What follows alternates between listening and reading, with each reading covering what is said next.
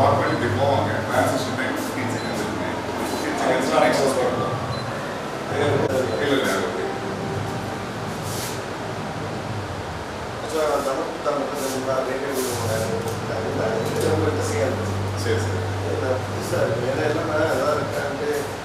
சரி சரி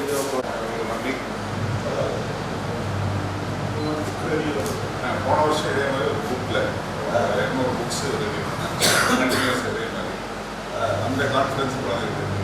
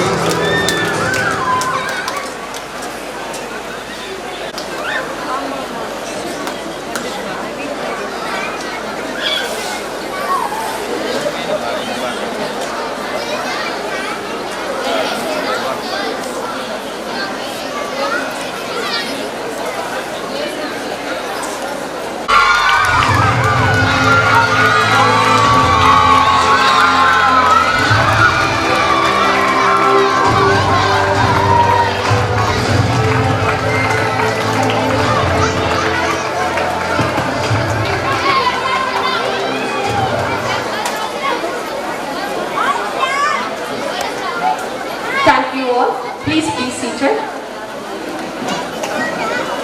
On this auspicious occasion, let us begin our program with the recitation of the Tamil Thai Valkku. I request everyone to rise up.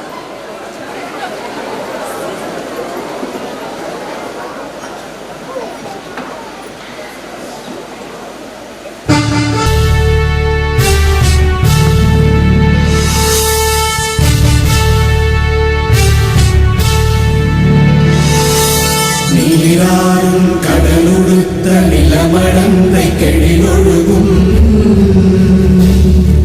சீராறும் மதனமென நிகழ்வத கண்டமிடில்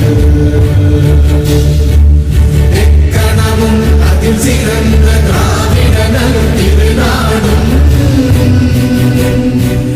தக்க சிறு திரை முதலும் தரிதனரும் திலகமுமே அத்திலக வாசனை போல் அனைத்துலகும் இன்பமுற எத்திசையும் புகழ் மணக்க இருந்த பெரும் தமிழனங்கே தமிழனங்கே உன் சீரிழவை திறம்பியந்து செயல் மறந்து வாழ்த்துதுமே வாழ்த்துதுமே வாழ்த்துதுமே.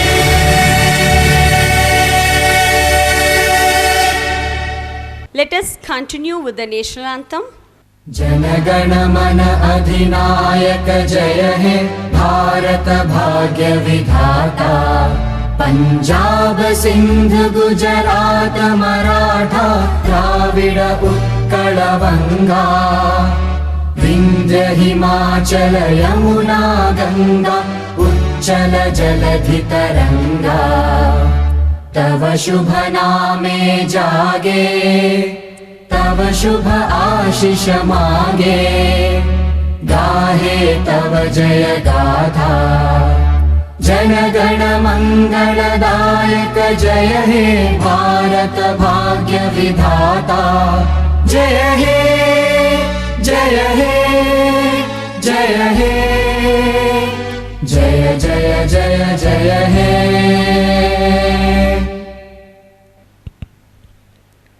Thank you all, and please be seated.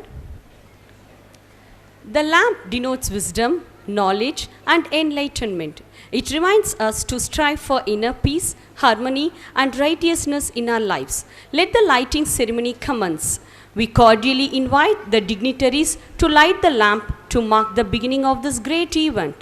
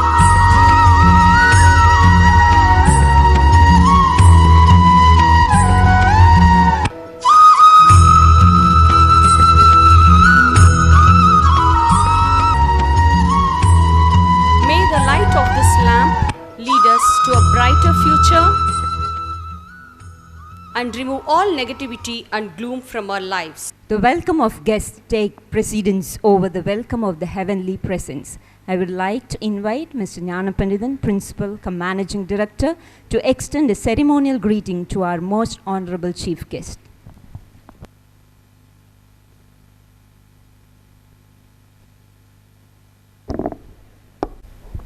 Respected chief guest of this afternoon, Mr. C. Gopinath,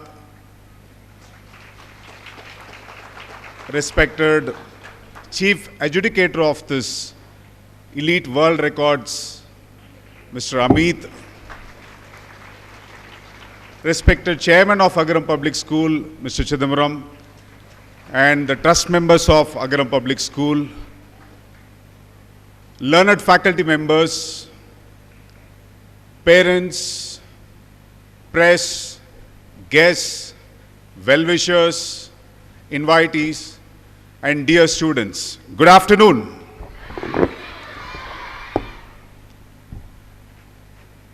There are a few moments in our life that has got the power and ability to sum up or summon biggest inspiration in us.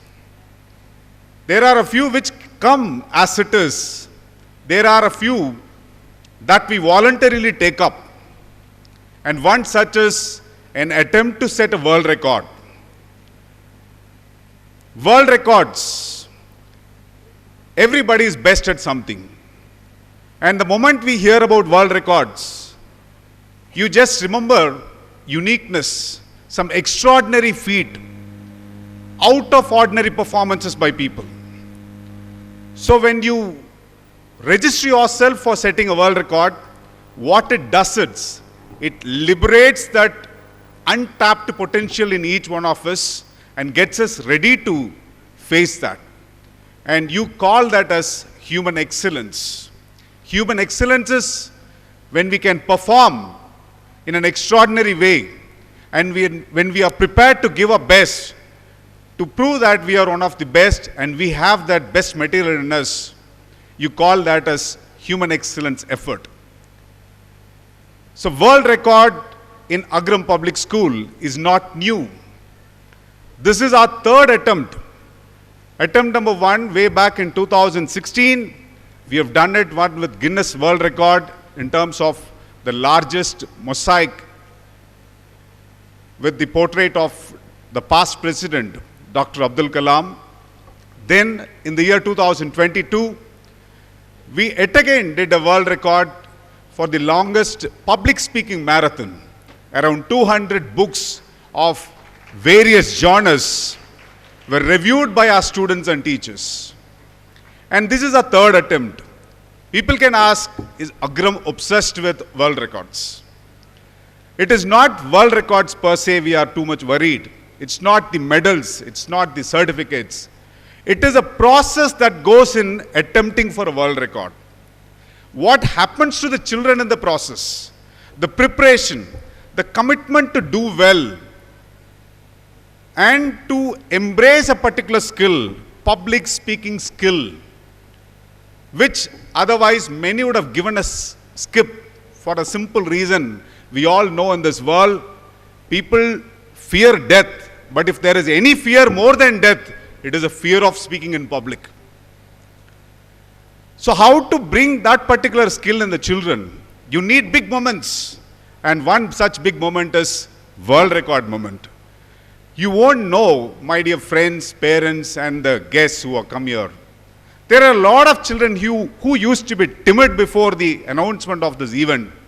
And what has done to those children is to come out of their slumber and give their best to be part of this. That's why I reiterate saying, world record is just a medal or a certificate, but the process behind the preparation for the world record is what matters. So in that front, I can rightly say or very confidently say, we have attained the mission already. Children, you can give yourself a big round of applause. We have attained the mission because what churning that has been happening in the children in the last 1 week since we announced that we are going to attempt a world record. And the efforts put by the children and the number of times they walk up to the stage, all were going to serve as new benchmarks in their life. For them now, they know they have close to acquire a skill which is going to put them ahead of others when it comes to their higher studies or job or leadership positions or even running their own business. So that is why today, in the presence of all of you, we are going to make an attempt to become or to be the world's longest public speaking marathon by a team, that is our school.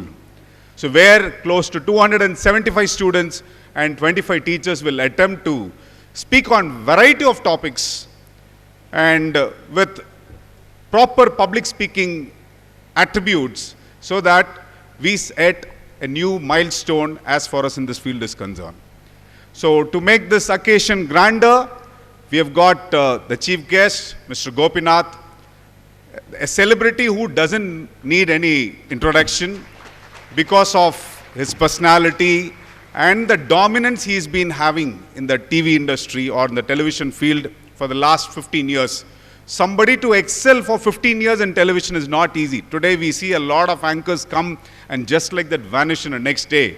But somebody to hog the limelight for more than 15 years is something an extraordinary feat. And we are fortunate to have such a chief guest this afternoon. And this chief guest is not just an anchor alone. He has got multiple faceted personality. He's an author, he's a writer, he is a motivational speaker. He can speak in any forum based on the knowledge and the skill that he has acquired. Sir, we are honored to have you this afternoon amidst us, sir.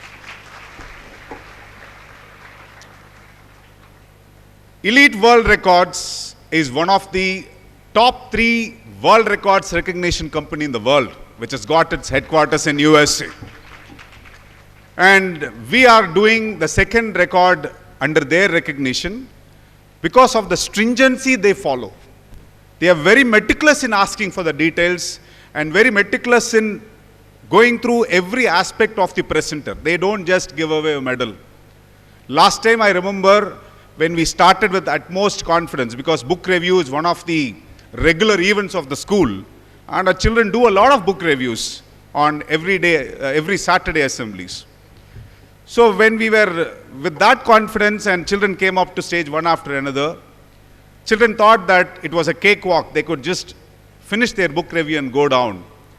But the Elite World Records, why I regard them very high is, they called the student who finished his presentation just then, they called them, personally interviewed them, asked them a lot of questions from the book to know if the preparation was real.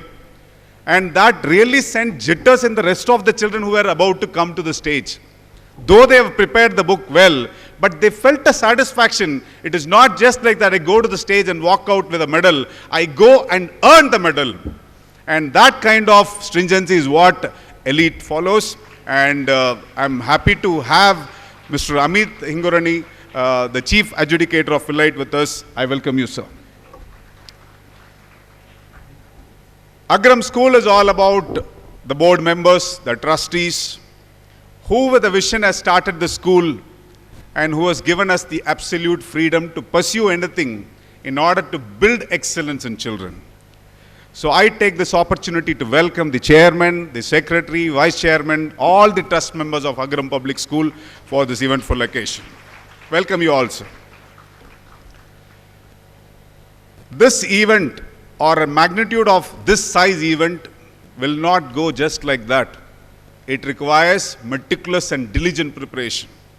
And that's where I feel fortunate to have a battery of teachers, a team of teachers who are driven by mission and driven for giving excellence. I take this great opportunity to welcome all my faculty friends, learned faculty friends, for this inaugural ceremony. Of course, dear parents, I did say this in the last year when we attempted the world record for book review. Without you, nothing cannot be done. Without your support, without your encouragement, without your words of praise, we will not be able to try anything of this sort a place in Dharapuram, a school in Dharapuram, a place which is semi-urban or suburban. For children to get into different fields like this apart from academics cannot happen just because the principal wants it to have. It can happen only the parents realize the importance of it. And we always feel fortunate. We have got wonderful and supporting parents who are extending all the possible support possible in order to do anything innovative like this. I also welcome all our dear parents for this wonderful occasion. I welcome the press, which are going to give us a wide coverage for the next 2 days. Hopefully we finish on the top of the world by achieving this feat, who will carry our message across to this Dharapuram town and to the rest of Tamil Nadu. I welcome all the members of the press. I welcome the invitees, alumni of the school, past students of a school who have come in large numbers because they know the worth of all this. Now they are in colleges and they are now in schools. And whatever they do now, it was all because of some training, some sort of input that has gone in them in the school.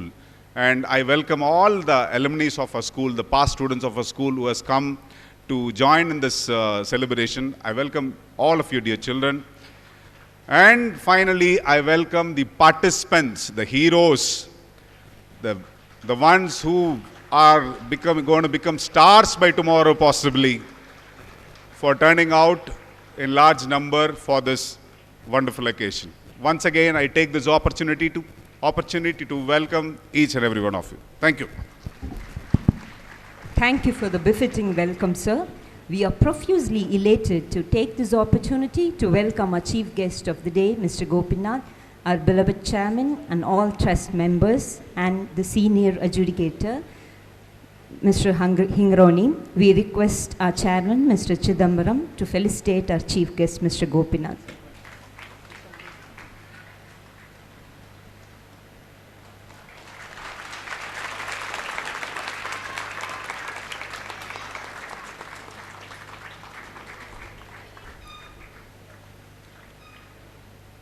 We request our principal to felicitate the senior adjudicator, Elite World Records, Mr. Amit Hingroni.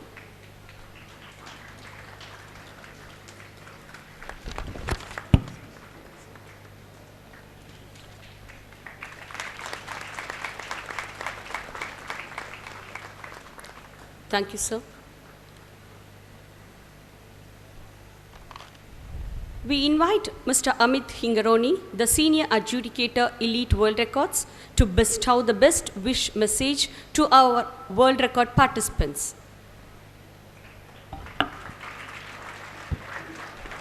Respected trustees, respected chief guest, my very close friend, principal sir, all the parents, alumni, all the staff, and all the participants.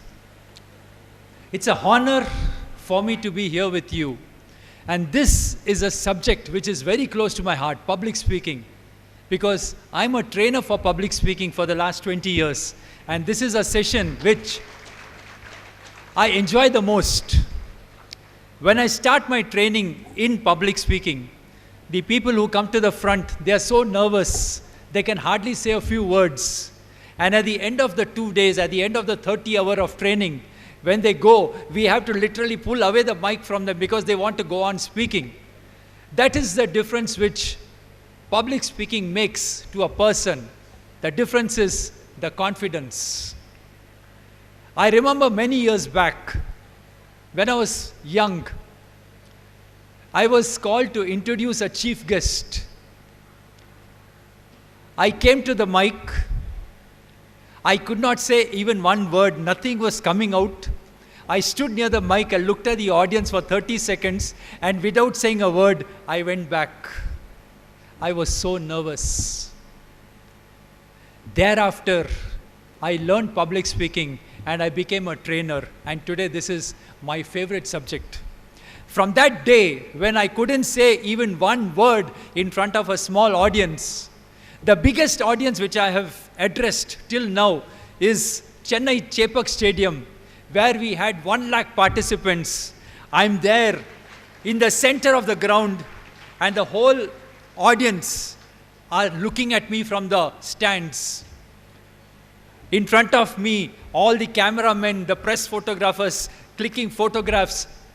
It's a very tense situation. But that speech lasted 10 minutes and I didn't have any nervousness. This is what we want to see in you also. Public speaking is not only by name public speaking. Public speaking gives you an immense feeling of self-confidence. It doesn't stop with just speaking in front of public. When you go for an interview, your public speaking skills will help you get that job. When you are selling a product to a customer, it is how you pitch in, it's how you pitch your product that makes you sell that product. Even speaking with friends, if you are able to enunciate your words properly, your transmission of thoughts will be much better. So public speaking is not about standing on a stage and speaking in front of an audience. It happens on a day-to-day basis with everybody, with your friends, with your employers, with your employees, with your prospective customers, with everyone. Your principal, sir, said that Elite World Records is one of number 3 in the world. Correct. But I'll tell you one thing. We are the strictest record company in the world. We have already given very stringent guidelines to your principal. Since it is public speaking, all the aspects connected with public speaking are going to be considered. We will be sitting here and observing each and every participant for the entire duration of the program. Whether it is 26 hours, whether it is 30 hours, one of us will be here and observing every second of your presentation. And when it comes to public speaking, what we will be observing is how you actually present. Your voice modulation, your enunciation, your body language, your eye contact, your smile, your gestures, the flow of your thoughts, the meaning of your message. We have guidelines that you cannot pause for so many seconds. If you pause, we have penalties.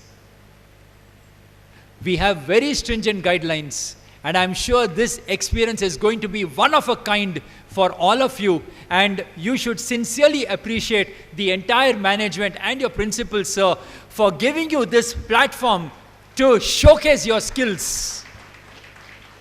This is a pressure situation, and if you are able to perform in this pressure situation, it means that you truly are deserving to be a good public speaker.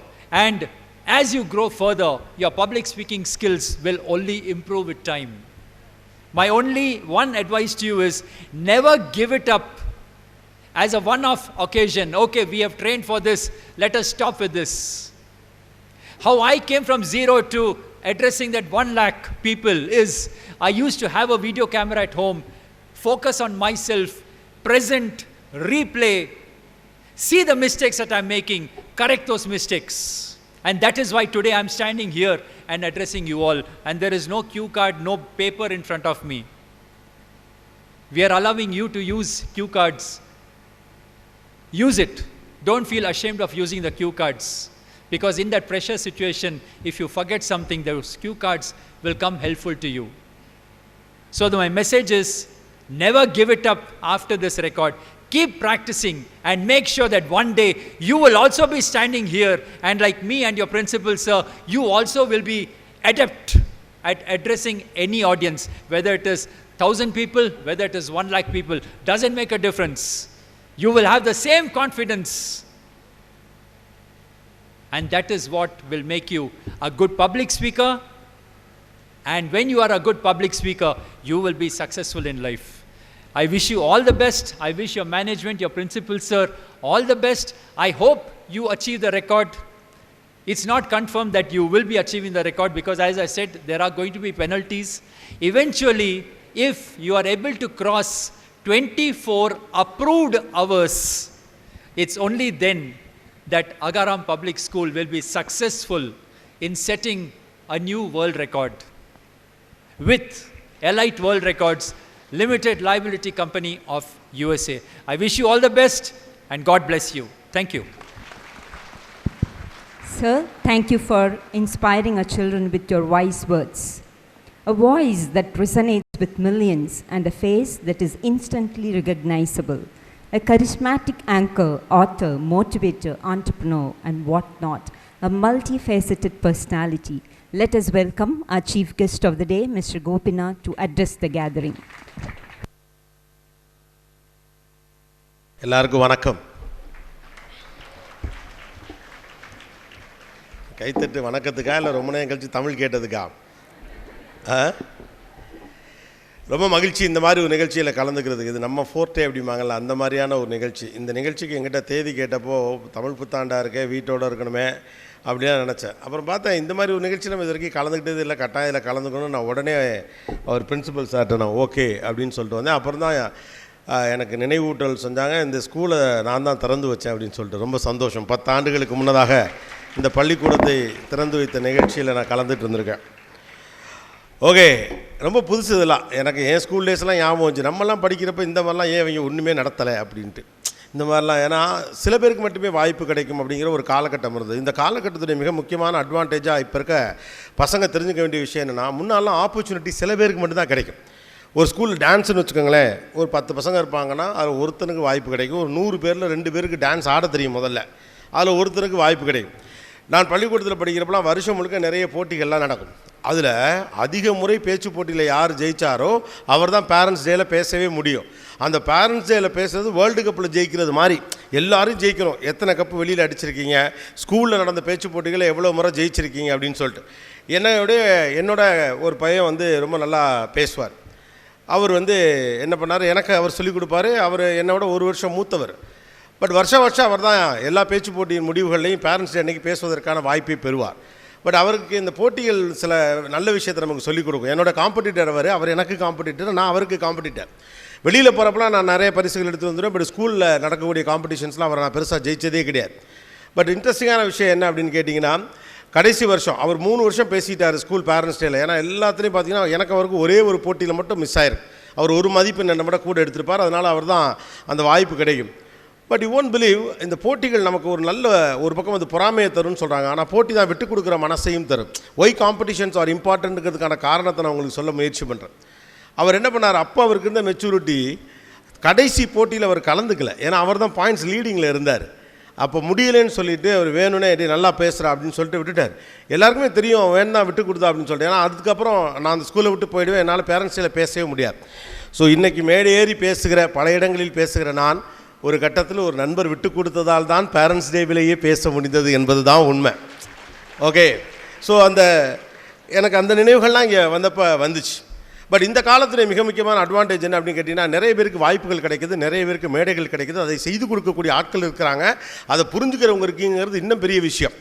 Okay, அவர் சொன்ன மாதிரி ஒரு semi urban ஒரு sub urban மாதிரி ஒரு இடத்துல இந்த மாதிரியான ஒரு முயற்சிக்கு பெற்றோர்கள் ஆதரவு இருக்கிறது அப்படிங்கிறதே பெரிய விஷயம். ஏன்னா படிக்கிறது மட்டும் படி, நம்ம ஆளுங்க தமிழே கட் ஆஃப் மார்க்கில் வரலங்கிறதுக்காண்டி தமிழ்லாம் அப்புறம் படிச்சுக்க தம்பி, வெறும் ஃபிசிக்ஸ் கெமிஸ்ட்ரி பயாலஜி படி, அதுதான் கட் ஆஃப் மார்க்குக்கு வேணும்னு சொன்ன இடம் நம்ம இடம்.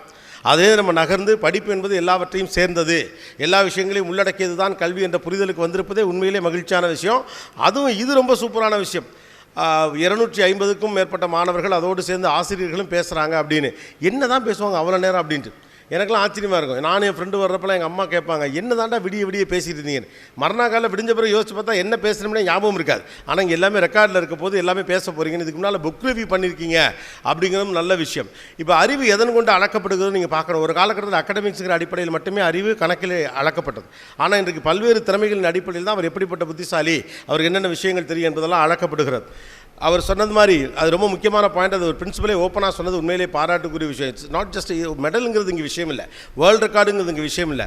அதற்காக நீங்கள் ஒரு முயற்சி எடுக்கிறீங்களா, the process is more important than destination. அதுதான் ரொம்ப முக்கியம். நீங்கள் செய்யக்கூடியதில் அந்த ப்ராசஸ் இருக்குல்ல, it's always a great thing. இதுக்காக என்னென்ன எக்ஸைட்மெண்ட்ஸை நீங்கள் ஃபேஸ் பண்ணியிருப்பீங்க, இந்த ஒரு நாளுக்காக நீங்களாம் எப்படி காத்திருப்பீங்க அப்படின்னு சொல்லிட்டு நீங்களாம் நினைக்கலாம், பாரியா நாங்கள்லாம் கஷ்டப்பட்டு ப்ரிப்பேர் பண்ணி வந்தால் இவன் நோகாமல் இன்றைக்கி பார்த்தியா 1 மணி நேரம் பேசுறதுக்கான வாய்ப்பு இவனுக்கு கிடச்சிருக்குன்னு. இது 35 வருஷம் ப்ரிப்பரேஷன். ரைட்டா? எனக்கு ஈஸியாக கிடச்சல. இது கிட்டத்தட்ட பள்ளிக்கூடத்தில் ஆரம்பித்த அந்த நான் உங்களை மாதிரி வயசில் பள்ளிக்கூடத்தில் ஆரம்பித்த அந்த preparation. Okay, since this is about communication, I just wanted to share few things what I know about communication and what are the things that some of the students have to follow. இது கட்டாயமாக இது வந்து மேண்டேட்டரியாக எல்லோரும் follow பண்ணுங்கிற அவசியம் இல்லை. But அடுத்த தலைமுறை பிள்ளைகளுக்கு எனக்கு தெரிந்த சில அனுபவத்தின் அடிப்படையிலான விஷயங்களை உங்கள்கிட்ட ஷேர் பண்ணணும் அப்படின்னு ஆசைப்படுறேன். கம்யூனிகேஷன் ஸ்கில் அப்படின்னாலே நம்மளாம் என்ன நினச்சிக்கிறோம்னா அந்த மேடையில் பேசுகிறது அப்படிங்கிறது மட்டுமே நினைக்கிறோம். அது அவங்க சொன்னாங்க, அது மட்டும் இல்லை. டே டு டே லைஃப்பில் நமக்கு தேவைப்படக்கூடிய மிக முக்கியமான ஸ்கில்லுக்கு பேரே கம்யூனிகேஷன் தான். இந்த உலகத்தில் நடக்கிற எல்லா பிரச்சனைக்கும் காரணம் கம்யூனிகேஷன் தான். இந்த உலகத்தில் எல்லா பிரச்சனைகளும் தீர்த்து வைக்கப்பட்டதுக்கான காரணமும் கம்யூனிகேஷன் தான். புரிகிற மாதிரி பேசாததுனால புருஷன் பொண்டாட்டிக்கு இடையில் சண்டை வரும். கடைசியில் புரிகிற மாதிரி 2 பேரும் உட்காந்து பேசின பிறகு புருஷன் பொண்டாட்டி சண்டை பிரச்சனை இல்லாமல் முடியும். அம்மாக்கிட்ட நம்ம சொல்கிறது புரியாதனால அடிச்சிருப்பாங்க. அப்புறமா கொஞ்சம் அழுது முழுதாக முடிச்சுட்டு ஆறாமல் அவங்கள்ட்ட போய் சொல்கிறப்ப அம்மாவுக்கு புரியும். அப்புறம் அவங்க அதை புரிஞ்சுப்பாங்க. அப்போ புரிகிறது புரியாதுங்கிற 2 வச்சு தான் இந்த உலகத்தில் எல்லா நடைமுறைகளும் இருக்குது. உங்களுடைய ரிலேஷன்ஷிப்பாக இருக்கலாம், உங்களுடைய எஜுகேஷனாக இருக்கலாம், உங்களுடைய கெரியராக இருக்கலாம், உங்களுடைய காதல் வாழ்க்கையாக இருக்கலாம், உங்கள் திருமண வாழ்க்கையாக இருக்கலாம், என்னவா வேணாலும் இருக்கலாம். புரிந்தது புரியாதது இந்த 2 வச்சு தான் இந்த உலகமே இயங்கி கொண்டு இருக்கிறது. ஒன்று புரிஞ்சிச்சுன்னா சரியாக இருக்கும், புரியலைன்னா பிரச்சனையாக இருக்கும். அப்போ கம்யூனிகேஷனுங்கிறத எவ்வளோ முக்கியமானதாக ஏன் பார்க்கணுங்கிறதுக்கான காரணத்தை தான் நான் சொல்ல ட்ரை பண்ணுறேன். அப்போ கம்யூனிகேஷனுங்கிறது why it is very important, not just on the stage, it is on the families also. வேண்டுமென்றே பாசிட்டிவ் விஷயத்தை சொல்லுவது, வேண்டுமென்றே தகவலை தெரியாமல் வைத்திருக்க பார்ப்பது, வேண்டுமென்றே உனக்கு தேவையில்லாது என்று சொல்லுவது, உன் வயசுக்கு இது புரிஞ்சா போதும் என்று முடிவெடுப்பது, இந்த காலகட்டத்தில் நம்ம தாண்டிட்டோம் அப்படின்னு நினைக்கிறேன். கம்யூனிகேஷன் நம்ம வீடுகளில் எப்படி பெரும்பாலும் நடக்குது அப்படின்னா, பேரண்ட்ஸ் இருக்கிறதுனால இந்த விஷயத்தை எடுக்க வேண்டியது. பெரும்பாலும் நம்முடைய வீடுகளை பொறுத்த வரைக்கும் கம்யூனிகேஷன் எப்படி நடக்குது அப்படின்னு கேட்டிங்கன்னா, அந்த வீட்டுடைய அதிகாரம் மிகுந்த மனிதர் யாரோ அவர் எதை ஏற்றுக்கொள்வாரோ அது வரைக்கும் நீங்கள் பேசலாம். இதான் நம்ம வீட்டுடைய கம்யூனிகேஷன். நம்ம வீட்டுடைய கம்யூனிகேஷனுக்கு பேர் என்ன? அந்த வீட்டில் யார் அதிகாரம் மிகுந்த மனிதரோ அவர் எதை ஏற்றுக்கொள்ளுகிறாரோ அது வரைக்கும் நீங்கள் பேசலாம்.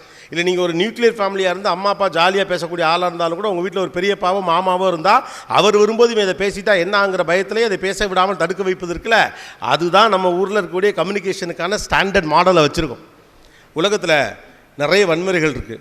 எனக்கு தெரிஞ்ச வரைக்கும் பெரிய வன்முறையில் ஒன்று ஒரு குழந்தையை பேச விடாமல் தடுக்கிறது தான்.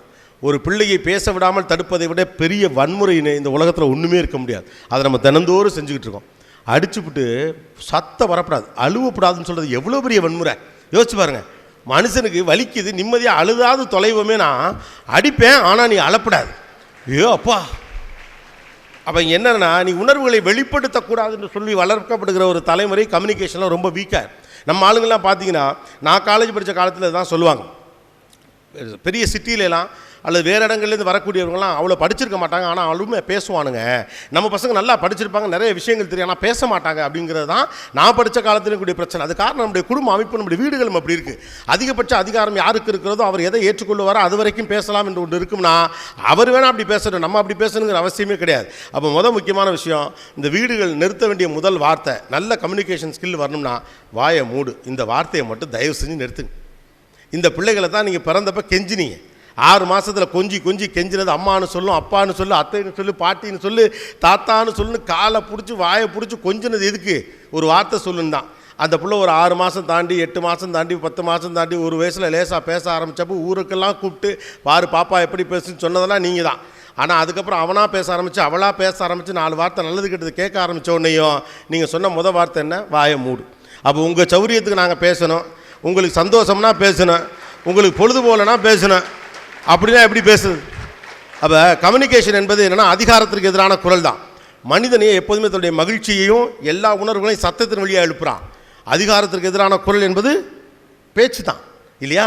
சத்தம் தான் அதிகாரத்திற்கு எதிரானதான. சத்தம் போடாதான்னு சொல்லுறது எப்படி சரியாக இருக்க முடியும்? பள்ளிக்கூடங்களே மாறிடுச்சு. அவ்வளோலாம் இப்பெல்லாம் ரொம்ப பேசுகிற பசங்க பேரெல்லாம் எழுதி கொடுக்குறாங்களா எனக்கு தெரியல. சத்தம் தான் அதிகாரத்துக்கு எதிரான குரல். என் மகிழ்ச்சி வெளிப்படுத்துவதற்கு எதிராக நான் எதை வைக்க போகிறேன்? சத்தத்தான் வைக்க போகிறேன். வீட்டில் வாய மூடுன்னு சொல்லாதன்னு சொல்கிறப்ப இவ்வளோ பேர் கைத்தட்டிங்களே, என்னது அது? சத்தம் தான். அப்போ அமைதி தான் ஆகச்சிறந்த குணம் என்று நமக்கு அடிப்படையில் சொல்ல வைக்கப்பட்டது தான் அந்த கம்யூனிகேஷனுக்கான பெரிய லேப்ஸே. இங்கே பேசிக்கலி சூப்பர் கம்யூனிகேட்டர்ஸ் நம்மளாம் தெரியுமா? 15 ஆண்டுகளுக்கு மேலாக நீயானா நடக்குது அப்படின்னு சொல்லி ஒரு பெருமையாக மகிழ்ச்சியாக சொன்னார். எப்படி நடக்குது யோசிச்சு பாருங்கள். ஒரு ஆங்கர் பேசிவிடலாம், 15 வருஷமாக நம்ம ஆளுங்க சலிக்காமல் அடித்து நொறுக்குறாங்க. தமிழ் மக்கள்கிட்ட அவ்வளோ கம்யூனிகேஷன் ஸ்கில் இருக்குது. யோசிச்சு பாருங்கள். அந்த ஆங்கிள் தான் ரொம்ப முக்கியம். எப்படி பேசுகிறாங்க, ஆச்சரியமாக இருக்கும். எப்படிங்க இப்படிலாம் பேசுகிறாங்கன்னு எங்கிட்ட கேட்பாங்க. நானும் உள்ளே நினச்சிக்குவேன், எப்படிங்க இப்படிலாம் பேசுகிறாங்க, எனக்கு தெரியலை. வாய்ப்பு கிடச்சா எல்லாருக்கும் இங்கே பேச தெரியும், எல்லாருக்குள்ளே அவ்வளோ விஷயங்கள் இருக்குது சொல்லுவதற்கு. ஆனால் என்ன அப்படின்னு கேட்டால், அதிகாரத்திற்கு பயந்தோ, அந்த வீட்டினுடைய உயர்ந்த அந்தஸ்து யாருக்கு இருக்கிறதோ அவருக்கு பயந்தோ, தன் குரலை உயர்த்தாத அம்மாக்களைப் போல பிள்ளைகளையும் வளர்க்க பார்க்குறீங்க. இப்படி பேசிட்டா பெரிய தெரு சின்ன மாமா கோச்சுக்குவார், இப்படி பேசிட்டா சின்ன தெரு பெரிய மாமா கோச்சுப்பார், அத்தை கோச்சுப்பாங்க, ஆயா கோச்சுக்கும், வடை சுட்ட கிளவி கோச்சுக்கும், அந்த கிளவியை சாவடிக்க வேண்டியதான். அதுக்காக தலைத்திமிரு பிடிச்சு பேசுகிறது சரியான கம்யூனிகேஷன் நான் சொல்லவில்லை. அடிப்படையில் நம்முடைய பிள்ளைகள் வாயை திறக்க யோசிப்பதற்கான காரணம் என்பது வீடுகள் ஒவ்வொரு ஸ்லாபை வச்சிருக்கு, அதை உடைக்கிறதுக்கு ஏதோ ஒன்று பேசுப்பா அப்படின்னு ஆரம்பிக்கிற இந்த துவக்கமாக நான் பார்க்கிறேன். அதனால தான் நான் கேட்டேன், ஸ்கூலில் படிக்கிற எல்லாரும் பேசுகிறாங்களான்னு அவரை ஆச்சரியப்பட்டு கேட்டேன். ஆமாம், எல்லாரும் பேசுகிறாங்க, ஏற்கனவே புக் ரிவ்யூ பண்ணியிருக்காங்க, அந்த எக்ஸ்பீரியன்ஸ் அவங்களுக்கு இருக்குது, அந்த நம்பிக்கையில் அவங்க அதை பேசுகிறாங்க அப்படின்னு சொல்லிட்டு. ஸோ இந்த நிகழ்ச்சியை தாண்டியும் கூட நீங்கள் தொடர்ச்சியாக ஒரு நல்ல கம்யூனிகேட்டராக உங்களை வளர்த்துக்கொள்ள வேண்டும், அந்த கன்சிஸ்டன்சி இருக்கணும்னு அவங்க சொன்னாங்க. ஸோ மறுபடி எனக்கு தெரிஞ்ச சில விஷயத்தை உங்களை நான் ஷேர் பண்ணிக்கன்னு நினைக்கிறேன். பேச்சு போட்டி படிக்கிறப்ப சின்ன வயசில் நமக்கு சில விஷயங்கள்லாம் உத்திகள்லாம் சொல்லி தருவாங்க, எனக்கு சொல்லி தந்தாங்க, அதை உங்களுக்கு சொல்லி தந்திருக்க வாய்ப்பு இருக்குது. அதில் பல விஷயங்கள் இந்த காலத்திற்கு ஒவ்வாத விஷயங்கள், நீங்கள் இது வரைக்கும் நம்பின விஷயங்களுக்கெல்லாம் எதிராக இது இருக்கக்கூடும். பட் யாருக்கெல்லாம் நம்பிக்கை இருக்கோ அதை ஏற்றுக்கலாம். மொதல் விஷயம், எவ்வளோ வார்த்தை உங்களுக்கு தெரிஞ்சிருக்கு, உங்களால் எவ்வளோ வேகமாக பேச முடியும், கடன்னு பேச முடியுமா, ஸ்டைலிஷாக பேச முடியுமா, அதெல்லாம் இங்கே விஷயமே கிடையாது. ஒரு நல்ல பேச்சுக்கு தேவை கருத்து தான். வார்த்தைகள் அதனுடைய வலுவை அதிகரிக்கலாமே ஒழிய கண்டென்ட் இஸ் த கிங். உங்களுக்கு எவ்வளோ ஜார்கன் தெரிஞ்சிருக்குலாம் இல்லை. நான் ஸ்கூல் படிக்கிறப்பெல்லாம் சில விஷயம்லாம் பேசுவேன். பேசி முடித்தவனே, வானத்திலே இருக்கிறது பிறை, என் பேச்சிலே இல்லை குறை, இத்தோடு உரைக்கிடுகிறேன் திரை அப்படிமே எல்லாம் கைத்தட்டுவாங்க. நான் வந்த பிறகு எங்களுடைய முத்தியாலையான்னு ஒருத்தர் இருப்பார், சப்புன்னு இழுப்பார், என்னடா பேசுகிற, பெற தெற குறை, இது என்ன பேச்சு அப்படிம்பார். எல்லோரும் என்னை பாராட்டுகிற போது எங்களுடைய புலவர் முத்தியாலையா மட்டும் எனக்கு என்ன பண்ணுவார்னா, நீ சரியாக பேசலை அப்படின்னு சொல்லுவாங்க. ரொம்ப ஆத்திரமாக வரும். என்னையா போகிறோம், அரவக்குறிச்சியில் கப்படிச்சிட்டு வரோம், கரூர் கல்வி மாவட்டத்தில் ஃபஸ்ட்டுங்கிறாங்க, பாலக்குறிச்சியிலே ஃபஸ்ட்டுங்கிறாங்க, அறந்தாங்கியில் ஃபஸ்ட்டுங்கிறாங்க, இந்த ஆள் நமக்கு சரியாக பேச வரலன்னு சொல்கிறாருன்னு ஆத்திரமாக இருக்கும். அவர் என்னை கண்டுபிடிச்சி டேப் பண்ணார். அப்போல்லாம் இப்படி யாருக்காவது அந்த வாய்ப்பு கிடைக்கும்.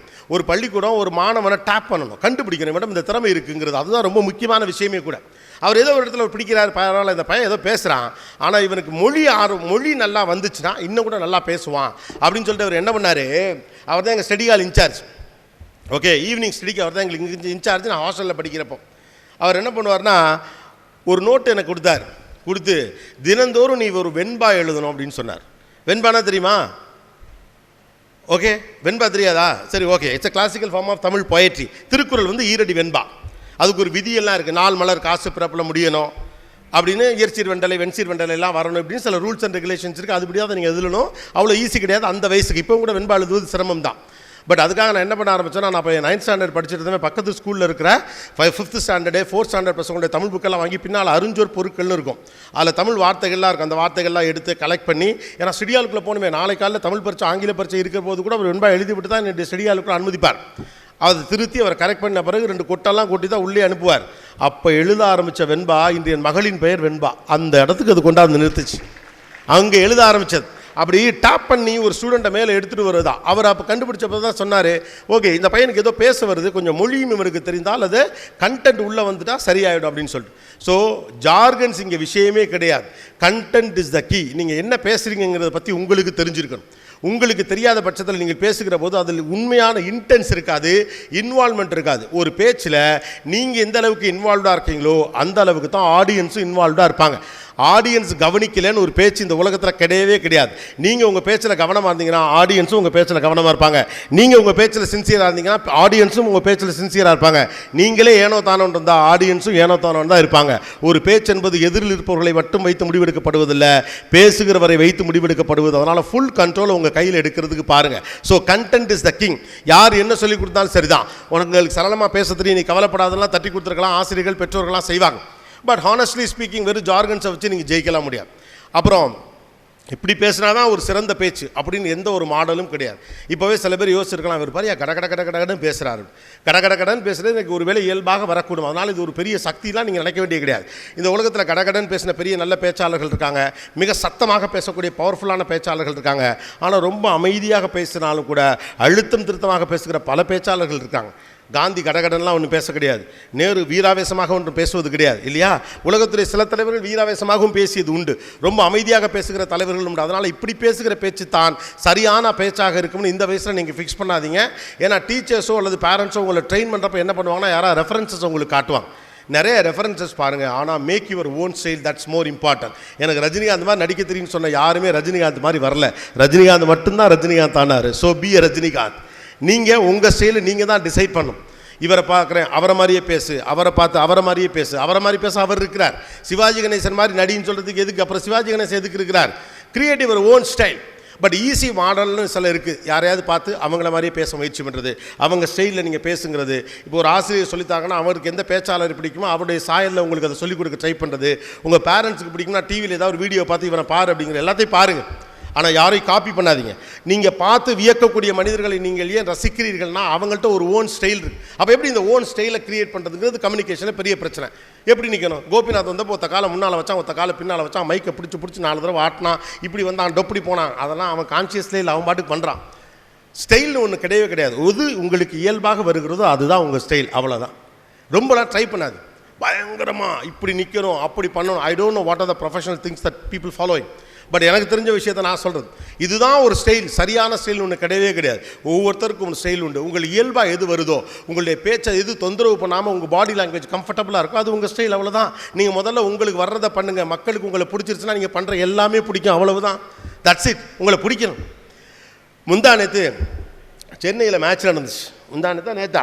நேற்று நான் மேட்ச்சுக்கு போயிருந்தேன். தோனி உள்ளே வரார்.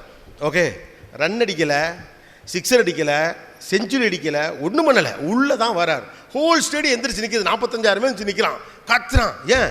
அவர் வந்து சும்மா அப்படிங்கிறார் பேட்டை, அவர் பேட்டை கையை தான் சுற்றுறாரு, அதுக்கு கூடுதலாக கை தட்டுறான். உள்ளே வந்து டொக்குன்னு பிச்சை தட்டுறாரு, அதுக்கு கை தட்டுறாங்க. பால் டொக்கு வைக்கிறார், அதுக்கு கை தட்டுறான். ஏன்னா தோனியை பிடிக்கும், அவ்வளோதான். ஒருத்தரை பிடிச்சிருச்சுன்னா அவர் பண்ணுற அவ்வளவும் பிடிக்கும். எல்லாரும் சிக்ஸ் அடிக்கிறாங்க, தோனி சிக்ஸ் அடிக்கிறப்ப எவ்வளோ ஆனந்தம். ஒட்டுமொத்த க்ரௌடு அப்படியே எங்கேயோ உட்காந்துருக்கேன் அந்த நம்பிக்கையோட. Create trust, that's matters. நீங்கள் ஒரு ஸ்டைலை க்ரியேட் பண்ணணும், அப்படிலாம் ட்ரை பண்ணாதீங்க. உங்களுக்கு எது இயல்பாக வருகிறதோ அதான் உங்கள் ஸ்டைல், அதை ட்ரை பண்ணாது. இப்படி பண்ணால் அது நல்லாயிருக்கும், அப்படி பண்ணால் நல்லாயிருக்கும், எதை பற்றி நீங்கள் கவலைப்படாது. உங்களுக்கு இயல்பாக வரக்கூடிய ஒன்று இருக்குல்ல, அதுதான் உங்களுடைய ஸ்டைல்.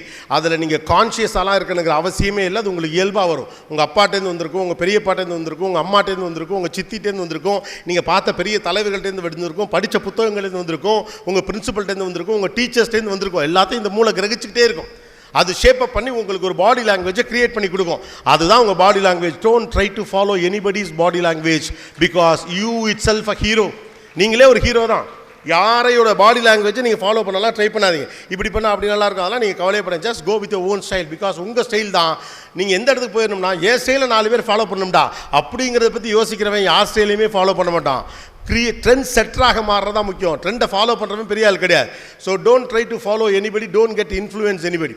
யாரோட இன்ஃப்ளூயன்ஸ் கீழே போகாதீங்க. உங்கள் ஸ்டைல் ஒன்று கிரியேட் பண்ண பாருங்கள்.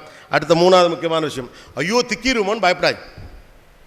ஐயோ திக்கிருவோமோன்னு பயப்படாதீங்க. இப்போ நான் பேசினப்ப எத்தனை முறை திக்கினேன்னு யாருக்கா தெரியுமா? எத்தனை முறை? பெரும்பாலும் நிறைய பேருக்கு தெரியல. ஏன் தெரியுமா? நான் அதை கவனிக்கலை, அவ்வளோதான். நான் என்ன பேசுகிறேங்கிறத நான் கவனித்தேன், நான் என்ன திக்கிறேங்கிறத நான் கவனிக்கலை. திக்கிறத பற்றி கவலைப்படாதீங்க. மனுஷனா திக்க தான் செய்வான். திக்கி பேசினா தப்பே கிடையாது. Don't worry that, don't stop what you are talking. திக்குங்க, தப்பே கிடையாது. மனுஷன் தானே பேசுகிறான். அங்கே ரோபாவை பேசுது. மனுஷன் பேசல தொண்டை வறண்டு போகும், அன்னைக்கு உடம்பு சரியில்லாமல் இருக்கலாம், வார்த்தை தடுமாறலாம், மூளையோட ஸ்பீடும் பேசுகிற ஸ்பீடும் ப்ராசஸில் பிரச்சனை இல்லாமல் இருக்கலாம், கவனித்து பேச வேண்டிய அவசியம் இருக்கலாம், அந்த டே பிரச்சனையாக இருக்கலாம், ஏதோ ஒரு இஷ்யூவாக இருக்கலாம். Don't worry about that. After all we are human being. People want to see just people on the stage. They don't want to see helicopters or satellites. நம்ம ஹெலிகாப்டரோ சேட்டலைட்டோ கிடையாது, மனுஷன் தானே. மனுஷனா திக்கத்தான் செய்வான். திக்கி பேசுகிறவனும் தப்பு கிடையாது, சாதாரண விஷயம்தான். ஃபைனலாக அது அவனுக்கு புரியுதா இல்லைங்க தானே விஷயம்.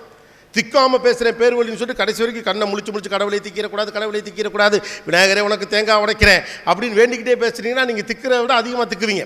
திக்கிறத கவனிச்சுன்னா திக்கல் கூட வந்துடும். திக்கிறத கவனிக்கலைன்னா பேசுகிறவங்களும் அதை கவனிக்க மாட்டாங்க.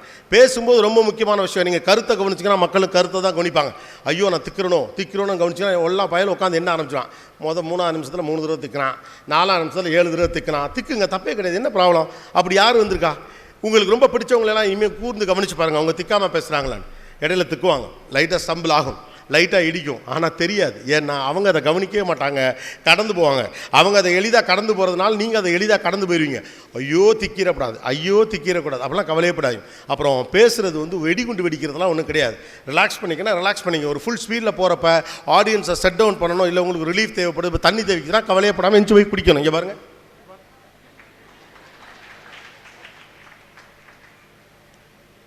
அவ்வளோதான். இது வேர்ல்டு ரெக்கார்டப்போ பிரச்சனையாக வாய்ப்பு இருக்குது, கேட்டுக்கோங்க.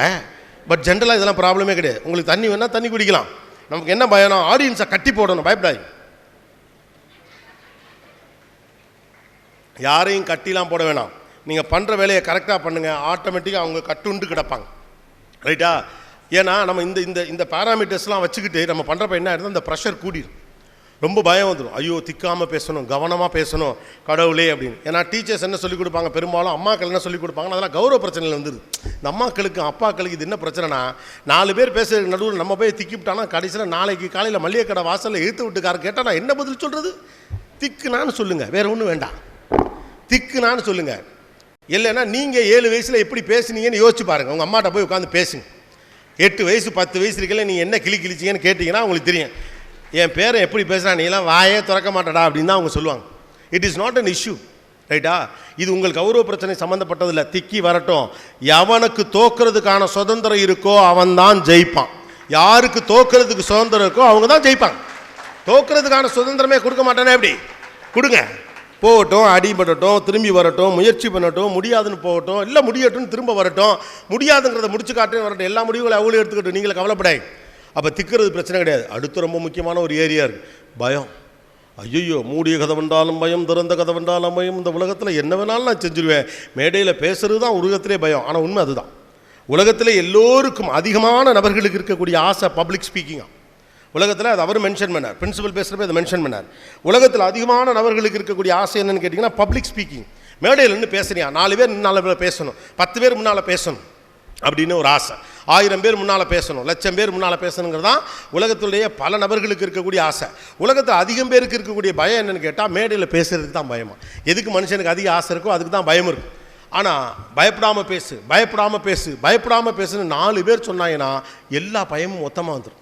நாம் பாட்டுக்கு மேடையில் பேசலான்னு போனால் பயப்படாமல் பேசு, பயப்படாமல் பேசு, பயப்படாமல் பேசுனா பக்குங்க, விடங்கும். நம்ம பாட்டுக்கு நான் பாட்டுக்கு தானடா இருந்தேன், நீங்கள் என்னடா புதுசாக பயப்படாமல் பேசுகிறீங்க. அவங்க ஏன் பயப்படாமல் பேசுன்னு சொல்கிறாங்கன்னா அவங்களுக்கு பேச தெரியாது, அவங்களுக்கு அந்த அனுபவம் கிடையாது இல்லையா. ஒரு மேடைக்காக அவங்களுக்கு தயாராகவில்லை. மேடைக்காக இப்போ நீங்களாம் ப்ரிப்பேர் பண்ணுறீங்களா, அது மாதிரி அவங்க ப்ரிப்பேர் பண்ணலாம். அப்போ அவங்க என்ன பண்ணுவாங்க, அவங்களுக்கு பயமாக இருக்கும், பிள்ளை எப்படி பேசணும். அந்த பயத்தை உள்வாங்கிக்காதீங்க. ஒன்று, அதை விட ரொம்ப முக்கியமான விஷயம், பயப்படுங்க, தப்பே இல்லை. ரொம்ப நாளாக நம்மளை ஏமாற்றி வச்சுருக்காங்க, பயப்படக்கூடாதுன்னு. பயம் ரொம்ப முக்கியம். இந்த டிவி விளம்பரத்தில் கரை நல்லதுமா இல்லை, அது மாதிரி பயம் நல்லது. உங்களுக்கு இன்னொரு சீக்ரெட்டாக நான் ஓப்பனாக சொல்கிறேன். Since you guys are my next, என்னுடைய அடுத்த ஜென்ரேஷன் நீங்கள்லாம், உங்கள்கிட்ட நான் உண்மையை சொல்லணும், அதுதான் நியாயமாகவும் இருக்க முடியும். I run this show for 16 years, I think. This is the 16 years of Niyanana. I came to media in 1997. This is my 25th year in television. 25 வருஷம் ஆச்சு நான் டெலிவிஷனுக்கு வந்து. Niyanana ஆரம்பித்து ஒரு 16 வருஷம் ஆச்சு. இப்போ கைத்தட்டினது இதுக்கு வேண்டாம், நான் அடுத்து ஒரு உண்மையை சொல்ல போகிறேன், அதுக்கு வேணால் கைத்தட்டுங்க. நீங்களாம் என்ன நினச்சிட்ருப்பீங்க, அவருக்கு என்ன, அவர் பாட்டுக்கு வருவார் பேசுவார், அவர் பாட்டுக்கு வருவார் பேசுவார், அப்படி கோட்டை போட்டார்னா அப்படியே. இன்றைக்கும் Niyanana ஃப்ளோருக்குள் உள்ளே வர்றப்ப பயமாக தான் இருக்குது. இதான் உண்மை. மற்றவங்க சொல்கிறாங்களா இல்லையான்னு தெரியல, எனக்கு பயமாக இருக்குது. எனக்கே இருக்கும், என்னடா இத்தனை வருஷமாக இதை பண்ணுறோம், ஏன் பயமாக இருக்குது. சின்னதாக ஒரு நர்வஸ்னஸ் இருக்கும், லைட்டாக ஒரு மாதிரி கொஞ்சம் செட்டில் ஆகிறது, ஒரு ப்ரெஷர் இருக்கும். எங்கள் சேனலோட ஹெட்டு, என்னுடைய senior creative head, programming head Pradeep இருக்கான். அவன்கிட்ட நான் ஒரு நாள் சொன்னேன், மச்சான் இத்தனை வருஷம் ஆச்சுடா, ஸ்டில் எனக்கு பயமாக இருக்குது. ஹீ சேட், அந்த பயம்தான் உன்னை இந்த இடத்துல வச்சுருக்கு. இந்த ஷோவை சரியாக பண்ணணுங்கிற பயம், இத்தனை லட்சம் பேர் பார்க்குற ஷோவை கவனமாக பண்ணணுங்கிற பயம், 50 பேர் உட்காந்து பேச வந்திருக்காங்களே இதை சரியாக பண்ணணுங்கிற பயம், அது பொறுப்பிலிருந்து வருவது. உங்கள் பயம் பொறுப்பிலிருந்து வருகிறதென்றால் அந்த பயம் நல்லது தான். பயத்தோடு பேசுங்கள், தப்பில்லை.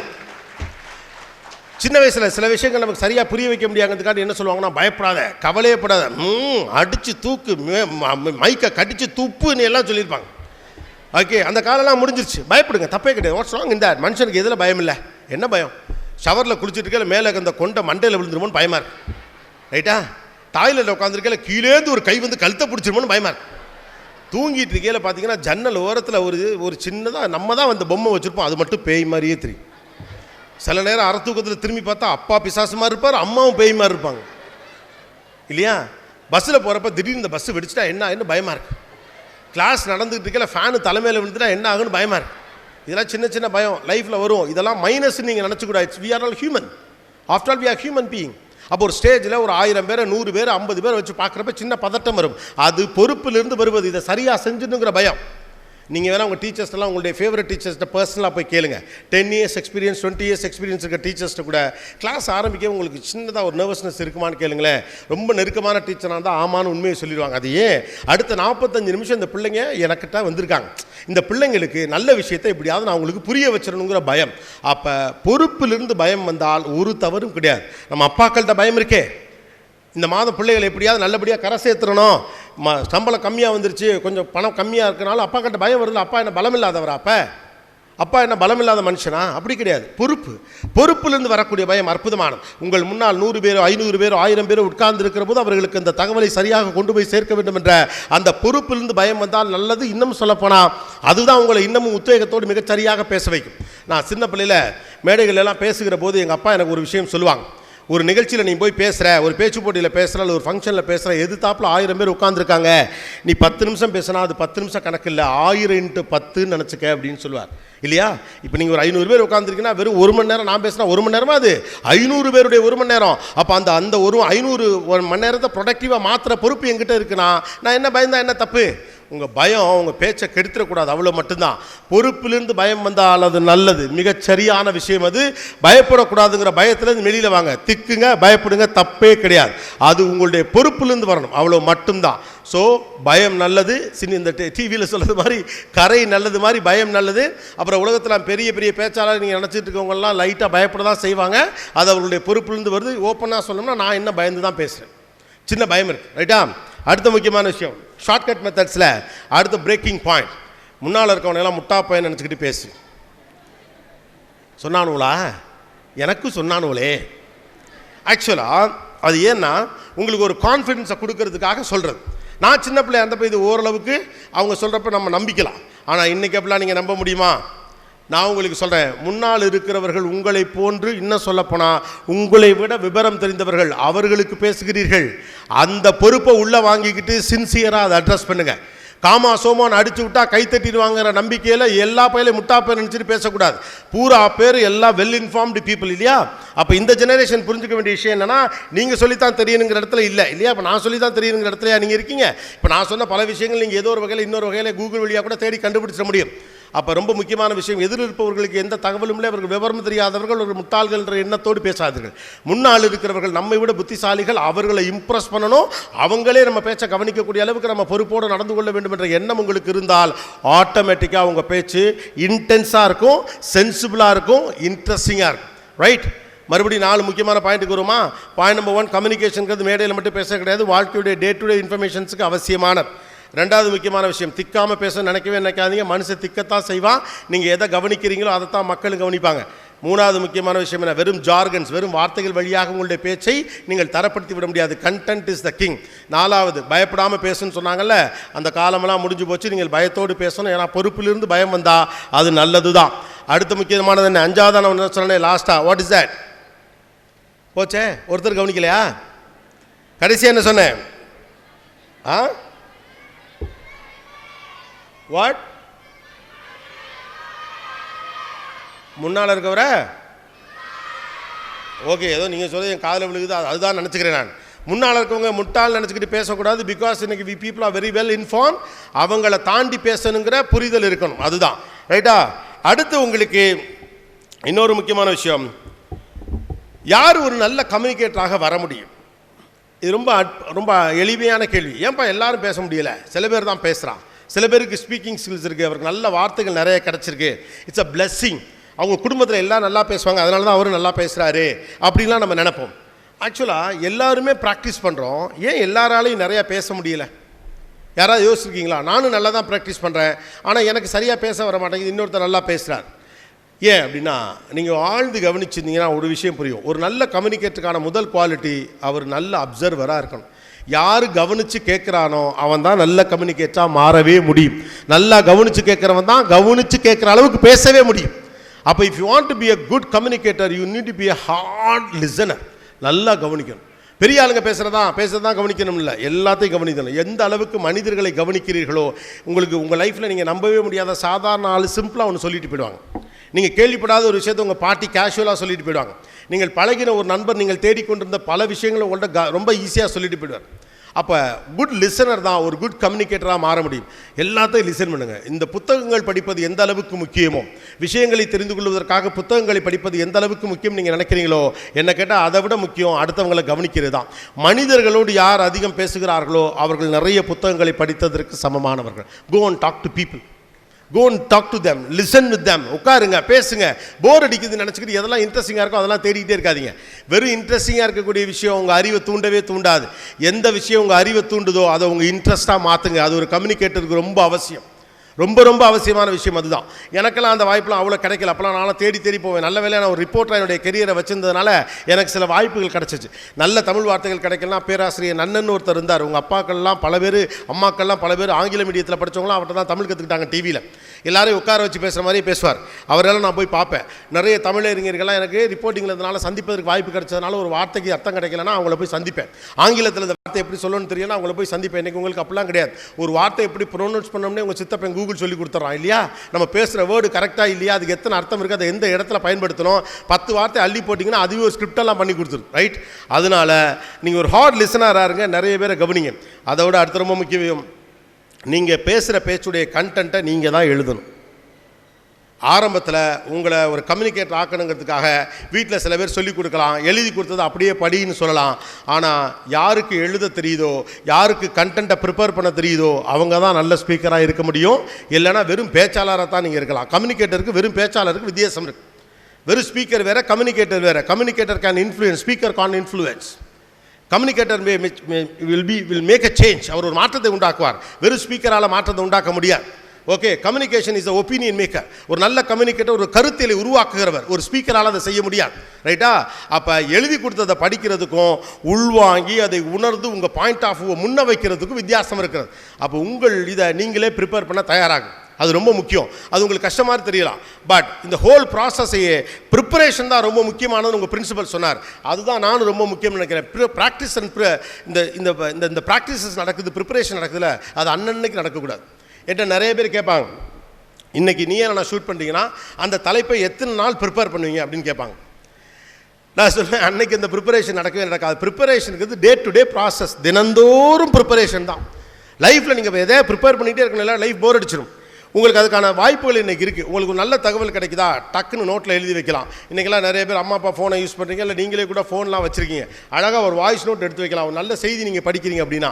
இப்போ கூட எனக்கு பழக்கம் இருக்குது. நான் ஒரு காரில் போயிட்டுருக்கேன்னா சைடில் யாராவது ஒரு பேக்கரிக்கு கீழே உழைப்பை பற்றியோ அல்லது ஒரு சாப்பிட்றதை பற்றியோ ஒரு திருக்குறள் எழுதிடுவாங்க. டக்குன்னு ஒரு ஃபோட்டோ எடுத்து வச்சுருவேன். You have an number of opportunity store informations. முன்னாலாம் அது மாதிரிலாம் கிடையாது. டக்குன்னு பஸ்ஸில் போகிறப்ப மனப்பாடம் பண்ணால் தான் உண்டு. கையில் பேப்பர் பேனா கூட இருக்காது. அப்போல்லாம் நாங்களாம் கிடைக்கிறப்பெல்லாம் சின்னதாக நோட்டு வச்சுருப்போம். சிட்ட நோட்டுன்னு பேர், 40 காசுக்கு விற்பாங்க. அந்த நோட்டாக வாங்கி நான் வச்சுப்பேன். எங்கேயாவது பார்த்தேன்னா அதை எடுத்து அதில் எழுதிலாம் வச்சுப்பேன். இப்போ உங்களுக்கு அப்படிலாம் இல்லை. Can do a voice note. டக்குன்னு கூகுளில் டவுன்லோட் பண்ணி வச்சுக்கலாம். யாராவது ஒருத்தவங்க சொன்னாங்கன்னா அவங்கள்ட்ட கேட்டு அதை ரெக்கார்ட் பண்ணி வச்சுக்கலாம். எவ்வளவோ வாய்ப்புகள்லாம் இருக்குது. Preparation is a day to day process. Don't just prepare for the debate. Don't just prepare for the டே.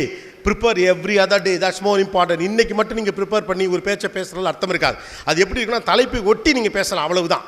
அந்த தலைப்பை நியாயப்படுத்தலாமே ஒழிய அதன் வழியாக தாக்கத்தை ஏற்படுத்தி விட முடியாது. Good dog has to give an impact. அது ஒரு இம்பாக்டை கிரியேட் பண்ணும். ஏன்னா உங்களுக்கு ஒருத்தர் நேரம் கொடுக்குறாருல, நீங்கள் 1 மணி நேரம் பேசுகிறீங்கன்னா உங்களுக்காக 1 மணி நேரத்தை ஒருத்தர் விட்டு கொடுக்குறாருல, அவருக்கு நீங்கள் என்ன கொடுத்தீங்கிறது தான் ரொம்ப முக்கியம். அப்போ what is the role and responsibility of a communicator அப்படிங்கிறது பல டைமென்ஷன்ஸில் மாறுது. அதில் எனக்கு ரொம்ப பிடிச்ச ஒரு டைமென்ஷன் இருக்குது. திரு சாலமன் பாப்பையா அவர்கள் இதை சொன்னாங்க. A very old good communicator, a senior person who knows much things. அவர் அழகாக சொன்னார்.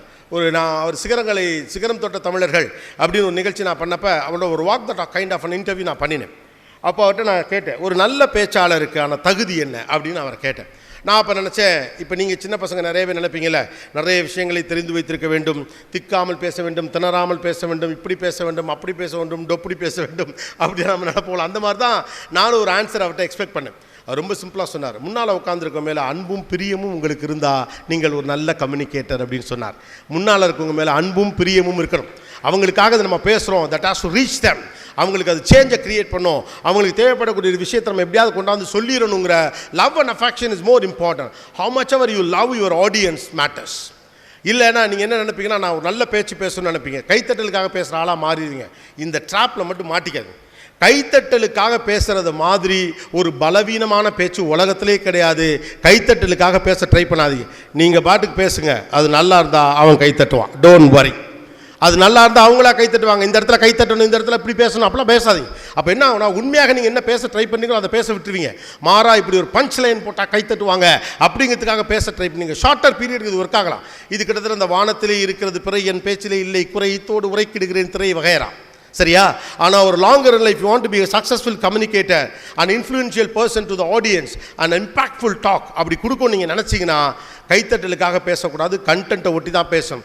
how much ever that you are making your content interesting matters. தண்ணி கொடுங்க, அதெல்லாம் குடிப்போம். நன்றி. இந்த மாதிரி சின்ன கேப்பெல்லாம் பற்றி கவலைப்படக்கூடாது.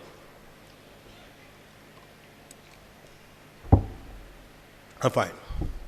ஸோ இந்த ப்ரெஷர்லேருந்துலாம் ஒதுங்கி தான் நீங்கள் ஒரு டாக்கை பார்க்கணும். சில இடத்துல அதிக கைத்தட்டல் கிடைக்கலாம், சில இடத்துல அதிக கைத்தட்டல் இல்லாமல் இருக்கலாம். சில இடத்துல அமைதி தான் மிகப்பெரிய கைத்தட்டல். ஆழ்ந்தவர்கள் கவனிக்கிற போது, அமைதியாக கவனிக்கிற போது உங்கள் பேச்சை கூடுதலாக அவர்கள் கவனிக்கிறார்கள் அர்த்தம். என்னப்பா கைத்தட்டலே இல்லை அப்படிங்கிறதுக்காக நீங்கள் நல்லா பேசுகிறலாம் கணக்கெடுக்காதீங்க. நீங்கள் அந்த ரிசல்ட்டை பற்றிலாம் கவலையப்படாதீங்க. You just walk on your process, that's more important. Don't worry about the result. என்னுடைய பேச்சு அவருக்கு சரியாக இருக்கா, நல்லா கவனிக்கிறாங்களா, நல்லா பார்க்குறாங்களா, அதெல்லாம் கவலையப்படாதீங்க. அப்புறம் இன்னொரு ட்ரிக் ஒன்று சொல்லி தருவாங்க. யாராவது ஒரு கேரக்டர் முன்னால் உட்காந்து அதை ரசித்து கேட்பாங்க, நீ அவங்கள பார்த்தே பேசு அப்படிம்பாங்க. ரைட்டா? இதெல்லாம் நல்ல ட்ரிக் தான், நான் இல்லைன்னு சொல்லலை. பட் எனக்கு என்ன தோணுதா, இப்போ இருக்கக்கூடிய பிள்ளைகள் இந்த லிமிட்டெல்லாம் தாண்டிட்டாங்க. அவங்களுக்கு ரியலாகவே ஒரு கம்யூனிகேஷனை பற்றி நம்ம சொல்லிக் கொடுக்க வேண்டியிருக்கு. என்னுடைய ஆசிரியர்கள் எனக்கு சொல்லிக் கொடுத்துருக்காங்க. யாராவது ஒருத்தர் நல்லா ரசித்து கேட்பாங்களோ உன் பேச்சை, அவங்களே நீ பாரு அப்படிம்பாங்க. No, you have to look at every other person. எல்லாரையும் பார்க்கணும். பேசும்போது வளமிருந்து இடமிருந்து வளம் நீங்கள் பார்த்துட்டே இருக்கணும். அப்போ தான் எல்லாரும் உங்கள் மேலே அட்டென்டிவாக இருப்பாங்க. எல்லோரும் ஒரு முறையாவது அவர் என்னை பார்த்து பேசுகிறார் என்ற பிம்பத்தை நீங்கள் கட்டமைக்க வேண்டும். That's more important. நாவ் நீங்கள் ஒரு ஆள்கிட்ட தான் பேசுகிறீங்கன்னா அவரை கூட்டி அந்த வீட்டில் உட்கார வச்சு டீ வாங்கி கொடுத்துட்டு பேசலாமே ரெண்டு பேரும். நீங்கள் என்னத்துக்கு மேடையில் உட்காந்துக்கிட்டு பேசணும்? யார் என்னை பார்த்து ரசிக்கிறானோ அவனை மட்டும் நோ, என்னை கவனிக்காதவனோட கவனிக்க வைக்கணும்னு நினைக்கணும். அதுதான் நல்ல பேச்சு. யார் கவனிக்கிறாங்களோ அவங்களுக்கு மண்டையாட்டிக்கு நானும் பேசுனா நல்ல பேச்சு கிடையாது. அதெல்லாம் உங்களை உற்சாகப்படுத்துறதுக்காக சொல்லப்பட்ட விஷயம். நான் இந்த உற்சாக டானிக்லாம் கொடுக்க ரெடி இல்லை. உண்மை என்னவோ அதை போட்டு உடைக்கணும் தான் நான் வந்தேன். Because I just want to be guys are powerful communicators, not just speakers. You need to be more than that, because we need more number of people to influence many other good people in this society. A speaker, a good communicator make change. ஒரு communication role என்ன? to make a bigger change. Moving one step further. இந்த ஒட்டுமொத்த சமூகத்தை ஒருபடியாவது உங்கள் பேச்சின் வழியாக நீங்கள் நகர்த்தி விட முடியும் என்றால் நீங்கள் மிகச்சிறந்த பேச்சாளர் ஆகிவிட்டீங்கன்னு அர்த்தம். அவ்வளவுதான். எவ்வளோ கைத்தட்டல் வாங்கினீங்கிறது மேட்டரே கிடையாது. 1000 பேர் உட்கார்ந்ததில் ஒரே ஒருத்த மட்டும் உங்கள் பேச்சை கேட்டு மாறி ஜெயிச்சு நின்றுட்டான், you won the game man. That's it. That's a whole purpose of a speech. Our speech is very much important that many people are involved. You are not just involved. நீங்கள் மட்டும் அதில் இன்வால்வ் இருக்கிறத நீங்கள் நினைக்கவே கூடாது. நான் சொன்னது மாதிரி தான் எங்கள் அப்பா அடிக்கடி சொல்கிறது தான். அந்த 1000 பேர் உட்காந்து 1000 பேர் அதில் involve. What is the take away to home? வீட்டுக்கு அவங்க என்ன விஷயத்தை எடுத்துகிட்டு போகிறாங்கிறது ரொம்ப முக்கியமான விஷயம். ஸோ நம்மளை உந்து சக்தியாக நகர்த்துகிறவர்கள் சொன்ன சில விஷயங்கள் ஒரு சில நேரங்கள் நமக்கு மைனஸ் ஆகிடும். யார் மண்டே ஆட்டுறாங்களோ அவங்கள மட்டும் பார்த்து பேசாதீங்க. சௌரியமாக உங்கள் அம்மா நீங்கள் பேசல முதல் வரிசையில் உட்காந்து மண்டே ஆட்டுவாங்க. அதுக்காக நீங்கள் சரியாக பேசுகிறது அர்த்தம் இல்லை. ரைட்? உங்களுக்கு அந்த ஒரு கட்ஸ் இருக்கணும். எல்லாரையும் பாருங்கள். எல்லாரையும் நீங்கள் பார்க்குறப்ப நடக்கக்கூடிய நல்ல விஷயம் என்ன அப்படின்னு கேட்டால், எல்லோருக்கும் ஒரு ஃபீல் வரும், அவர் என்ன பார்த்து பேசுகிறார். Popular political leaders, I been a reporter for very long years. நான் நிறைய பாப்புலரான பொலிட்டிக்கல் லீடர்ஸை பார்த்த ஒரு சூப்பரான விஷயம் என்னென்னா, அவங்க இப்படி பார்ப்பாங்க.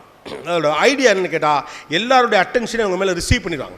அட்டென்ஷனை ரிசீவ் பண்ணுறப்ப ஆட்டோமேட்டிக்காக அவர் என்னை பார்த்து பேசுகிறாருங்கிற ஒரு நம்பிக்கை உங்களுக்கு வரணும். எல்லா மனுஷ முகங்களையும் நேருக்கு கண்ணு சந்திக்கிறது தான் துணிச்சலே. யார் உங்களுக்கு ஆதரவாக மண்டை ஆட்டுறாங்களோ அவங்க கண்ணை மட்டும் தான் சந்திக்கிறது ஒரு கம்யூனிகேட்டர் துணிச்சல் இல்லாததை காட்டுது. நீங்கள் கடைசி ரோல உங்களை கவனிக்காமல் அசம்பந்தமாக அப்படி பேசிகிட்டு இருக்க உட்காந்துருக்க ஆளையும் நீங்கள் பார்க்கணும், நீங்கள் கவனிக்கணும். நீங்கள் பார்த்து அவரை கவனிக்க வச்சிங்கன்னா தான் அது பேச்சு. இல்லைன்னா அது சமாதான உடன்படிக்கை. என் பேச்சு ஒருத்தருக்கு பிடிச்சிருக்கு, அவர் மண்டே ஆட்டார், நான் அவரும் பேசிக்கிட்டே இருக்கோம். இன்றைக்கி நானும் சேர்ந்து வாங்க கோவிந்தா டீ இன்னும் ஆறலை, கோவிந்தா டீ இன்னும் சூடாக இருக்குன்னு 2 பேரும் கோவிந்தா போட்டுக்கிட்டே இருக்க வேண்டியதான். Come out. அட்ஸ் அ கட்ஸ். பேசுகிறதுக்கு ஒரு நல்ல துணிச்சல் வேண்டி இருக்குல்ல. எப்படி பயம் முக்கியம் அது மாதிரி துணிச்சல் முக்கியம். அப்படிங்கிற அடிப்படையிலேருந்து நீங்கள் பார்க்குறப்ப யார் தலையாற்றாங்களோ அவங்கள மட்டும் பார்க்காதீங்க, எல்லாரையும் கவனித்து அவங்களேருந்து பேச ட்ரை பண்ணுங்கள். அடுத்தது, ஒவ்வொருத்தருக்கும் ஒரு ஃபார்மேட் இருக்குது. அந்த பேச்சுக்கு நோட்ஸ் தேவைப்படுனா கூச்சப்படாமல் நோட்ஸ் கையில் எடுத்துக்குவோம். நான் பெருவாரியாக கையில் நோட்ஸ் வச்சுக்க மாட்டேன். அது நிறைய பேர் எப்படி கையில் ஒன்றுமே இல்லாமல் ஒரு பேசுகிறாருமாங்க, அந்த இடத்துக்கு தேவைப்படாமல் இருக்கலாம். பட் இந்த இடத்துல பாயிண்டர்ஸ் சொன்னால் you should keep notes, nothing wrong about that. Okay, இங்கே இருக்க ஹார்ட் டிஸ்க்லேருந்து தான் எல்லாத்தையும் சொல்லுங்கிற அவசியம் இல்லை. அது ஒரு பிஸ்னஸ் கான்ஃபரன்ஸு அல்லது இந்த மாதிரியான ஒரு இடம்னா அங்கே நீங்கள் பாயிண்டர்ஸை கையில் வச்சுக்கல தப்பு கிடையாது. பாயிண்டர்ஸ் எங்கே தேவையோ அங்கே அதை வச்சுக்கோங்க. பாயிண்டர்ஸ் தேவையில்லை, ஸ்ட்ரைட்டாக பேசலாம் அப்படின்னு நீங்கள் நினச்சினா எக்ஸ்டம் போகிறனா அந்த ஸ்டைல் வேறு. அடுத்து ரொம்ப முக்கியமானது, understand your audience, that counts. யார் உங்கள் ஆடியன்ஸ் நீங்கள் தெரிஞ்சுக்கணும், ரைட்டா? இப்போது இன்றைக்கி நான் உங்ககிட்ட பேசுகிறேன், நாளைக்கு நான் பேச போகிறது 12th ஸ்டாண்டர்ட் முடிச்சுட்டு அடுத்து என்ன படிக்கலாம் அப்படின்னு வரக்கூடிய ஸ்டூடெண்ட்ஸ். நாளான்னைக்கு எனக்கு ஒரு கான்ஃபரன்ஸ் இருக்குது. எல்லாருமே கிட்டத்தட்ட பார்த்தீங்கன்னா deputy managers of an organisation. இப்போ இந்த 3 பேர்கிட்டே நான் ஒரே விஷயத்தை பேசினா I can't be a good communicator இல்லையா? அதனால சொன்னேன், எனக்கு நல்லா பேச தெரியுங்கிறது எதை வச்சிருக்கு அப்படின்னு கேட்டிங்கன்னா உங்களுக்கு எவ்வளோ விஷயம் தெரிஞ்சிருக்கு அப்படிங்கிறது தான். பிஸ்னஸ் ஃபாரமுக்கு போகிறப்ப அந்த ஆடியன்ஸ் யாரோ அவங்களுக்கு என்ன வேணுங்கிறத நீங்கள் கண்டுபிடிக்கணும். ஸ்டூடெண்ட்ஸ்கிட்ட போகிறப்போ அவங்களுக்கு என்ன வேணுங்கிறத கண்டுபிடிக்கணும். ஒரு ஃபேமிலி ஆடியன்ஸ்கிட்ட போகிறப்ப எப்படி நீங்கள் பேசணுங்கிறத நீங்கள் கண்டுபிடிக்கணும். உங்களுக்கு என்ன தெரியுங்கிறத விட ரொம்ப முக்கியம் என்னன்னா உங்கள் ஆடியன்ஸுக்கு என்ன வேணும்னு நீங்கள் தெரிஞ்சு வச்சிருக்கிறது தான் ஒரு கம்யூனிகேட்டருடைய ரொம்ப முக்கியமான விஷயமே. அடுத்தவர்கள் என்ன எதிர்பார்க்கிறார்கள் என்பதை சரியாக புரிந்து வைத்திருப்பது அப்படிங்கிறது அவசியம். அப்புறம் அந்த ஒரு டாக்குக்கு முன்னால் ஒரு பர்சனலாக அவங்கள ப்ரிப்பேர் பண்ணிக்கோங்க. Yes, I can do it better, நான் நல்லா தான் பண்ணுவேன் அப்படின்னு நீங்கள் கவலைப்படாமல் பயப்படாமல் சொல்லுங்கள். பெரிய நிகழ்ச்சிகள் எல்லாம் பார்த்தீங்கன்னா என்ன ஆகுனா ஒவ்வொருத்தராக வந்து ஐடியா சொல்லுவாங்க. நம்மளே பதட்டத்தில் இருப்போம். ஒரு பெரிய அவார்ட் ஃபங்க்ஷன் வச்சுங்களேன், எல்லோரும் வந்து சொல்கிறப்ப நர்வஸாக இருக்கும். அப்போ கடைசியாக சிம்பிளாக நீ நல்லா பண்ணுவோமாப்ல, கவலைப்படாமல் பண்ணு அப்படின்னு ஒரு ஃப்ரெண்டு சொல்லிட்டு போவான். அந்த வார்த்தை தான் மண்டையிலேயே நிற்கும். நான் சின்ன வயசில் இருக்கப்போ, உங்களை மாதிரியான ஏஜில் இருக்கப்போ நாங்கள் திருச்சியில் போய் பேசுகிறதுக்கு போவோம். அது எங்களுக்கு ரொம்ப பெரிய ஊரப்போ. நாங்கள் ரொம்ப சின்ன வில்லேஜ், எங்கள் ஸ்கூல் இருந்தது. ஒரு நாளைக்கு 2 பஸ் தான் போவோம். காலையில் சக்தி போகும், சாயந்தரம் தனலட்சுமி போகும், மற்ற நேரம் 2 ஃப்ளைட்டு போகும். அதை வச்சா நாங்கள் டைமே சொல்லிப்போம். சக்தி போயிடுச்சு, தனலட்சுமி போயிடுச்சு, ஃப்ளைட்டு போயிடுச்சு அப்படின்னு கணக்கு. ஸோ திருச்சியே எங்களுக்கு ஒரு பெரிய ஊர். திருச்சியில் போட்டி நடக்கிறப்ப பயமாக இருக்கும். எல்லாம் நாங்கள் வந்து ஒரு ப்ரௌன் கலர் ட்ரௌசரும் ஒரு வெள்ளை கலர் சட்டையும் போட்டு ப்ளூ கலர் பெல்ட்டு போட்டு அந்த யூனிஃபார்மோட தான் போகணும். ஒரு ஹவாய் ஸ்லிப்பர் போட்டு போவோம். அங்கெல்லாம் பார்த்தீங்கன்னா பெரிய பெரிய ஸ்கூல்லேருந்துலாம் வருவாங்க. ஸ்டைலிஷாக பேண்ட் ஷர்ட்லாம் போட்டிருப்பாங்க, சகப்பாக இருப்பாங்க, தலையெல்லாம் தூக்கி சீவிருப்பாங்க, கூலர்ஸ் எல்லாம் மாதிரி அந்த கண்ணாடிலாம் போட்டிருப்பாங்க, இங்கிலீஷ்லாம் பேசுவாங்க, வெடன்னு இருக்கும். அப்படி இது பண்ணுறப்போ எங்கள் ஐயா அரங்கசாமி ஐயா என்கிட்ட சொல்லுவார், விவேகானந்தர் செத்தனைக்கு நீ பிறந்தடா, நீ இந்தாண்டா விவேகானந்தர், போடா தூக்குடா அப்படிமார். டக்குன்னு மேடையில் ஏறுவேன், அடிச்சு தூக்கணும்னு வச்சுங்களேன். திருச்சி செங்கல்பட்டு என்னது இது வரைக்கும் பார்த்தவன்டா நாங்கிற மாதிரி இருக்கும். கடைசியில் கப்பை தூக்கி தான் ஊருக்கு வரும். கப்பு கையில் கிடச்சா மலைக்கோட்டைக்கு போகலாம், இதுதான் நமக்கு இருக்க டீலே. மலைக்கோட்டைக்கு போகிறதுக்காகவே வருஷம் கப் அடிக்கணும்னு நினைப்போம். அந்த மாதிரி ஒரு சாதாரண பேக்ரவுண்ட்லேருந்து போகிறப்ப அவர் அந்த கரெக்டாக அந்த ப்ரிப்பேர் பண்ணி அனுப்பார். நீ தான் விவேகானந்தர், அவர் இறந்த அன்னைக்கு நீ பிறந்த, மாற்றி நீ பிறந்திருக்கடா, அவராகவே பிறந்திருக்கடான்னு பாரு. நம்மளை ஒரு பெரிய நம்பிக்கை வரும். இந்த உலகமே உங்களுக்கு கீழே நம்பணும். நீங்கள் இந்த உலகமே நம்மோடது நீங்கள் நம்பணும். முன்னால் இருக்க எல்லாரும் என் பேச்சை ரசிப்பாங்க நீங்கள் நம்பணும். அவன் ரசிக்கலாம், ரசிக்க வைக்க முடியும்னு நம்பணும். After all communication is confidence. Communication is something which can make changes. So communication எப்போவுமே சாதாரணமாக நினைக்காது. அது 5 நிமிட விஷயம் என்றோ 7 நிமிட விஷயம் என்றோ நினைக்காது. இந்த உலகத்தில் கம்யூனிகேஷன் இல்லாமல் தான் பல உறவுகள் செத்துருக்கு. கம்யூனிகேஷன் எவ்வளோ பலமானது நீங்கள் யோசிச்சு பாருங்க. நம்ம குடும்பங்களுக்குள்ளெல்லாம் பேசிப்பாங்கல்ல, சின்னவங்களும் சரி பெரியவங்களும் சரி. அன்னைக்கு அப்படி ஒரு வார்த்தை சொல்லிட்டான், அதனால் நாங்கள் 20 வருஷமாக அந்த குடும்பத்தோட பேசுகிறது இல்லைங்கிறாங்க. என்ன வார்த்தைன்னு கூட தெரியாது. அப்போ வார்த்தைக்கு அவ்வளோ பலம் இருக்குது. Word as a character, word of emotions, வேர்டுக்கு அவ்வளோ பவர் இருக்குது. நீங்கள் தேர்வு செய்யக்கூடிய அத்தனை வார்த்தைகளுக்கு பின்னாலும் ஒரு அர்த்தம் இருக்கிறது. So don't just fill your time just with jargons and words.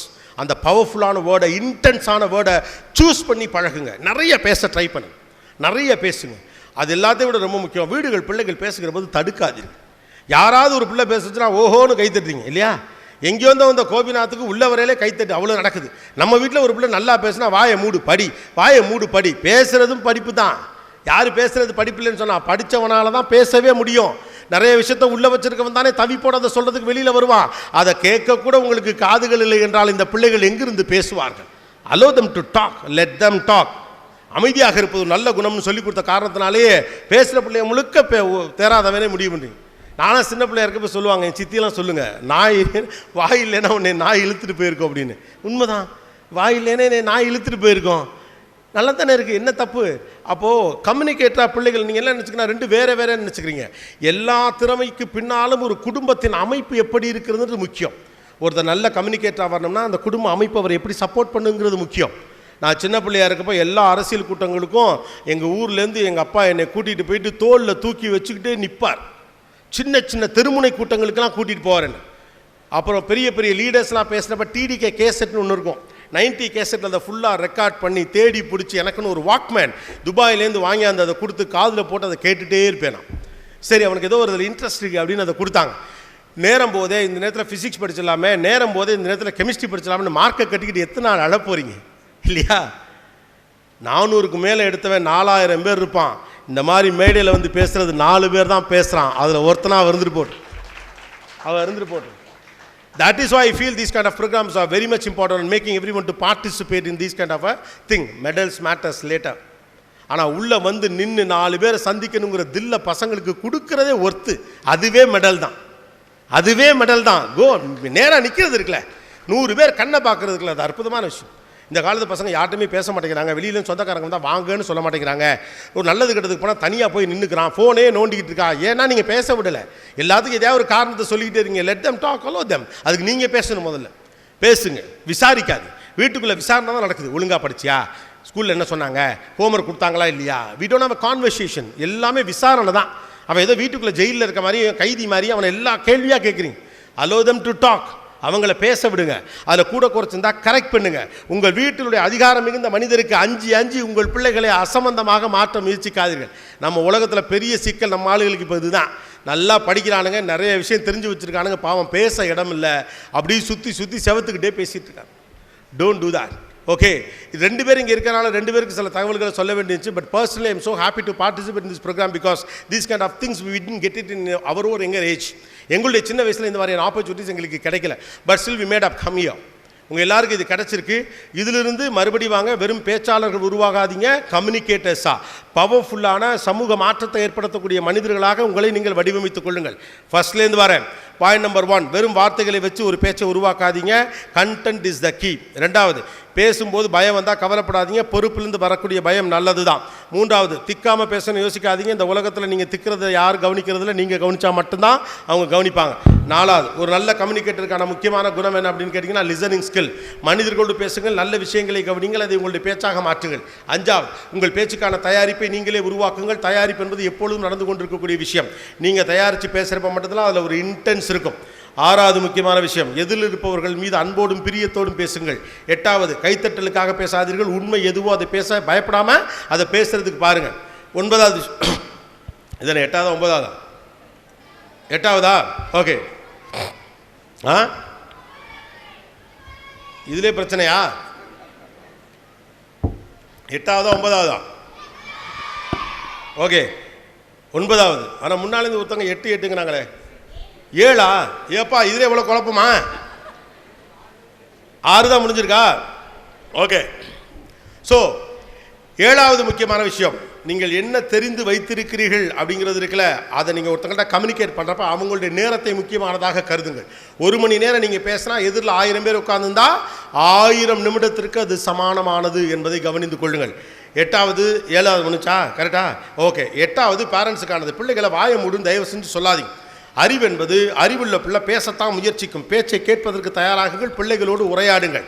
9வதும் பேரண்ட்ஸுக்கு தான். உங்கள் வீட்டில் அதிகார மட்டத்தில் யார் இருக்கிறார்களோ அவர் எதை ஏற்றுக்கொள்ளுவாரோ அதை மட்டும் உங்கள் பிள்ளைங்க பேசினா போதும்னு நீங்கள் அடக்கி வச்சுக்கணும். பிள்ளைங்க நல்ல கம்யூனிகேட்டர்ஸாக மாற முடியாது. பெற்றோர்களுக்கும் சரி பிள்ளைகளுக்கும் சரி communication is a part of life. உங்களுடைய எல்லா வார்த்தைகளுக்கு பின்னாலும் வலு இருக்கிறது. உறவுகளை காப்பாற்றவும், மக்களை நேசிக்கவும், மக்களை பிரியவும், பிரச்சனைகளை சரி செய்யவும், பிரச்சனைகளை உருவாக்கவும் எல்லாவற்றுக்கும் கம்யூனிகேஷன் தான் காரணம். So B a communicator. Best wishes to you all guys. I am so happy to be here on this day. சந்தன காற்று நம் ஜன்னலில் வீசட்டும், சரித்திரம் நாளை நம் சாதனை பேசட்டும். நன்றி, வணக்கம். Thank you.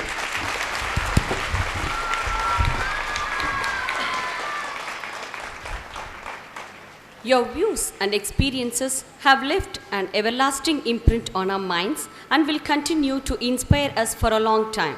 Thank you very much, sir. Thanks, on the other hand, it's a 6-letter word that is a telltale of a head and bows only in front of those who are deserving of its difference. May I now call upon our Vice Principal, Ms. Radhika, to propose a vote of gratitude to our distinguished chief guest and dignitaries. Respected dignitaries, estimated guests, participants, and my dear parents, good evening all. It gives me great pleasure to extend my gratitude on behalf of the organizing committee of the World Record Making event in public speaking by the students. We would like to express our sincere thanks to our honorable chief guest who graced the occasion with his presence and enlightened us with his inspiring words. We are truly grateful for your valuable time and support. You truly motivated for the participation, sir. Thank you.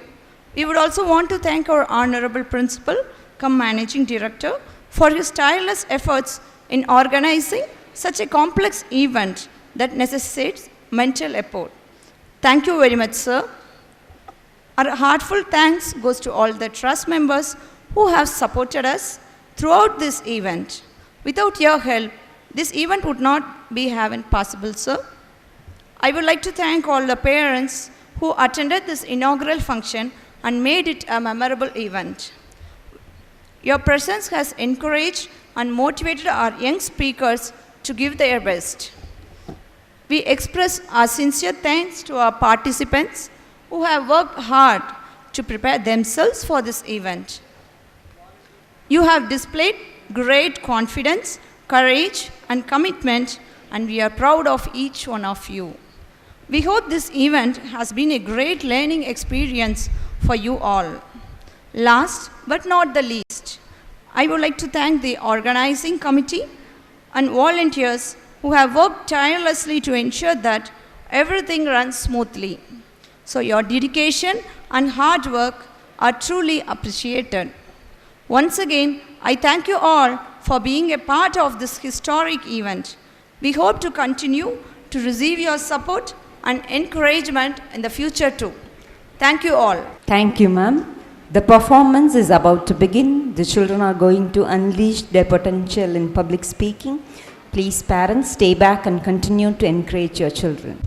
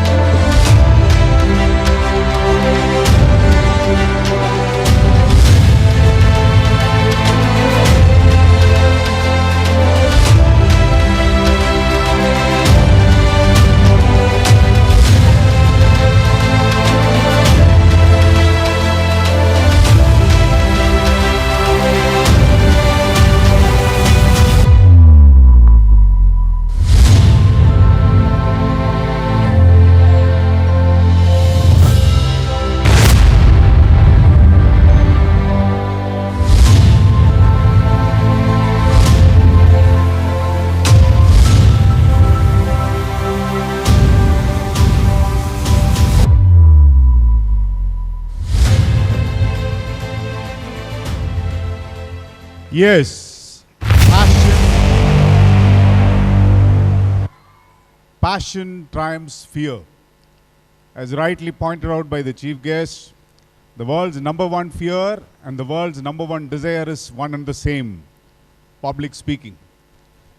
And this evening, we have gathered to set a new world record, first time in the history. Nobody has ever tried this before. First time as a school, students of Agram Public School will brave to attend or set a new world record in public speaking. It is a passion which is going to put their, or which is going to trump their fear. So that's why passion triumphs fear. So let's begin with the first participant, the youngest of the entire members of this world record attempt, Tulur Nila from class 1. We are going to exactly start by 4. It's already 4, 3, 2, 1, and let's put our hands to invite Tulur Nila.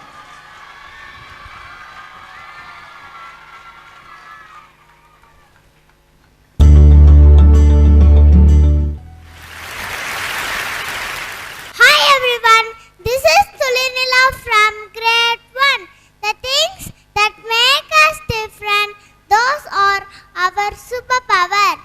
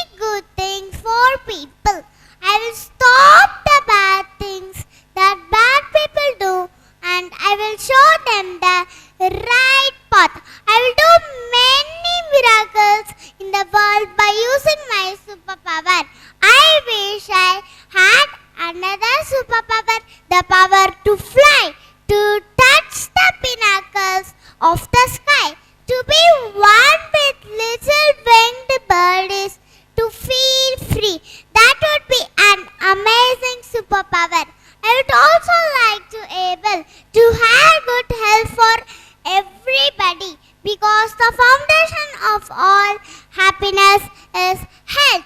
Health is wealth.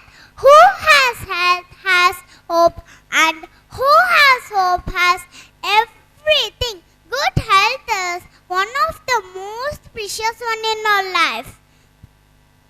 In our world, we have so many people with superpower like doctor, teacher, firefighter, police officer, farmer, trash collector, chef, especially our parents, and so on.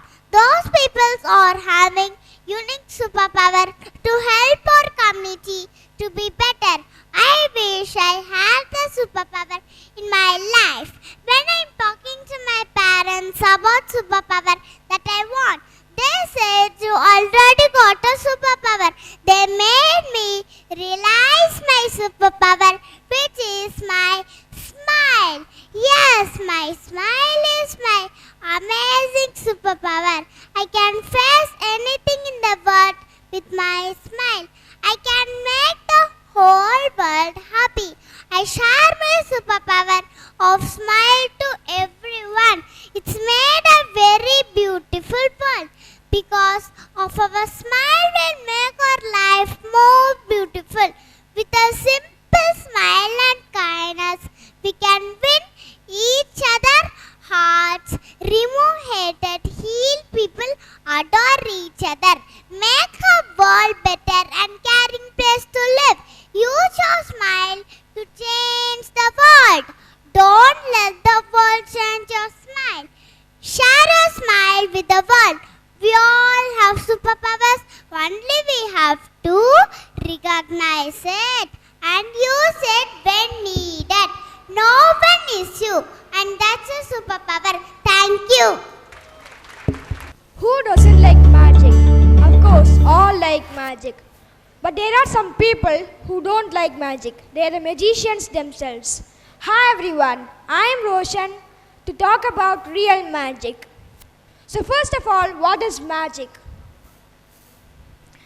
Magics are just unknown tricks, but when they are known, they aren't magics. We won't consider them as magics. To start with, I was shocked when I came across a man named Sriram Sir. As I addressed him as Sir, he was an English professor. But something made me stunned was, he does magics. But not even once he had climbed on a stage like this to perform magics, and not even once he won trophies. But still, he is a true magician, a man full of magic, who does miracles upon miracles and upon miracles, unbelievable miracles. To reveal his magics and miracles, let me start with an incident. Before that, how many of you know Jesus Christ? In Bible, Jesus Christ just multiplies 5 loaves of bread and 2 fishes to feed 5,000 people. In the same way, Sriram Sir, when he was a small boy, he used to get 2 candles from his mother, go to school, and on his way to the school, he used to multiply the candies to many of his friends. Wow, such a miracle, right? Can any one of us do such a miracle? I challenge that no magicians could do such a miracle like this. But when asked, he used to say that he thought this could be done by everyone naturally. And even every child can do it when he has the thought to share his objects and to share his things. The next incident is, once when Sriram Sir's friend came to Sriram Sir's house to give him his marriage invitation, Sriram Sir said that he is not busy, he is very busy and he would not come to the marriage. He said him to wait. He went inside his room and came out with a gift wrapped. He gave it to his friend and asked him to open it after his marriage. His friend took the gift and he went home. On his day of this marriage, after his marriage, Sriram Sir called his friend and asked him whether he had opened the gift or not. His friend said that he forgot about the gift as he was busy in the marriage activities. Sri Ram sir said him to bring the gift and open the gift as he was waiting in the call. His friend went inside, brought the gift, and when he opened the gift, he was shocked. All the members in the family were shocked. Do you know what was there in the gift? It is his own marriage photo given by Sri Ram sir long back before his marriage. You know, everyone there are wearing the same dress in that photo. But this gift was given by Sri Ram sir long ago when his friend came to give invitation itself. How could such a man do a great miracle like this? But still he is alive in Hyderabad, in India. He is alive. How could such a man do this? We call him the God in the man's form. So, let me know some other miracles. Let me let you know some other miracles. Like, once when his friend was reading a book in a dim candlelight, Sri Ram sir went to his house. He saw his friend reading a book in such dim light, in a candlelight. Sri Ram sir, without not even touching the candle, not even adding something to the candle, he just brightened the candle. It was as bright as 2 tube lights switched on in the same room. Do you know how miraculous it is? He was shocked. His friend was shocked. He asked him that, are you a god and are you a man? He was shocked. Even his own friend was shocked. Do you know? He has thousands of followers. But those followers say Sri Ram sir as the man of the God's incarnation. How could it be just to call a man as God's incarnation? It's quite awesome. Something wowed me was, as he was a professor in a college, he used to take photographs, group photos at the end of the college day. Once when they took a photo, he was sitting just with other teachers or just with other students. But instead of him, the photo was a tree, a branch or a plant. This continued quite so longer. So the photographer came to Sri Ram sir and asked him what to do. He just said, go inside the classroom. There will be some 10 to 20 chairs, empty chairs. Take the photo of those chairs. When this guy took the photo of those chairs, everyone were just quite stunned. They couldn't speak anything. They were in a great shock. And when they see the photo, Sri Ram sir was sitting on all the 10 chairs. How could it be possible for just a simple man to sit in all these chairs? That's why people call him as God or the God in man's form. So just then think, how could it be possible? It's quite impossible. I can straightforwardly challenge any magician to do this without using any trick. Would they be able to do it? No.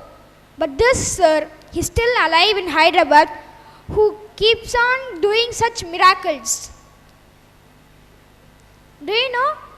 When he was married, his father-in-law presented him a cupboard full of books. All newly published books, valuable books, good books. It was the title cover, the front page, or the title of the book inspired us to read. He presented such kinds of books to Sri Ram sir. But once, when his father-in-law came to his house, his daughter said to his father, "See, father, you presented a cupboard full of good books, but Sri Ram is not reading any of the books. Go, ask him," she said.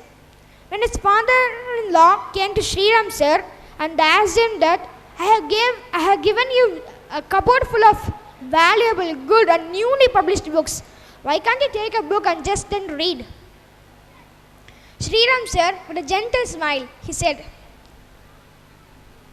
"Uncle, I have completed reading all the books and I have finished reading all the books," he said. His uncle was shocked. He said that, "See, my daughter just now she said that you didn't touch the cupboard at all, and how could you read these many books without touching the cupboard?" Sriram sir said, "Yes, it's true. I didn't touch the cupboard, but I read all the books. How could it be possible?" When his uncle asked any questions from any books, from any para, or if he asked the autobiography or biography written by any author, Sriram sir used to tell. But in this case, every books were newly published books. How could he read it? It was quite interesting to know about him, so I still went in deeper. Do you know? Once, when he was about to go out, a visitor came to his house. He came, the Sriram sir gave vibhuti in a paper folded to the visitor, because he had the habit of giving vibhuti to his visitors. When the visitor opened the paper, the vibhuti was getting blowing off. It was because of the pedestal fan kept near the table. Sriram sir saw the condition, so he just then looked at the fan, and the fan stopped abruptly. Do you know? The visitor was shocked. He was stunned. Then Sriram sir added on to apply the vibhuti on his forehead. It was quite a great miracle. Do you want another miracle? Yes, there is another miracle of him. Once, when his old friend came to meet Sriram sir, he just then took a paper, he wrote some details. He wrote some details and he handed it to his friend and just then said, "You open this paper and just see this, what I have written, after 3 days at an evening." His friend was quite eager, but he went home, and whenever he sees that paper, he would come near the paper, he would take it, he would see the paper, and again he'll go off. He was very eager, he was very tensed to know what was inside that paper. On the third day, morning itself, he came to Sriram sir's house, and he asked Sriram sir whether he could give permission to open the paper or not. Sriram sir just then gave the permission. When he opened the paper, he could not speak anything. That much shock was there in him. He had all the incidents written. The incidents written in past 3 days before Sriram sir gave the paper are the 3 days. The 3 days, totally what at all happened to him was written in that paper, including, "You will come to my house and you will ask me permission to open this paper morning itself." This was also written in that paper. Do you know how miraculous it is? Just then I was quite stunned, and I started researching about him, and I researched how to do such miracles like that. How many of you wanted to know how to do those miracles? It's quite simple. You may lower your hands. It's quite simple. But before that, Sriram sir himself is about to tell the answer. He told it to his friend, and I will tell you the incident along with how to do these miracles. To do the miracles, he said to his friend to love nature, to be with nature, to understand the nature, to care nature, and to be bonded with nature. If you do so, you will get to do all the miracles. Thank you. Well, why don't you just look around yourself?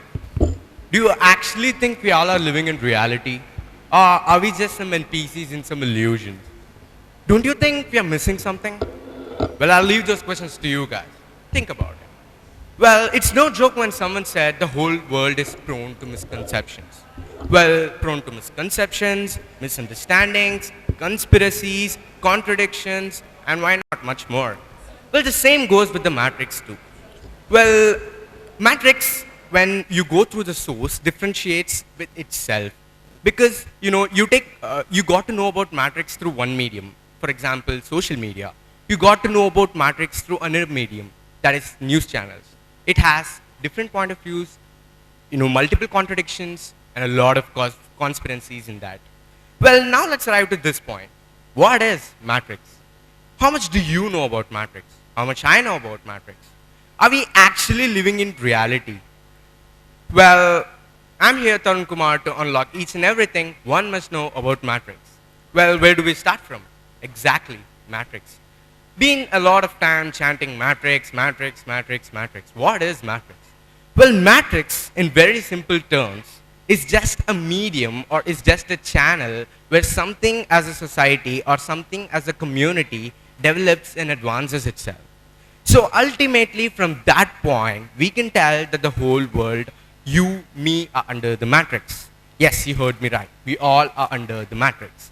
Well, matrix is more of a biased topic because, it has a lot of contradictions. As said, it has a lot of conspiracy theories. It has a lot of theories related to it. It has a lot of roots and causes. Well, why don't I get a proper definition of that? Because it has multiple point of views, right? Let's here discuss about 2 point of views. One, the POV of general media or what social matrix is, and another, personally, my point of view on that. Well, the POV of, the social matrix or the general matrix basically describes that the matrix is something you should escape. Matrix is something you should not live in. Matrix is actually something which are keeping us as slaves, right? But the social matrix or the general matrix where you listen from, consider matrix in a very, very, very linear manner. But actually matrix is actually a topic where you go through broader perspective and a lot, millennialism too. Well, now bringing on one such man in would make some literal sense. Obviously, where there is matrix, there is the man Andrew Tate. A small, introduction about this guy. Well, Andrew Tate is a social media personality. He's an influencer. He's a businessman, former kickboxing champion. Well, it'll be so surprising that despite being, a multi-talented person, he's much known for the concept of matrix. Exactly. Because he preaches a lot about matrix. We have fallen under the matrix. We have to escape the matrix. We've been a victim of matrix. Tons and tons only about matrix. Well, personally, even I got to know about the matrix from Andrew Tate itself. Now, keeping a period there, coming to my point of view personally. Well, according to me, matrix is just a medium or a channel where something, as a community develops. So, I'm actually trying to describe that the social matrix is quite wrong in the perspective of matrix and is quite correct in the perspective of Illuminati. Well, now what's that? That's some interesting and new term. Let's go to the most, interesting part of each and everything, the Illuminati, matrix, that is the history of secret society. Well, secret society was first, believed to be found in somewhere in 18th century Bavaria, Germany. Well, it has a lot of, theories related to this secret society itself. For example, we have the Bavarian theory, we have the Mandela effect, we have the butterfly effect, everything related to matrix. Well, matrix is just a one general topic, right? We have a lot, roots and causes under the matrix. And one such is what I stated before. Well, the secret society is basically dedicated to enlighten the ideas into the society. Well, it basically opposes or restricts the influence of Catholic Church into the society. Well, the generation, the era, it generalized, the modernization happened. Well, did the ideology did. So this, it is actually a rumor. You can, not just a rumor, you can tell, it is just a belief that people believe that Illuminati is a shadow cable of all those royal elites ruling the world. Well, there is a linear line above the government which is ruling the government itself. Once again, there is no proven straight fact for all of these. It's just a, assumption you can tell. Now, let's actually be clear with this point that Illuminati is something you should escape, right? Matrix cannot be controlled by anyone. It cannot be controlled by a unilateral person, right? Illuminati can be. Well, what I'm trying to tell is that the whole universe is inside the matrix. And inside matrix we have Illuminati, and that's what, the all newses, all those, bad things you heard about, the negative stuff you heard about, matrix actually comes into the picture. Now, we have a checkmate here. We don't have straight proven facts for any existence. For example, let it be Illuminati, let it be matrix, let it be secret societies, let it be, other, conspiracy stuff. But we don't have a, point fact to prove that. Then how did I talk this much? Then how am I sure about this matrix and Illuminati? Well, a lot of people come to this, conclusion only through the happenings, only through the actions and a lot of stuff. Well, now Tarun, you have feared me. You have totally frightened me. Now I am under Illuminati. How do I escape it? I'm really scared. I got you, man. We have a lot of ways to escape Illuminati. Well, the first one is to shackle the dogmatic religion. Well, dogmatic religion, in very simple terms, is actually an organized religion which has been imposed to people based on what they should think, what they shouldn't think, how they should feel about something, how they shouldn't feel about something. That is the mindset created by the dogmatic religion. Well, dogmatic religion actually segregates the group of people with different ideologies fighting against each other in the name of God and in the name of truth. Well, you actually need to, break the dogmatic chain, and you want to walk with the authenticity of peace, wisdom, joy, satisfaction, and of course, happiness. The second point, breaking the pattern. Well, you just take your, you take your life story, right? You make it as a film. You keep the checkmates or, the flat points in your life, and you just keep a camera there and you rewind the whole stuff. You can actually find a lot of things happening random, but believe me, with constrained theories, with constrained, protocols, a lot of things don't go, in a random manner. But we actually assume things going random. There comes butterfly effect. Somewhere I did something that is affecting now, that's inside matrix. And a lot of people assume that too. Well, breaking the pattern is not that tough. Because, a lot of people, they consider the matrix is something, an illusion, right? And they actually undergo the same repeated days, doing the same repeated things, not actually, the search for the quest for what they have to find, the truth, the answering, that is missing in people. And that's why a lot of people, the people who are successful are able to easily break the pattern of matrix. Well, the third one, escaping from the era of consumerism. Well, what is consumerism?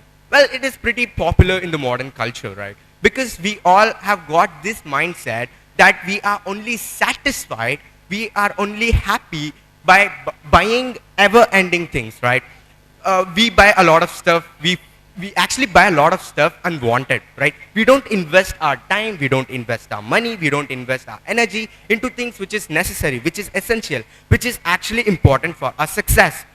A lot of people don't do, and that's how we actually come into the era of consumerism, right? So actually, a person must realize that escaping consumerism is actually realizing that the real satisfaction, the real happiness comes with the connection with the nature, not with buying never-ending stuff, buying or investing money and time into things which are not necessary, which can actually give me a hit failure, and that's why people go wrong and they don't escape consumerism. And the last topic is my favorite topic, that is know the value of money. Bro, as it's money, I actually like the concept of money and all of those things, right? Well, it's profoundly simple and simply profound. Well, it's very actually simple to explain the power of money, but it has a leading deep meaning for that. Well, a small introduction you can give about the money is that a lot of people, they don't invest money in proper ways, in proper means, right? For example, let's say a person has $1 million. Let's take two different cases, right? A person has got $1 million in his bank. The second person got the same amount of money in his bank. The first person spends the whole $1 million into buying lavish things which are nearly unnecessary for his success. Well, the second person invests $100,000 into proper stuff, right? For example, he buys houses, right? And he gets rent throughout the year, throughout his life, and through that he can, get a tenfold profit in the future. Through that he can buy lavish stuff if needed. Well, a lot of people, underestimate the value of money and savings. If we save a lot, you actually become richer, right? That's actually a proven point. a lot of people who are successful, who are rich, they actually emphasize on the point that people should save money rather spending it, and they should invest in proper terms. Well, another thing, for example, now this is like, the modern age, right? A lot of people need money to survive because it is modern era. We are living in, 20th century, and a lot of things go on. Now, person investing in proper means could actually become successful. And one such way to, come into existence of that would be side hustle. Well, you can actually pick a side hustle irrespective of your age. Doesn't matter you're young, doesn't matter you're, very old. You can actually pick up a side hustle. We have a lot of side hustle. For example, drop shipping, drop servicing, and a lot goes on with the list. Well, by doing this, you actually satisfy your needs and demands independently by yourself and not depending upon upon your parents. And please do understand there's a difference between skill, talent, and hard work, right? A lot of successful people, they don't actually get the natural talent. They put hard work. They understand. They critically understand and analyze things. Well, that is what is actually to be successful. And let's take out this misconception from our mind that being rich is out of Illuminati. That's absolutely wrong. A place or a process through which you find satisfaction, happiness, there is where you get, you actually break Illuminati and you actually live better in your life. The key stair factors of, which develops your, character or something that actually leads to you and the breaking of Illuminati is basically satisfaction and happiness. So according to me, the life is just once. Live happily, enjoy the process. Only through that way you escape so-called Illuminati and be happy in the Matrix. Thank you. One, how many of you like Marvel? Yeah, I see a lot of hands. So, do you believe in the statement that universe always has a reason to do things? Yeah, many people believe that the universe always have a purpose. What do you think your purpose is? What do you think the value of your life is? Yes, today I'm going to talk about a beautifully framed word, Ikigai. This is Tamil Madhi, here to speak about something truly close to my heart. So what is Ikigai? Ikigai is basically the Japanese concept of living a purposeful life. It is originated from the island of Okinawa, where its residents have the highest life expectancy in the whole world.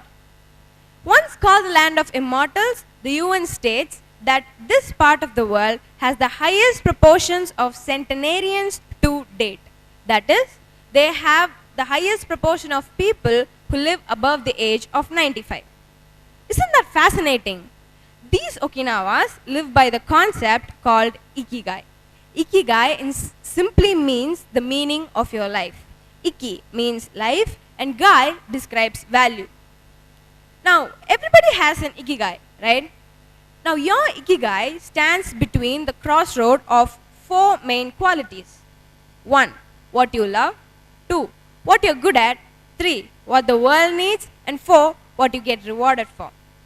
Between what you love and what you get rewarded for comes your passion. Your passion is something truly meaningful to you. It is something you should make sacrifices for.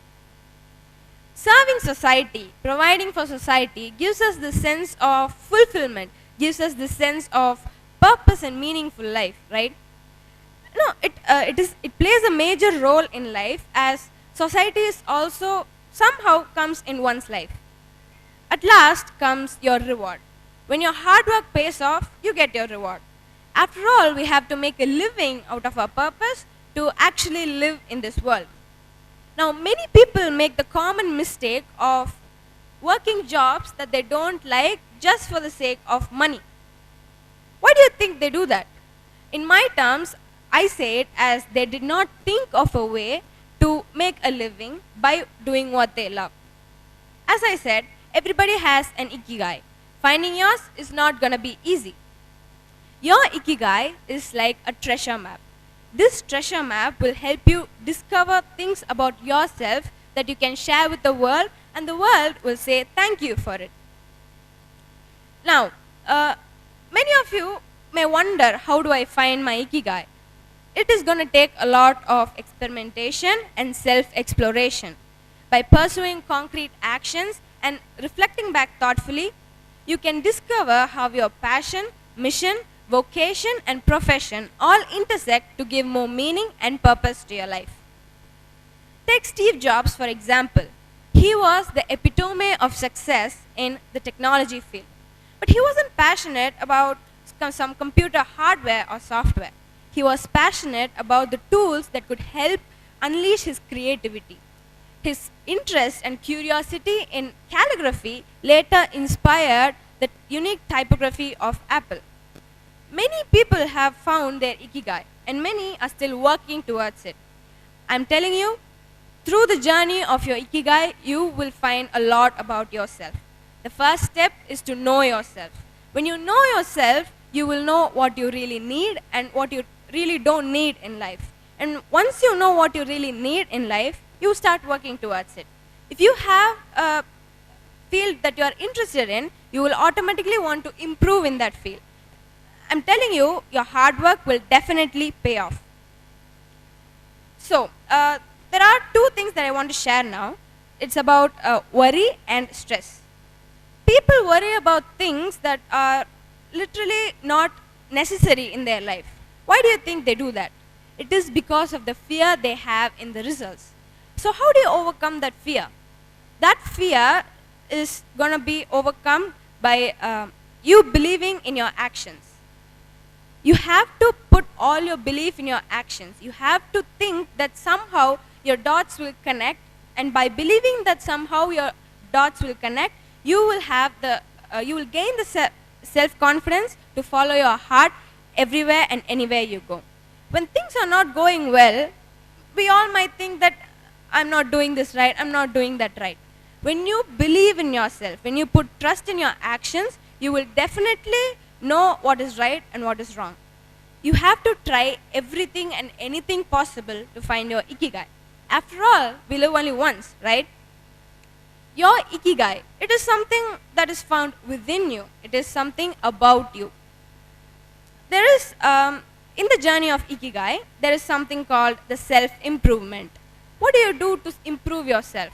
What do you do to improve yourself that you can be better in your life? You know, there are a lot of things, but one of my favorite things is that about your way of thinking. It is called the bullet train thinking. How many of you know about bullet trains? Yeah, they are the fastest train, right? But bullet train thinking is not about thinking the fastest way possible. It is something quite different. We have a story behind this. So in the year of 1958, note it, in the year of 1958, the Japanese government ordered the Japanese railway to find a method, to find a train that can connect Tokyo with Osaka. A few months later, after the JR introduced this project to them, the JR engineers, they found a way, they found a train that could travel at the average speed of 100 km per hour. Now, in the year of 1958, a train that is traveling at the average speed of 100 km per hour, that will break records. But the JR engineers, so confident about themselves, they went and showed these proposals to the JR executives. What they said completely put them in shock. The JR executives said that they needed a train that is twice as fast as this current train. That is, they needed a train that goes in the average speed of 200 km per hour. Now, the JR engineers were in complete shock. They literally were so shocked that they said that this is an impossible task to achieve. When the JR executives said that the budget is not the problem, we just want to have the train, the engineers were not in a place to reject the offer. 6 years later, in the year of 1964, the JR engineers came up with a train that could travel at the average speed of 200 km per hour, connecting Tokyo with Osaka. Now, that's the first bullet train that was introduced. Isn't that fascinating? In just 6 years of time, they created a train that was impossible to create. The bullet train thinking is a way of thinking that is completely different from others. Common people think in a similar way, but bullet train thinking helps you think in a completely different way, that is out of the box. What you're doing is take a note and write down an impossible task for you to achieve right now and start working towards it. A little bit of hard work regularly will definitely pay off. Remember, do what you love. Doing what you love is the main source that keeps you alive for a long time. Now, coming to the stress and worries again, we have two methods, two of my favorite methods that I would like to share here. One is meditation, as you all know. Just spend 5 minutes of your time. I'm not asking for 30 minutes or 1 hour. I'm just asking for 5 minutes. Spend 5 minutes of your day, of your whole day, meditating. Go to a place that you feel at peace, calm yourself down and take a deep breath. Leave all the worries out and just start meditating. Just trust me, within 21 days, you will start to see changes. Believing in yourself will make the complete difference in your life. So, we have seen one method. And what is the other? It is called the dwelt method. That is, doing what you love in time method. What does doing what you love, what does it do? It makes you happy. Spend 25 minutes of your day, just 25 minutes of your day, trying to do what you love. When you know that gives you happiness, why are you hesitating to do it? Again, I'm telling, you're afraid of the results. For example, let's take a man, a 10 times procedure for success. He fulfilled 8 of them. He's hesitating to do the 9th one. Why do you think so? It is because he doesn't have belief in himself. He lost all his belief and he's believing that something will go wrong. When your mind thinks that something will go wrong, it will definitely go wrong. Through the journey of your ikigai, you will definitely see the difference in your life. Not just a way of thinking will make you better. All your fitness, your health, and all that keeps you alive. A wise woman once said, if you have no work to do, you die. I completely agree with that. When roaming aimlessly in this beautiful world, it sounds like a shame, right? Now, ikigai, this concept has migrated from the island of Okinawa to the Western countries as finding your passion. What is finding your passion? It is something you love to do. Ikigai is a circle. It comes around your life and within you. You always find what you love within yourself. Spend some alone time. Think about what you like. Think about what you don't like. Remember, thinking will make the difference in your life. What does thinking do in your life? It's just useless. It's just not a good time to do so. Many of you may think like that. As I said, happiness is what makes you happy. Happiness is what gives you and keeps you alive for a long time. Now, there is a thing called koans, K-O-A-N, koans.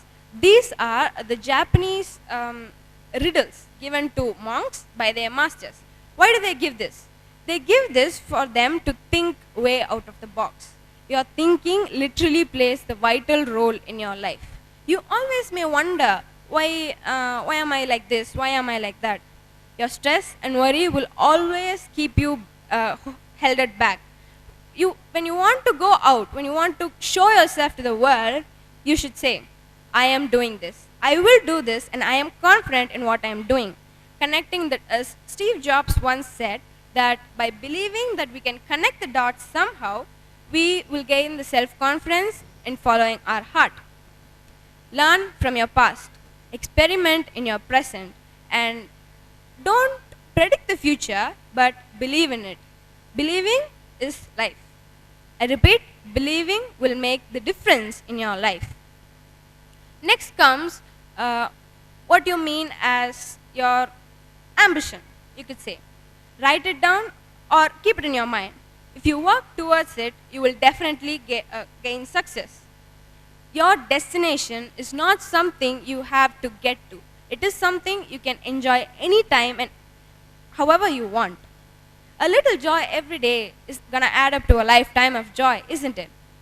There are just two ways there are just 2 days, special days in your life. One is the day you were born, the other is the day you realized why you were born. So when you realize why you were born, you find the purpose of your life. And what makes you find the purpose of your life? That is your ikigai. Now, ikigai plays the main role of believing in yourself, self-experimentation, your high expectations, your trust in your actions and all that. You have to believe in something, anything, your gut, your destiny, your fate, anything, so that you will have the confidence to follow your heart. So what does following your heart really give you? It gives you a lifetime of benefits. It makes you happy, and making you happy, you could live a long and happy life. A healthy way to live a life is to go on a balanced diet, exercise and all that. Health is wealth. Remember to maintain your health and always be conscious about what you do. Happiness is what makes you live a long life. Happiness is really what it matters. Happiness is all that matters. So I conclude by saying that we live just once. Enjoy everything and live your life to the fullest. Thank you. Despite the firm efforts taken by the government and others, we are being separated. Not actually so. We separate ourselves using a barrier. Yes, the barrier between us. The barrier between us, and I'm very sure. Imagine a situation where you are in MRT, you are scrolling through your phone, and then you take notice of this lady who's walking through the cabin saying hello, hello, hello to everybody, but no eye contact made. And you notice this man here who's also scrolling through his phone, and when he takes notice of that lady, he gives the raised eyebrows look. I was furious at that man's reaction. I then realized that lady was a special needs person. But what I also noticed was that that reaction was demonstrated by several people around the cabin. I kept quiet and dwelled on it. So special needs, huh? What is it? In my opinion, special needs is euphemism for disabled and separate. Disabled, it's a very common term. You may have heard it in many places. Disabled individual, disabled separate, and so on. But separate, have you ever tried to link the word separate with special needs? Maybe not, but I linked it. Let me explain you how. So here we are, the normal people community. In this community, we kids go to normal school, we go to normal work. All social families here are normal social groups. And then there is this barrier, and across this barrier is a completely different society where all families are special needs. They have their separate job, separate services, separate facilities, everything with a separate in front of it. Why this barrier, may I ask? What is the need of this barrier? This barrier is the discrimination of people in this community over them. Those people there, we have pushed them away, and in this way, we have harmed ourselves as well. Let me illustrate this to you with an example.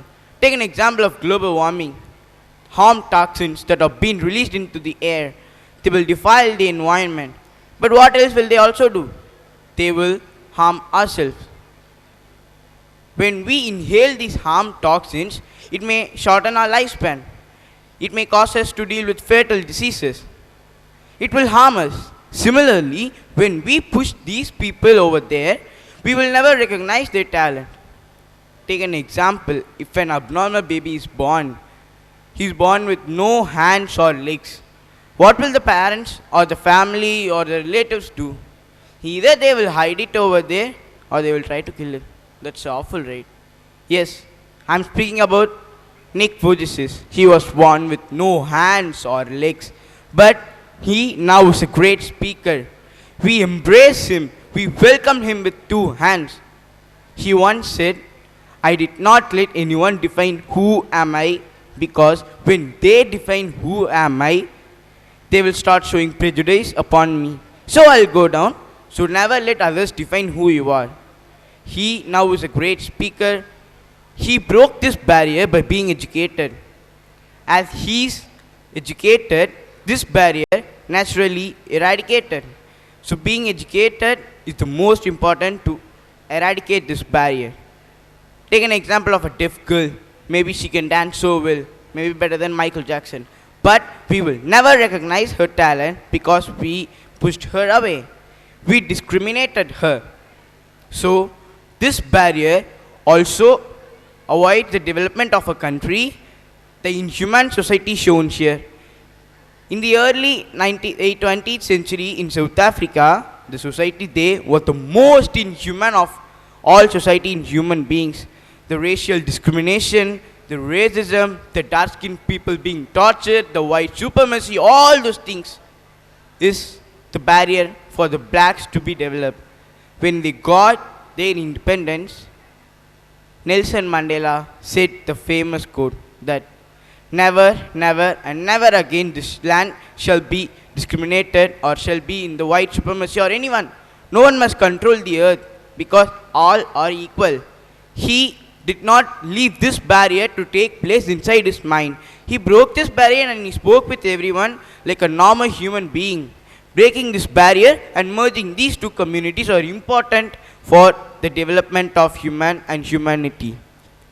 Social barriers. What is it? Social barriers depend upon the age, where you born, where you live, where you work, your religion, caste, class, all those things, right? How did this develop? In my opinion, this developed when people started judging others based on their skin color, based on their thoughts, based on the work what they do, based on their occupation, all those things. There are several factors that affect this sort of barrier. The 5 are racism, poverty, illiteracy, stereotypes, fear, conflict. There are several factors which supports this. Have you ever wondered how had Britain conquered us? They were able to do this so because they developed this barrier. They built this barrier, they strengthened it, and they played game alongside eventually. This barrier is a total disadvantage for human society. So racism, again a very awful practice which has been invented by humans. We discriminate people based on the skin color. That sounds so terrible, right? I'm wondering how people were able to practice this even though they knew that they will be discriminated, they will be tortured, all those things.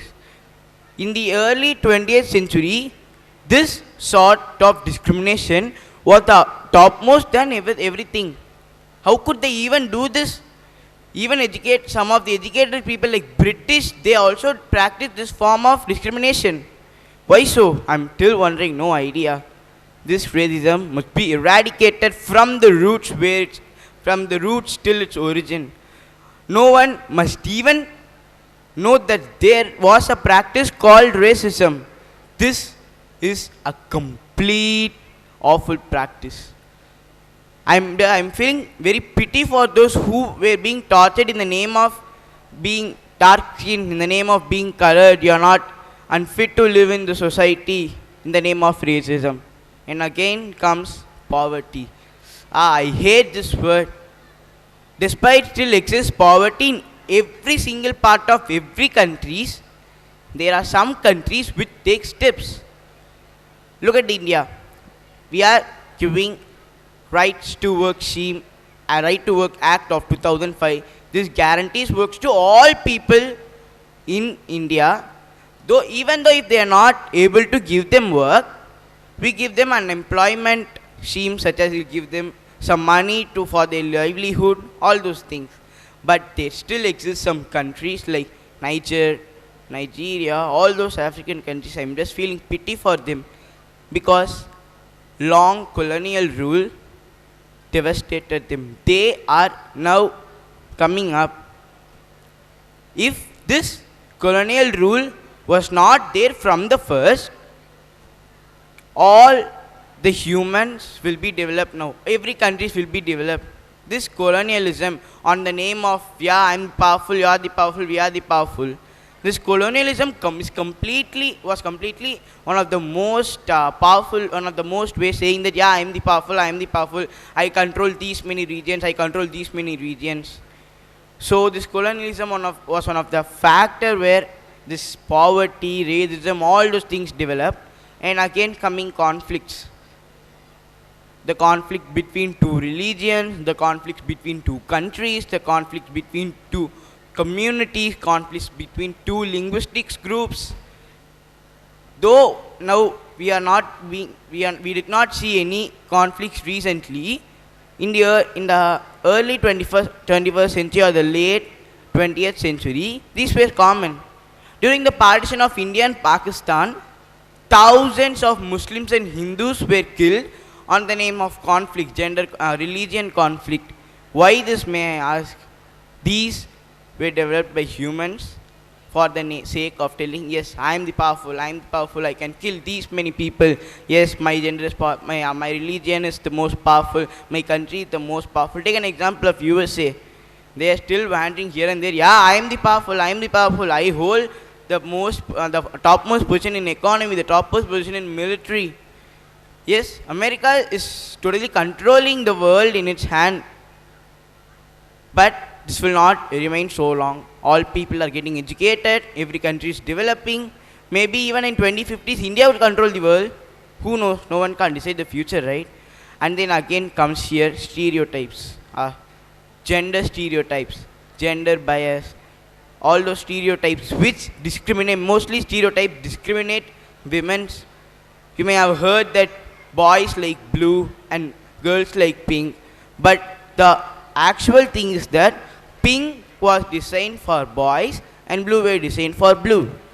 So later and later it completely changed, saying that girls like pink and boys like blue. Also there are some stereotypes that boys like balls whereas girls like dolls, all those things. And you may have also heard in many places that girls, they must be only at home serving the family, the husband, all those things, whereas men, they will go to job, they will work hard for the family. And this is why men are always considered at the top and women are considered low. If this stereotype is eradicated now, men and women will be treated equally, right? Am I right? Men and women will be treated equally. And one more thing is that this stereotype caused a huge impact on the economic livelihood of women, such that men are being highly paid and women are being lowly paid. But now these are just, they are telling so old fashioned. But still then we can see in agriculture, women are working hard, they are searching for job, they are wandering for job, but they get less paid. Men, they casually go to an interview, they get selected and they get high jobs. But now educated women, wherever they go to job, they argue for the manager or someone, the MD, that I need 5,000 or some amount more extra than him so that I'll be developed. And again coming here to this fear, rich and the poor, weaker and the powerful society, all those things. Poor, you may have seen that riches won't mingle with the poor and poor won't mingle with the rich. This is a kind of fear. They may say, yeah, he's rich, he can get whatever he wants, he can buy whatever he wants, I'm poor. So it will be a shame for me if I go and stand in front of him being rich, he can afford everything, whereas I cannot afford. These types of fear must be eradicated from the roots. Children who are learning must not learn that these fear are there, still exist in the world. If these are removed from the roots, the children of the next generation will mingle freely and there will not be any such kind of conflict, stereotypes, nothing. This fear must be removed from whole earth so that the next generation will eradicate this racism, stereotype, this discrimination, gender bias, all those things. This fear plays a major role in building this social barrier. So fear, it can also be defined in another way, that you are getting nervous or something, you are afraid to go and do the jobs. For an example, if a boy, a girl who gets most amount of chances he will not feel afraid. He will just go casually, talk and come. But if a person who did not even get some chance and is newly given the chance, he would be feared, right? Always don't stick on to the person who does well, and also give the chance to those who are new.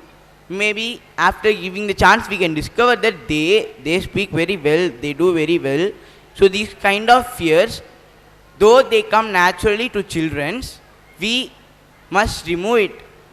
This removing process might be hard, but this removing process also enhances the children's participation, the development of country, all those things. Whenever the child is given the chance to do something, he will become better and better day by day. Gandhi once told, be the change you wish to see in the world. If you want that kind of child to be developed, give him the chance and break this barrier that though he is not interested, give him the chance. Such that you can break this barrier. He is not interested, so we should not give him the chance. He is interested, we should give the chance only to him. All those things. So giving chance equally will enhance the development of the child, so that some of stereotypes will also be eradicated. And the most major thing in the building of this barrier plays between prejudice. The rich might have, he's so poor, he can't afford anything, let me not mingle with him. The poor, he's very rich, I'm feeling jealous of him. I would like to try to be rich as him, I would be happy, great, so happy. This prejudice, though this existed at its greatest peak in the last few decades, now it's gradually being decreased because of the development of the countries. All are being given equal chances. Prejudice must be eradicated from everyone's mind, as a result of which everyone will be seen equally. For example, there is a global disaster where an asteroid comes and hits Earth. No one will live such a long life hereafter, henceforth everyone will die. So in this time, mostly the richest will be given the first chance and the poor will be given the last chance. If the prejudice of rich must live longer and the poor must live shorter is eradicated, all will get equal chance. Sometimes the rich will get the first chance, sometimes the poor will get the first chance. So breaking the social barrier and merging these two communities is the most important of all. I would like to conclude by saying that don't judge a person based on his disability, but by his ability, because the ability of a person determines who he or her is. Thank you. December 26, 2004, a tsunami hit, destroying the lives of thousands. A God that doesn't interfere is indistinguishable from a God that doesn't exist. Good evening, everyone. I'm Maya Muthukrishnan of grade 8, here to share my view on a controversial yet a crucial and important topic in today's world. Does God really exist? This has probably been one of the most debated topics in the history of mankind. Scientists, scholars, and philosophers spend their lifetimes trying to come up with theories that disprove the existence of God, only to have their theories cruciated by other scientists, scholars, and philosophers. I'm not here to tell you that God does exist or to tell you that God doesn't exist. I'm just going to make you think. You're going to be the ones that decide. So, does God really exist? The formation and probability of the universe. The universe, as we know, was created in the Big Bang theory. The Big Bang theory requires the universe to be created from nothing. From nothing, nothing comes. Then what created the universe? There must be a cause which brought the universe into existence. There must be something that caused this explosion. And this something, people believe, is God. What are the chances that Earth had the perfect amount of oxygen, perfect amount of nitrogen, perfect amount of water, and is the only planet able to sustain life? Science states that if the expansion of the universe had been greater by 1 part in 100,000 million, the universe would have exploded into a huge fireball and none of us would be here today. These chances just seem too good to be true. So people believe that there must be a mastermind who designed the universe in the way that it is. And this mastermind, people believe, is God. But it could also be that people just created God as an answer to all the mysterious things they couldn't explain. Early people were afraid of any phenomena which they couldn't see, know, or understand. These included sunrises and sunset, climate change, seasonal change, rain, and all that stuff. In such moments of vulnerability, people created a greater force that in their minds would protect them and in their minds would save them. And this greater force or unknown force was deemed as godly. God is just a social construction. The feeling of God does not arise instinctively or naturally in human beings. It arises when someone else teaches us about God. It arises when someone tells us about God. Today, as science and technology has developed, we have more reasonable and logical answers to unknown incidents. These explain the world so much better than the existence of God. Now, rather than God being the best explanation for everything, it's God that requires explaining. So everything which we believe on the basis of proof. This proof may not always be rock solid. For example, media claims. They don't always have rock solid proof. But there is a standard to which we set our belief. And things that don't meet the standard, for example, tooth fairies. We don't discard them as impossible, but extremely unlikely. But God. People believe God without any kind of proof or any kind of evidence.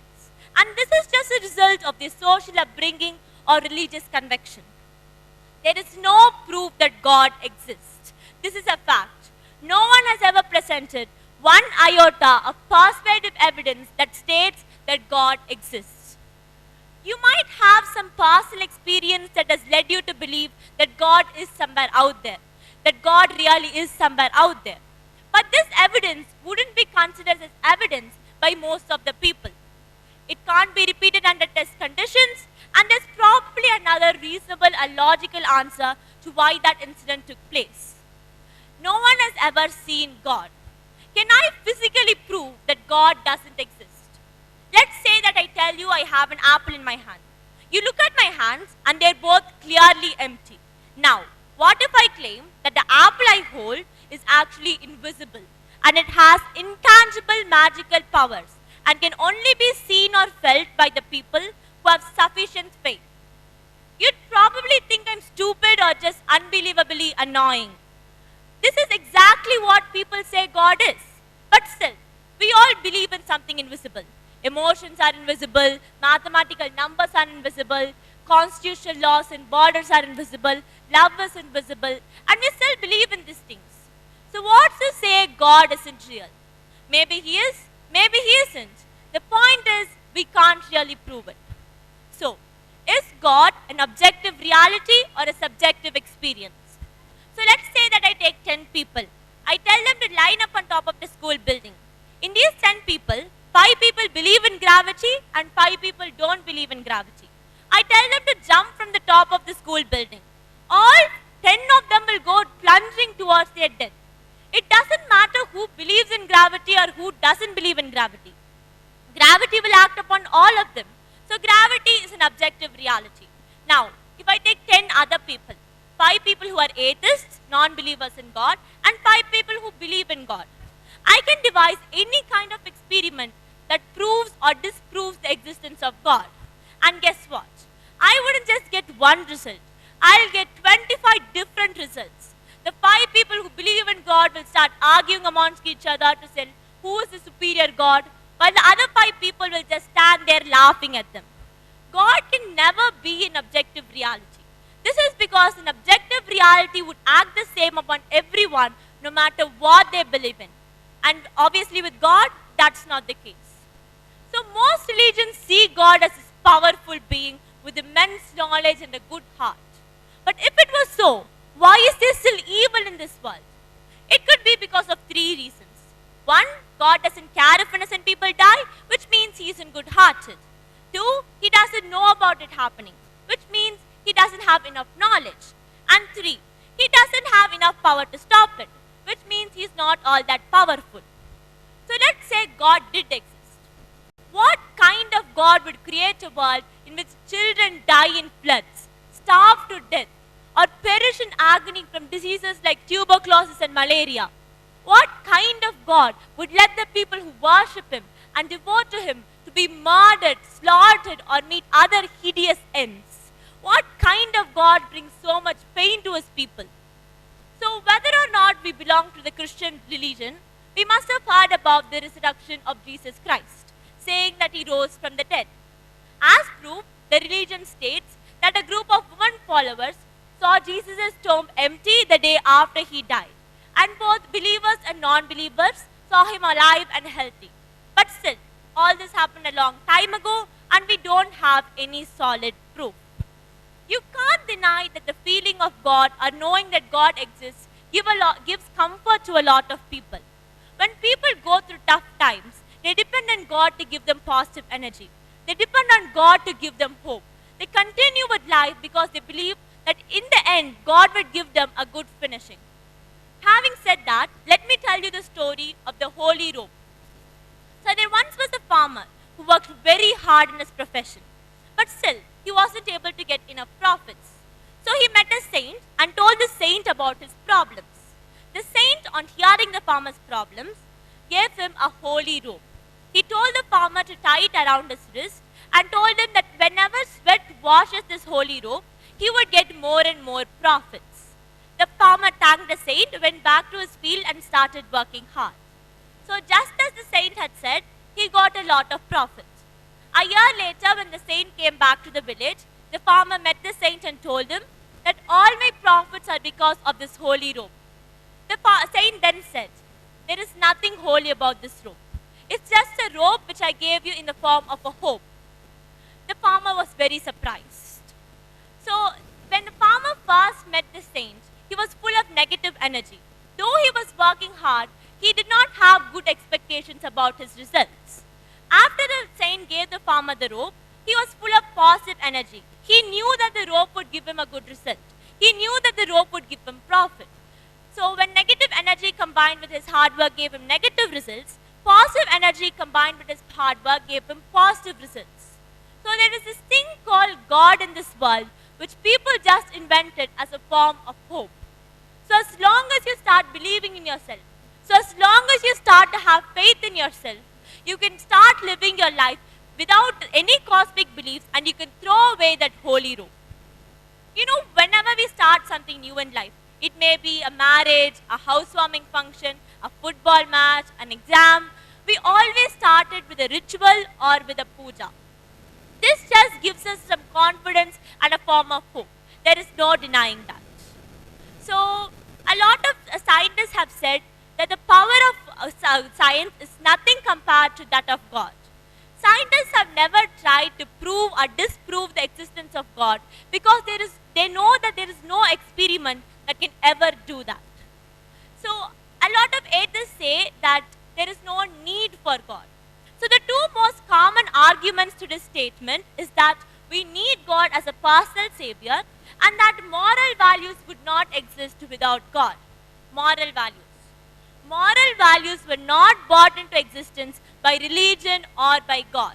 You don't need a commandment to tell you that killing or raping is wrong. And you definitely don't need the threat of a cosmic force to tell you or to tell you to do what is right. And then, as a personal savior, do we really need God as a personal savior? Some people might. Some people might need God to give them hope about some unknown things about the universe or some tough things in life. But it is misleading to say that we need God. There are a lot of people in this world who survive perfectly well without the belief in God. Over the years, belief in God has caused a lot of discrimination and disunity amongst the people. People from the higher caste used to preach God and hence were considered higher than everyone else, and people from the lower caste were not allowed to enter inside temples. This just caused a lot of discrimination based on caste. So, even if we were to believe in God, which God would we believe in? There are tons of gods and faiths in this world. Buddhists, Jains, Greeks, Christians, Hindus, if we were to believe in a God, which God would we believe in? Which faith would we believe in? This question again brought a lot of disunity, clashes, and fights amongst the people. So, over the years, God has caused a lot of this disunity, clashes, and just no uniqueness amongst the people. So, there is this saying of Dan Brown: when it comes to a life or death situation, God and faith doesn't protect you. Medicines and airbags, those are the things that protect you. Faith doesn't protect you. Intelligence protects you. How long has it been since someone walked in water? Modern miracles belong to science, technology, robots, space stations, and vaccines. Everything from the divine miracle of creation to matter from nothing, everything can be achieved in a lab. Who needs God when we have science? Science is God. But even science hasn't been able to prove or disprove the existence of God. As of today, we don't have any proof that God does exist. And we don't have any proof to say that God doesn't exist. So in the end, it's up to each and every individual to believe in what they think is right. As long as you stop forcing or questioning others' belief, we all can live a peaceful life with or without God. So God might give you all the positivity and hope, but He also brings with Him all the discriminations and clashes. So in the end, it's up to you. Does God really exist? Thank you. Hi everyone, I am Sharvesh Baran. To speak about something today, I pondered over a wide range of topics, starting from age-old ones like my favorite leader, pollution, to recent ones like robots,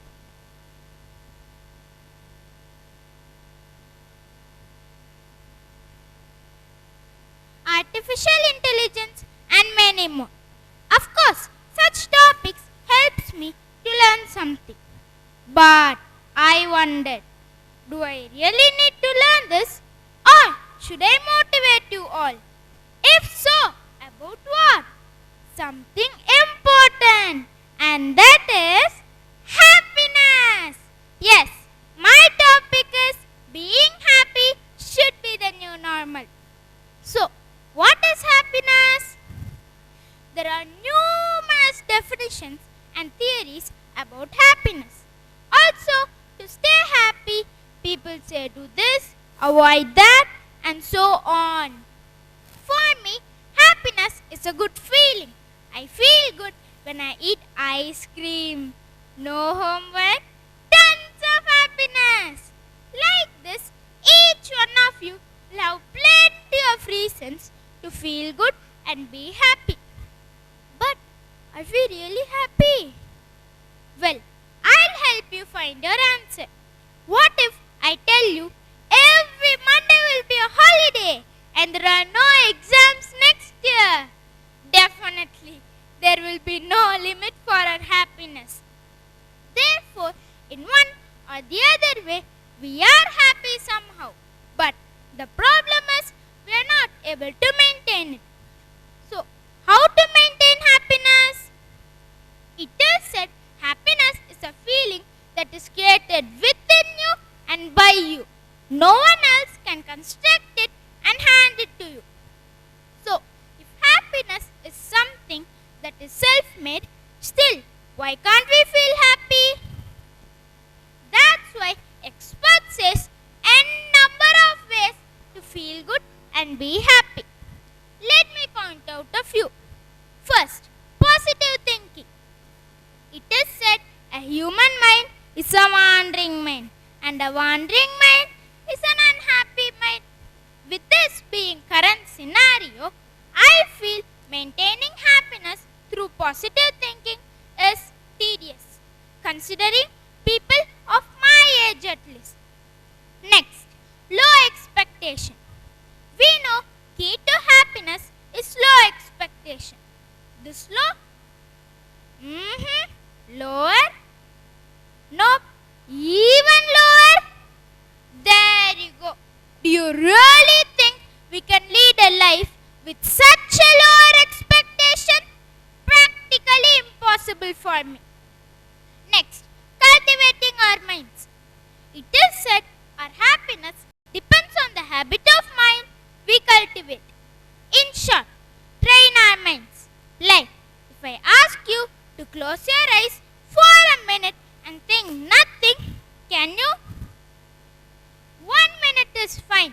A minute longer? An hour? Highly doubtful. Well, positive thinking? Tedious.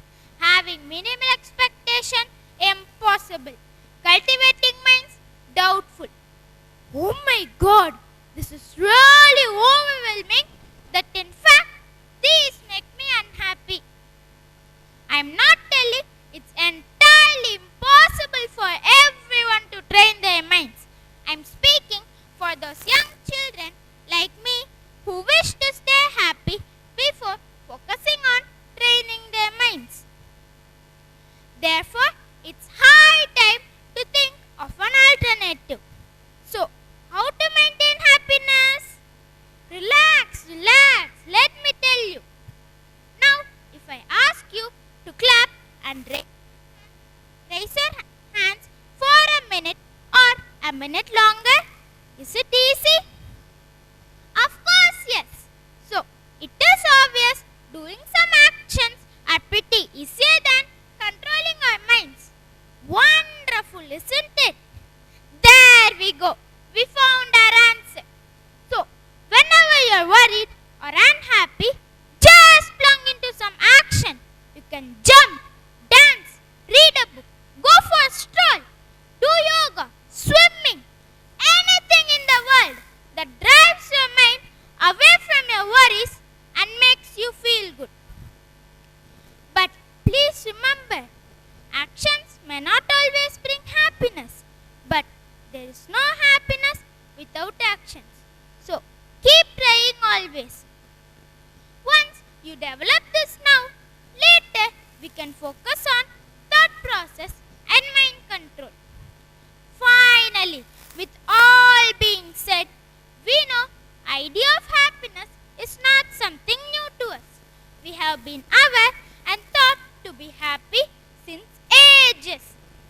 It is rooted in every living creature on this planet. But when a sudden, undesirable thing blows off, that's it. There comes all the unwanted weeds popping up like stress, depression, frustration, fueled by anger, hatred, jealousy, and so on. In order to deal with these painful realities, we seek to cut off our feelings. As a result, we'll begin to miss all the joys life has to offer. Not only this, we'll also stop pursuing our goals, thereby giving up everything in our life. Eventually, doors to happiness are shut. This is not exactly the pretty picture of happy people on a happy planet, right? In short, I can say we are becoming richer. We are becoming richer than ever, wiser than ever, and also unhappier than ever. That's why I emphasize being happy should be the new normal. Also, we should realize normal means not only being happy each moment. It's highly impossible and also unnatural. So, keep trying always. Once we understand the ups and downs in our life are normal, we can easily stay happy. There are so many beautiful things in our life to be happy. So, let's find one and make the journey joyful and meaningful. So, no matter how sick or tired we are, there is still one thing that doesn't change. We are still here and our life is too short to worry. So, I would like to conclude saying, though happiness is a choice, it is up to you to choose it. So, please choose it. Be happy. Not only everything is good, but you are looking at the good side of everything. Being happy never goes out of your style. Be happy, enjoy each moment. Thank you. Somewhere something incredible is waiting to be known. Good evening to all.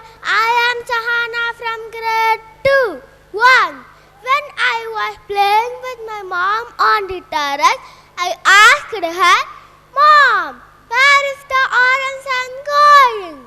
She replied, "Sun is setting down." Later, I came to know sun is not moving, but the earth does. Earth is not flat shape, but it is pear shape. Also, there are objects or terrestrial bodies beyond the earth's limit. This made me curious to learn about solar system, and I aspired to be an astronaut. Astronauts are people who travel into space. Most astronauts live and work on the International Space Station. ISS is a huge spacecraft that travels around the Earth. Before they can go to space, astronauts must get trained for at least 2 years. Astronauts go to the ISS in a spacecraft called Soyuz. It travels into space in a rocket. Once the rocket reaches space, parts that are not needed anymore fall away. The booster rocket drops off Earth. The nose cone is null. The rocket body is lost. About 6 hours after taking off, Soyuz reaches the ISS. ISS is made of lots of small rooms joined together for lab, storeroom, sleeping cabin, toilets, etc. When astronauts go outside the ISS to make repairs, they have to wear a spacesuit. Spacesuit has backpack which carries air for breathing. Astronauts do experience to find how different things behave in space. Let me tell you, a small incident happened in there. One day, when Sir Isaac Newton was relaxing under an apple tree, an apple fell on his head. "Ouch!" she said, and his head hurt. This made him think, why objects are falling down and not going up. Later, she discovered the Earth's gravity. Outside the Earth, there is no gravity. There is no air. Everything floats. An ISS sleeping room has a sleeping bag fixed on the wall, so it doesn't make astronauts float when they sleep. In ISS bathroom, astronauts are careful not to waste water. Their toothpaste is safe and hollow, so they don't have to rinse it away. ISS toilets don't flush using water. They suck waste into tanks. Now let's see about solar system. Sun is at the center of our solar system, and all the 8 planets revolve around the sun. There are 4 inner planets and there are 4 outer planets. The 4 inner planets are Mercury, Venus, Earth and Mars. Mercury is the iron planet in our solar system. It is the smallest and closest planet to the sun. It has only 88 days and has no moon. Venus is the hottest planet and the size is same as the Earth. Third planet is our Earth, the only planet having life on it. 70% of Earth is covered with water and 30% of Earth is covered with land. There are 24 hours in a day and 365.26 days in a year, and with one natural satellite, the Moon.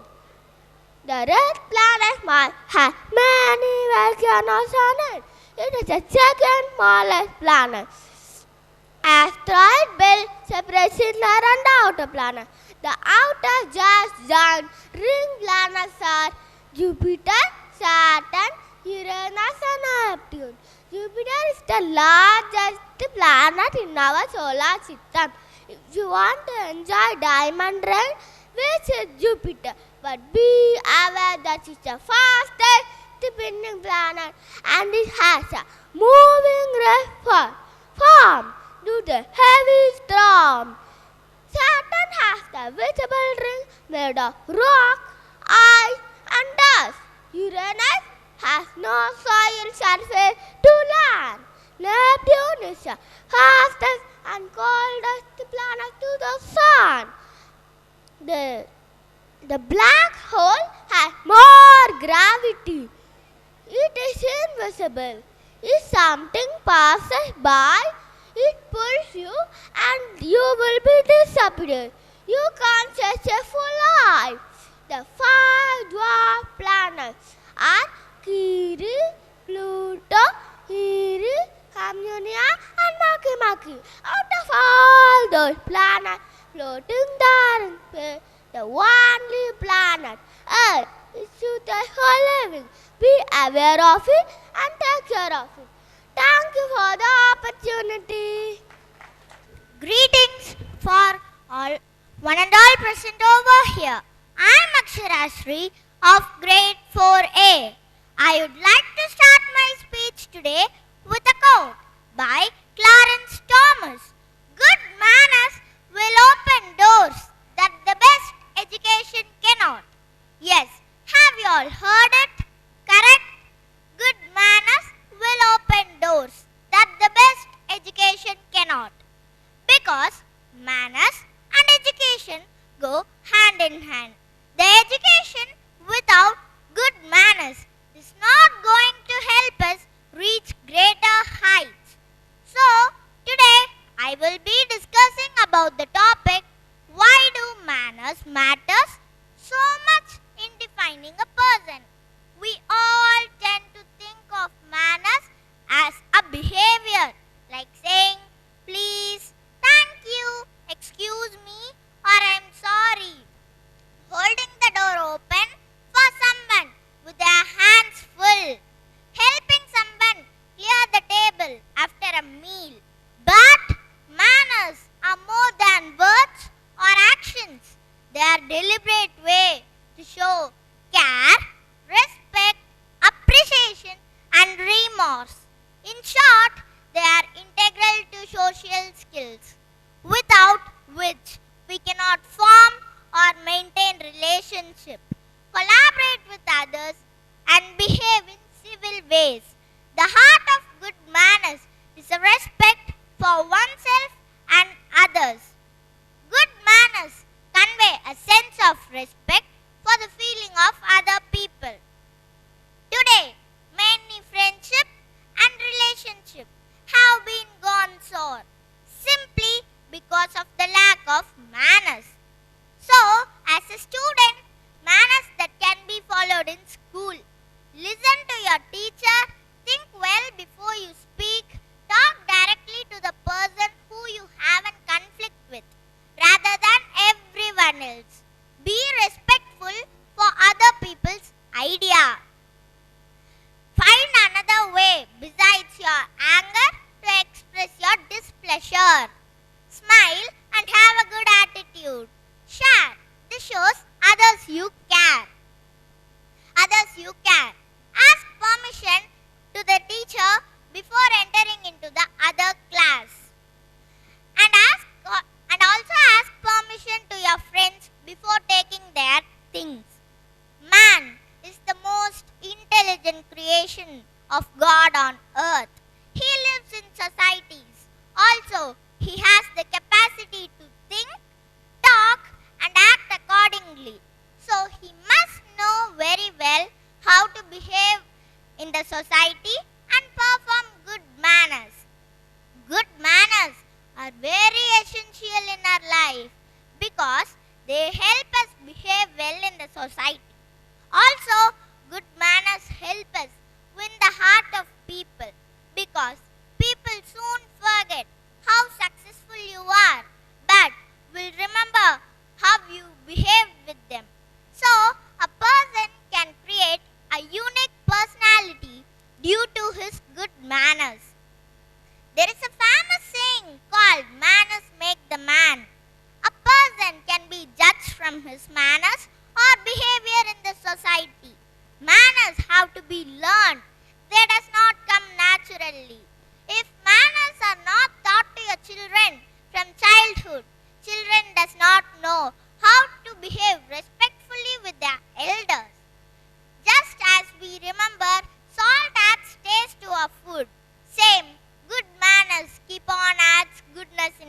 life.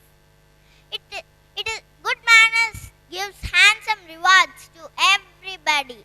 It is a mirror of our soul. So it is very important that we give a good image of ourselves. Good manners give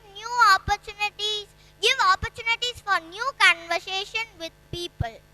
Hence, it is the ultimate success in our life. Before the conclusion, a small story. Once, in a village, there lived a boy named Somu. He speaks very rudely with others and has all the bad manners. He also will not be polite with kids. So once his friends decided that they might not speak to him, and his progress was literally down in his school. And one fine day he realized that all the mistakes that he have done. But his friends or teachers does not believe him. So from that day he started to practice good manners like greeting others, helping others, sharing things to his friends, and being polite with kids. So from that day his friends and teachers have believed him, and his friends started to speak with him, and his progress was gradually improved when he concentrated much in his studies, and teachers appreciated him. He thought that to succeed in his life he needed much good manners and followed good manners, so he succeeded more in his life. Finally, I come to the conclusion of my speech. Manners really do matters. Just by holding the door open or saying kind words, you will notice the change in people, that how they think about you. When people try so hard to get a good impression of other people, they think and care so much about what other people think of them. Now, don't you all think manners really do matters? Thank you for spending your time with me. Hi, I am M. Rakshan. I am very interesting to play chess. That's why I have chosen this topic here. All parents want their children to grow up physically, mentally, and emotionally. Playing the game of chess gives many advantages to children, especially by playing chess. The children can improve their time management, concentration, memory, self-control, hard work, etc. In my person, after I started to play chess, my time management, concentration skills are improved much more than before. Chess is a game of action and reaction. When your opponent makes a move, you not only need to understand their intentions behind the move, but also need to predict what future moves they will make. In addition to this, you yourself need to think many moves in advance. This action of projecting your moves in advance is a necessary component in critical thinking. Chess game was invented some centuries ago in India, then it travelled to Persia and then Europe later. Chess is a game that is played between two players. Each player starts with 16 pieces, 8 pawns, 2 knights, 2 bishops, 2 rooks, 1 queen and 1 king. The main goal of the game is for each player to try and checkmate the king of opponent. Chess is popular and is often played in chess competitions called chess tournaments. I have also entered in many chess tournaments and won cash prizes, medals, certificates in district and state level.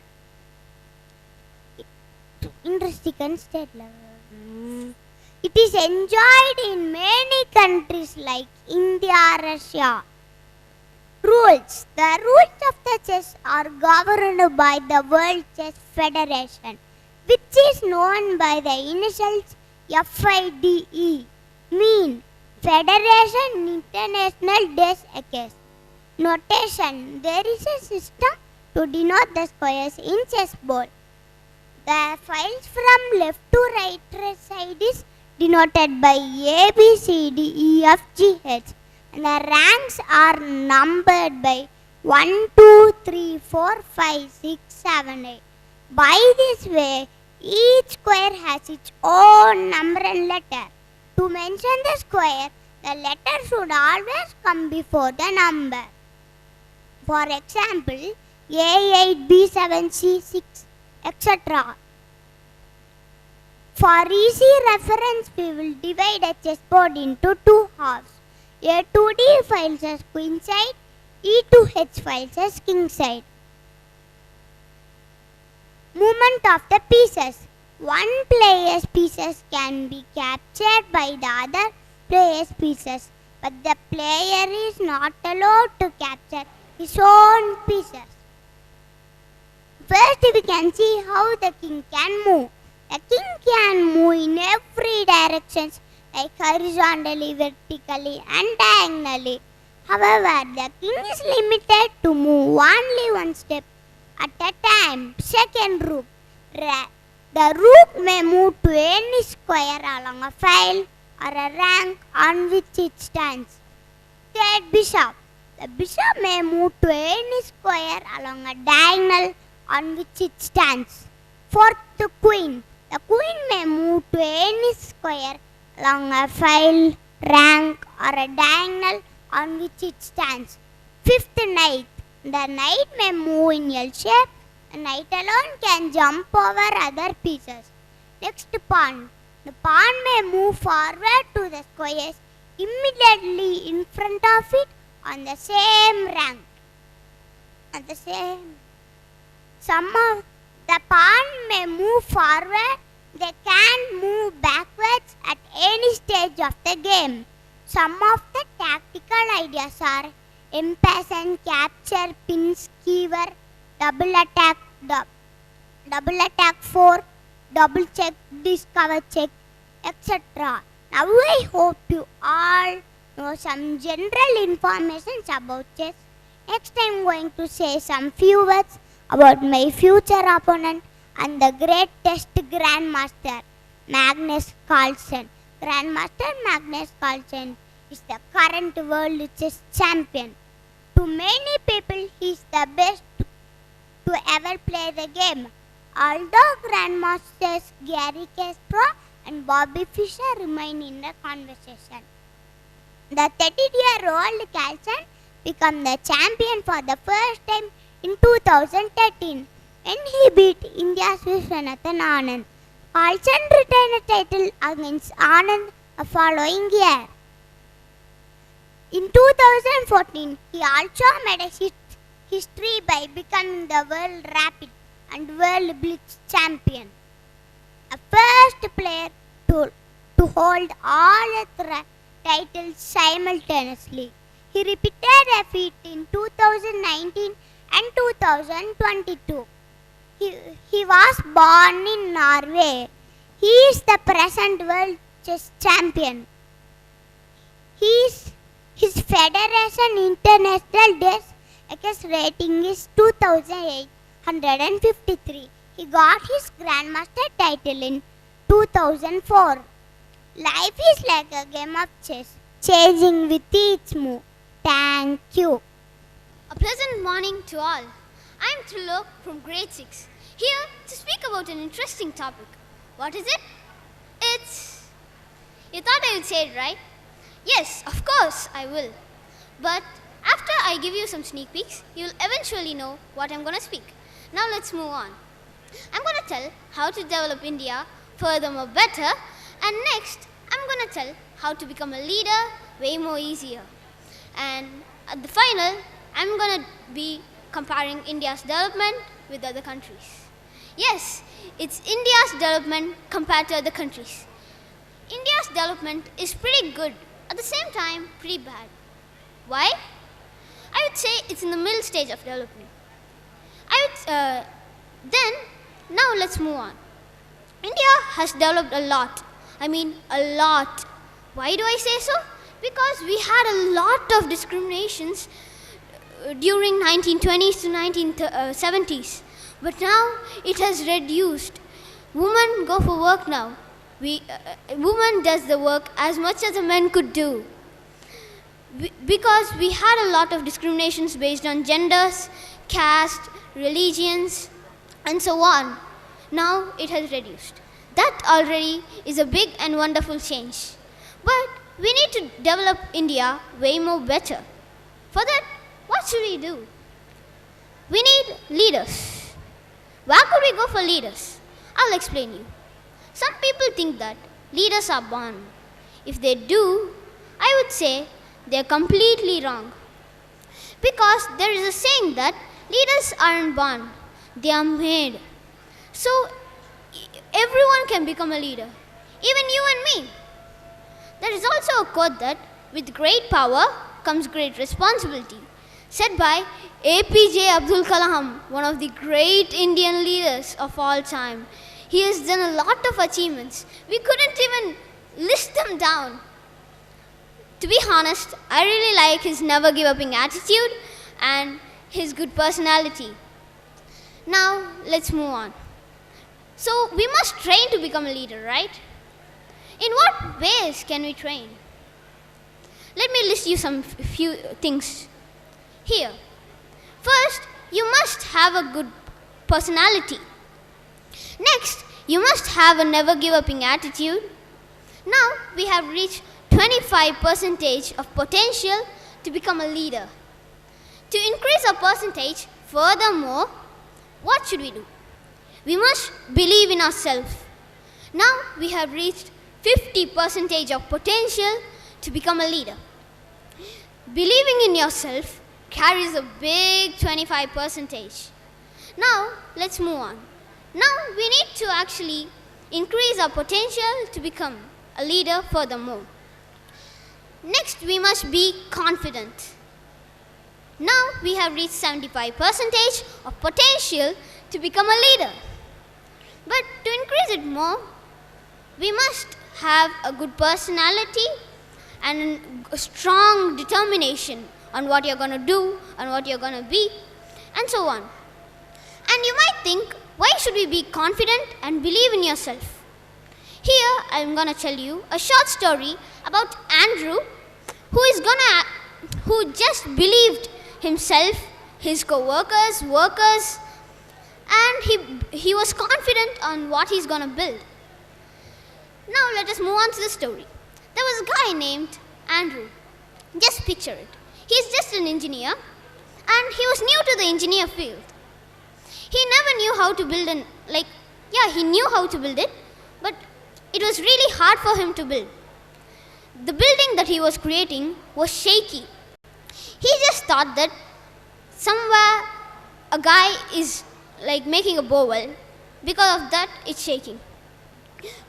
He never knew that his building was gonna collapse. The next morning, the half floor was demolished. Andrew wasn't sad, wasn't scared. You might think, how? Here, Andrew was being confident on his next work.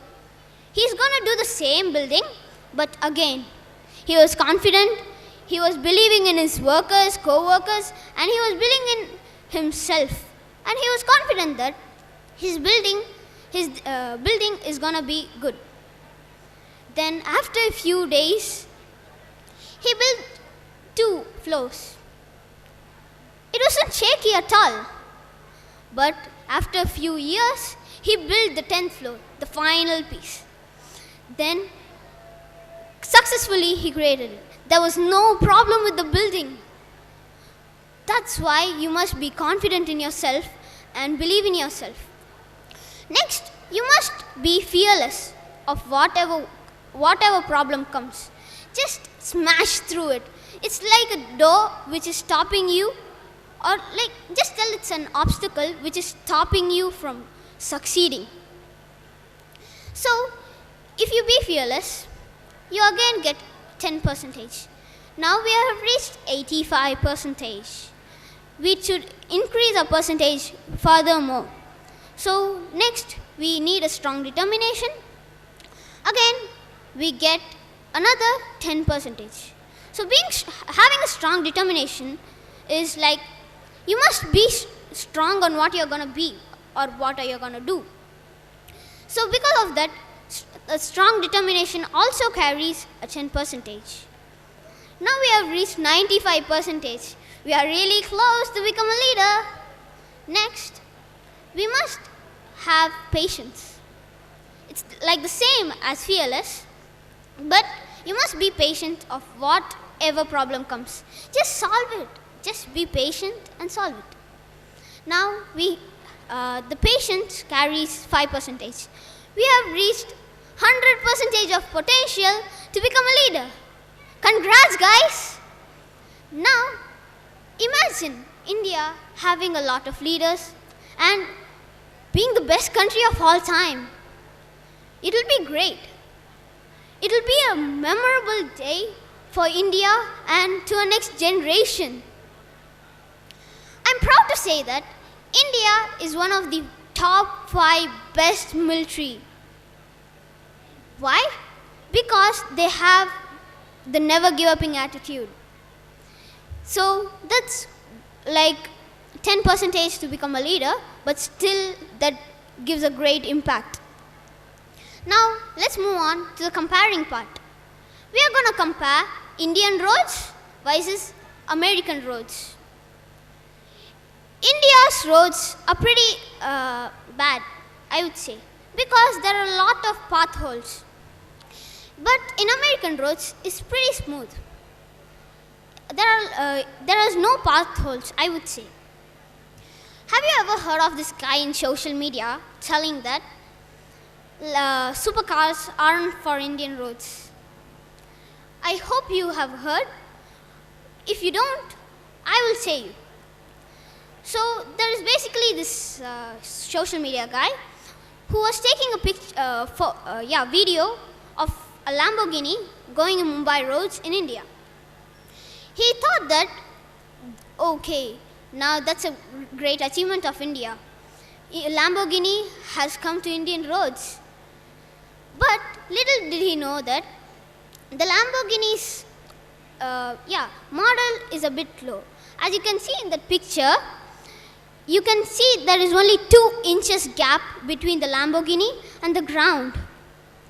Because of that, it got scratched under it. The owner of the Lamborghini just thought it's like a small scratch. But still, the owner of the Lamborghini paid $5,000. Just imagine $5,000, almost 5 lakhs in Indian rupees. So it cost him a lot. But little did he know that the total engine was damaged because of it. Because of this, he needed to pay more. Now he's gonna go broke. But in American roads, it's pretty smooth. Everyone can go there. So I give a point to American roads. Moving on to the second round of Indian roads versus American roads. I'm going to be comparing Indian speed breakers comparing to American speed breakers. There are less speed breakers in America and there are a lot of speed breakers in India, which I would say it's pretty annoying. Why? But people also think it's pretty annoying because there are a lot of speed breakers. We should slow down, speed up, slow down, speed up, slow down. Yeah, that's not nice. But I would say that speed breakers actually prevent accidents. But still, we have higher accident rates in India, more than America. I will say you in the third round. Now moving on to American roads. It's really smooth. And there are less speed breakers comparing to India, which is not annoying. And actually, there is a thing. People follow the speed breakers in America. Almost everybody. But in India, some people don't follow the traffic rules of India. Because of this, the accident rate is really high. So I'll give a half point to India for all the speed breakers, and to America I'll give a half point for everyone like obeying or abiding the traffic rules. Now moving on to the third round of Indian roads. I'm going to tell the accident rates in India versus America. We have a lot of accident rates in India compared to America. This is because no one is actually obeying the traffic rules, as I said before. Then in America, people actually need to obey it, because if they don't, they are caught in a high penalty. How? Because there are a lot of sheriffs around in America. They have a speedometer thing, which sees the speed of a particular car. But in India, yeah, in some cities we have it, but still it isn't more efficient, I would say, because people are still not obeying, because they are not getting high penalty. They are just paying $2,000, because 2,000 rupees. Because of that, they just think that's just a normal rule. Now let us move on. I'm going to compare Indian cars compared to American cars. So mostly in India, we have only petrol cars. So let us choose petrol cars. And next, mostly in America, we have only electric cars, like a little electric cars, like Tesla. Let's take Tesla. So in India, the cars are low in mileage, I would say, because there is a car in Tesla, Tesla Model S Plaid. It goes 0 to 60 km per hour in 6 seconds. Wow. Yeah, this is not in the comparing part, but I'm just giving you general information. So in Tesla cars, you can see there is an autopilot. So that's really good. You can rest, but in Indian cars, we don't have autopilots. We should just go. Yeah, we should just go. Yeah, it'll be boring and we will get tired. But we must actually focus on the road in Indian cars. But we no need to focus on the roads in American cars like Tesla, because there is autopilot. But still, the autopilot isn't advanced enough. So we should actually obey it or sit in the driver's seat. So I give 1 point to America and 0 points to India. I would like to conclude my speech by challenging all of the future leaders and IAS and so on, and change India, guys. I hope you liked my speech. Thank you. Warm greetings to one and all present here. I am Adilya Renkuma. A friend in need is a friend indeed. Yes, let us walk through the streets of nostalgia and relive the precious essence of friendship that we all have experienced. Friendship is one of the beautiful treasures that life has ever given us. It is a sensitive, delicate bond between two close individuals. When I say the word friendship, the first thing that comes into my mind is a phrase: united we stand, divided we fall. When I say this phrase, I remember a short story. Once upon a time, there was a farmer who had 2 sons. The 2 sons were constantly fighting. Tired of their constant bickering, the farmer decided to teach them a lesson. He bought a bundle of sticks and gave it to each of his sons. He said, "Try to break these sticks." The 2 sons tried, but both of them were unsuccessful. Now, he opened the bundle and gave a single stick to each of his sons. Now they were able to break it easily. "You are just like the sticks," the farmer told his sons. "If you live in peace and harmony, nobody can take advantage of you. But if you keep fighting and bickering, people can easily take advantage of you." The sons understood what their father was trying to say, and from that day onwards, they never fighted. I am sure that each one of you has a friend. Well, a true friend is someone who helps you and respects you in every time. A friend is someone that you can choose. You can't choose your mother, your father, or your inner circle, or your outer circle of your family.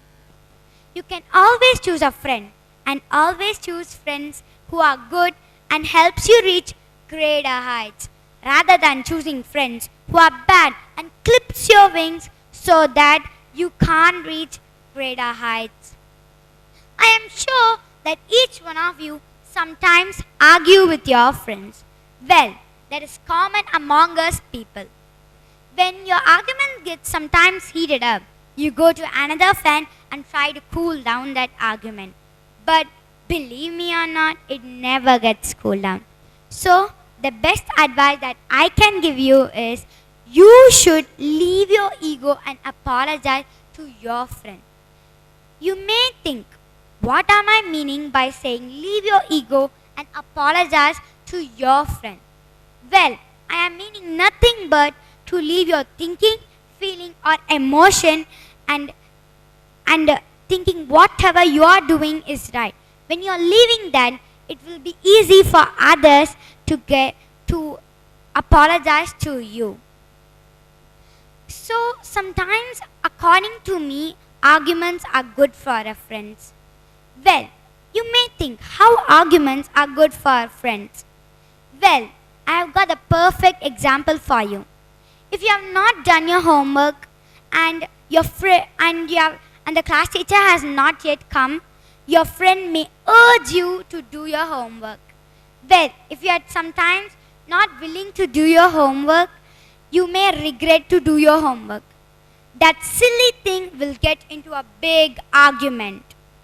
So, remember that a good friend would always think for the best of you. Once I used to wonder what makes friends so special. Well, having friends wherever I go, I am sure that friends are the best kind of people we have in our life. A friend can even be your unpaid therapist. A friend can even bring you out of any mood swings and can cheer you up even if you don't want to feel better. A good friend is one of the greatest gifts of life. Cherish your friend and the moments you spend with your friend because they make the future of you. Once I used to wonder, what makes friends good?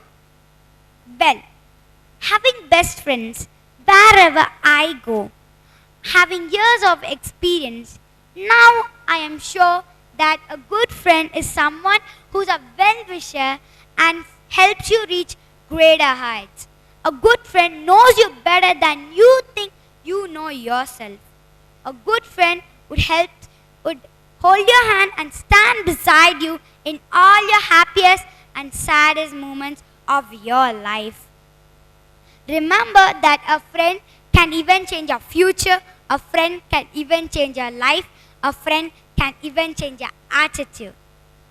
You may have any number of friends wherever you go, but only 2 to 3 friends are very close to you. Well, they are called best friends. For example, I have got 2 best friends in my class. As you see, I care for them wholeheartedly, that even if anyone scolds them, I will hold their hand and stand beside them.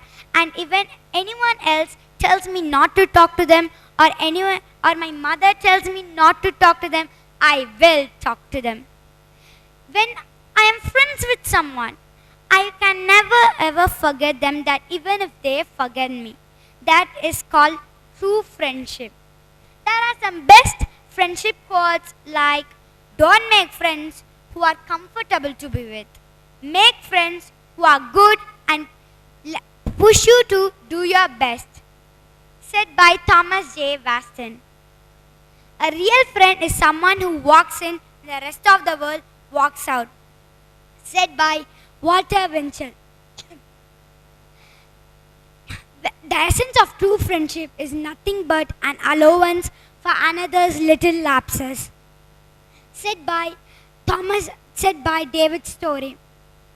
You may have so many friends during each stages of life, but only lucky ones have the same friend during each stages of life.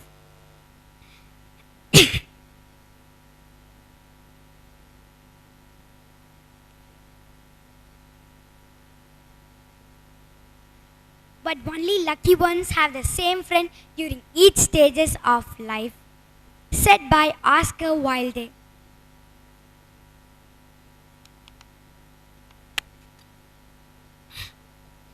If you live to be 100, I hope I live to be 100 minus 1 day so that I can never ever live without you.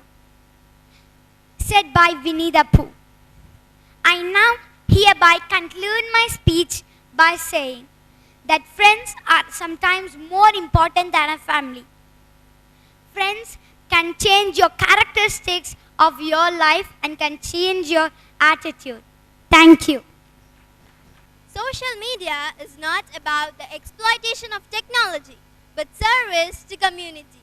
Greetings to one and all present over here. This is Lakshita. What is social media? We know it, but this quote says that social media does service to community. But how? How does it service? In what are all the ways does it service? Keeping these questions in mind, you might have an assumption of what I'm going to speak. Let's continue. Social media is an interactive, computer-mediated technology that allows you to share various ideas, information, career interests, and other forms of expression through apparent communities and worldwide network. We all use social media, so we have an idea of it. But have you ever thought, how does it create an impact on education? Social media expands your point of view on different subjects, and it also highlights the original content. The utilization of social media on education helps parents, teachers, and students to get more valuable information while connecting with learning groups and other educational systems. We students can benefit ourselves through online tutorial classes through YouTube. These social networking sites and websites provides us with a lot of chances to improve our techniques and learning skills. Social media has the potential to change a teacher's pathway in teaching. So, social network tools afford schools and institutions with multiple opportunities to improve their learning methods. The great thing about using social media is that you soon get to know who the experts are in different subjects and fields. Now you might think, why should I get to know who the experts are in different subjects and fields? I'll tell you, there is a reason.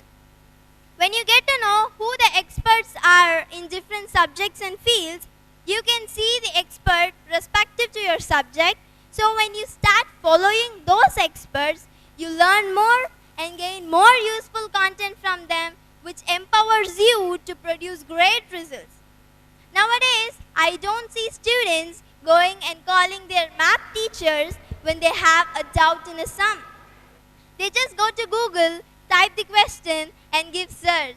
The Google gives the solution with clear explanation.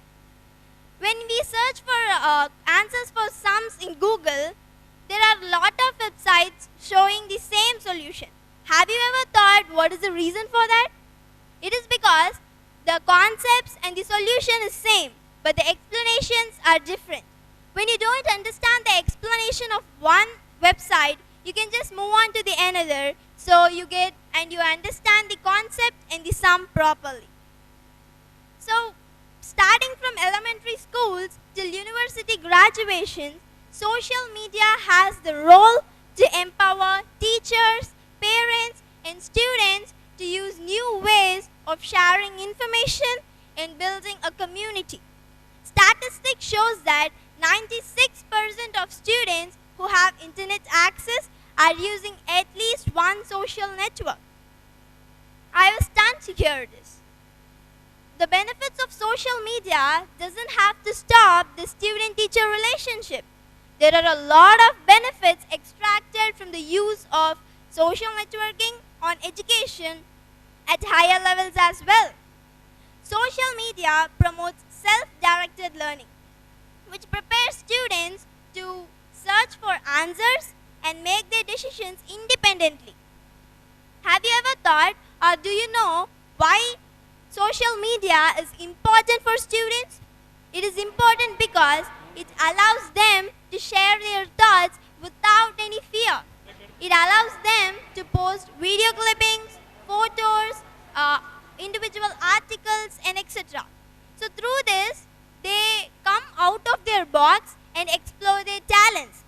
Social media also allows learners to discuss content about the course and share ideas and create groups to do activities. Here, I would like to add on 5 reasons why people use social media. The first reason is it stays up to date with news and current events. We all know social media provides us with the latest information with news and current events. The second reason why people use social media is that we can find more entertaining content in it. So when we feel stressed, we are in a bad mood and we wanted to get relaxed, we can use social media, we can see some entertaining content to relax ourselves so that we can move on to the next work actively. The third reason, it fills up our spare time. So when we have some free time and we wanted to spend it in our mobile phones, we can see social media platforms. But here I would like to mention one point very clearly. Using social media to fill up spare time depends from person to person. One person may spend it in a useful manner and the another in a useless way. I don't mean social media can be used only in a useful manner or in a useless way. It differs or depends from person to person. The fourth thing, we can stay in touch with our friends.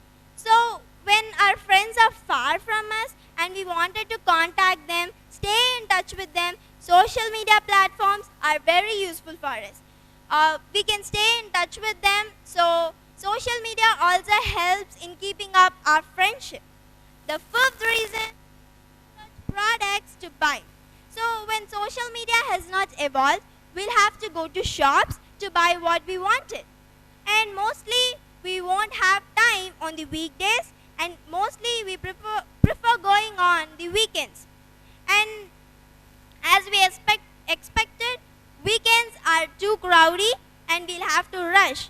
So we don't have the satisfaction and peacefulness in us. So instead, you can just take your phone, go to the social media platforms, and you can research for products. So you can just sit comfortably on your couch, seeing what are the products available in the market, so that all the details will be given in a description list. So you can just see, and if you really wanted that product, you can just order it. So this makes us feel more comfortable. So it saves our time, fuel, and it also gives comfort to us. So these are the 5 reasons why people use social media. Next, I would like to share with you 3 positive effects of social media on education. The first thing, it motivates online learning. With the use of social media platforms, students get motivated and fostered to learn. So distance learning is one of the most important and best things in social media. The second thing is improves creative element. Social media platforms boosts creative skills of students by permitting them to learn and later execute the same by doing it themselves. The third thing, improves academic performance. Another vital impact of social media on education is improving academic performance. So when students are assigned with projects at school, they go through several online platforms to get more information to collect data so as to find solutions for their projects. Social media platforms has been criticized by most of the educators because many students waste their time and money on these social media platforms. But you know, in real, it offers us with a lot of opportunities and plenty of options for interaction and information gathering. And we can also increase our knowledge in this. Here, I would like to share one of my own experience. Few weeks ago, I just saw a video in a social media platform. Can you just believe if I say there is a man still alive with the age of 126? But you just have no other option than believing me. There is really a man living in India with the age of 126. He is in Varanasi, Uttar Pradesh, and he is none other than Swami Sivananda. So, when I say he is living with the age of 126, you might think maybe he is weak. But no, he is kind of yoga guru. He does yoga asanas which even we struggle to do. And he is active as a normal 40, 50-year-old person. I was stunned to hear this news. So I would like to share this with you. When I heard this, it inspired me a lot. It's a great inspiration actually. It inspires us to take care of our health. When we take care of our health, it's even possible for us to live for 126 years. And so hereby I say that social media helps in inspiring and motivating a person. And social media can also be used to publish a talent of a person. A 7-year-old child, just a 7-year-old child is able to tell all of the 1330 Tirukkurals. It's a great talent. So social media is helping here to publish the talent of that child. So the bottom line is that social media is a big part in our daily day-to-day life, and there is no point in keeping it away from the education process. I see people who are like this. When they hear the word social media, they just think it's just useless. It doesn't help us in any way. It just creates problems. I would like to conclude my speech by giving a kind advice for those of people who think like this. Social media can help us in education and all other things until we use it wisely. Thank you.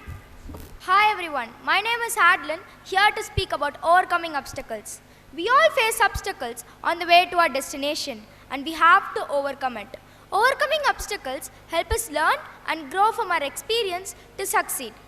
I chose this topic because I faced a lot of obstacles and struggled going through them. Later, I learned that life is all about obstacles and you have to overcome them. If you do not overcome them, you end up in a small, boring circle. But when you overcome them, you fly high in life. The path may be difficult to walk, but what you should think about is the destination. If the destination is beautiful, no matter how the path is, just keep walking. When it rains, most birds search for shelter, but eagle is the only bird that in order to avoid the rain goes above the cloud. And believe me, if everything were good and ideal in life and in the world, then life would become very boring, dull and drab, without any colors, without any challenge and excitement. If everything in the world is good and easy in the way it is, then we have no place in it. If everything in the world is good the way it is, then why should we be here? As someone said, and rightly so, always see the world fit for positive changes. Because if the world is okay the way it is, then we have no place in it. Similarly, if destiny allowed us to go through our life without any obstacles, it would cripple us. We wouldn't have been this strong as we are now. That is why when man asked for strength, God gave him difficulties to make him strong. When he asked for prosperity, God gave him problems to solve. When he asked for love, God gave him troubled peoples to help. When he asked for wisdom, God gave him problems to solve. When he asked for prosperity, God gave him brain to work with. When he asked for favors, God gave him opportunities. Man received nothing he wanted, but he received everything he needed. You should remember that no one will manufacture a lock without a key. Similarly, life won't give us problems without a solution. When a door closes, another opens. But we often see the closed door without looking at the open one. Similarly, we should face the same problem in life with patience and courage without getting distracted. Problems and difficulties are like a big cotton bag. It is big to those who see it, but it is light to those who handle it. And the best way to escape a problem is to solve it. If a problem can be solved, you need not worry about it. But if a problem cannot be solved, what is the use of worrying about it? So live a life without fear and confront all your obstacles with complete conviction and determination, evincing the confidence to overcome them.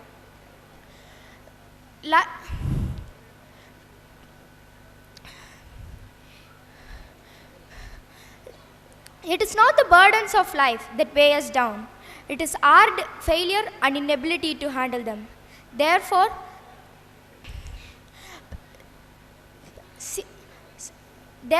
face a problem with patience and courage to overcome them. Do not forget that there can be no oil if olives are not squeezed, no perfume if flowers are not crushed, no wine if grapes are not pressed.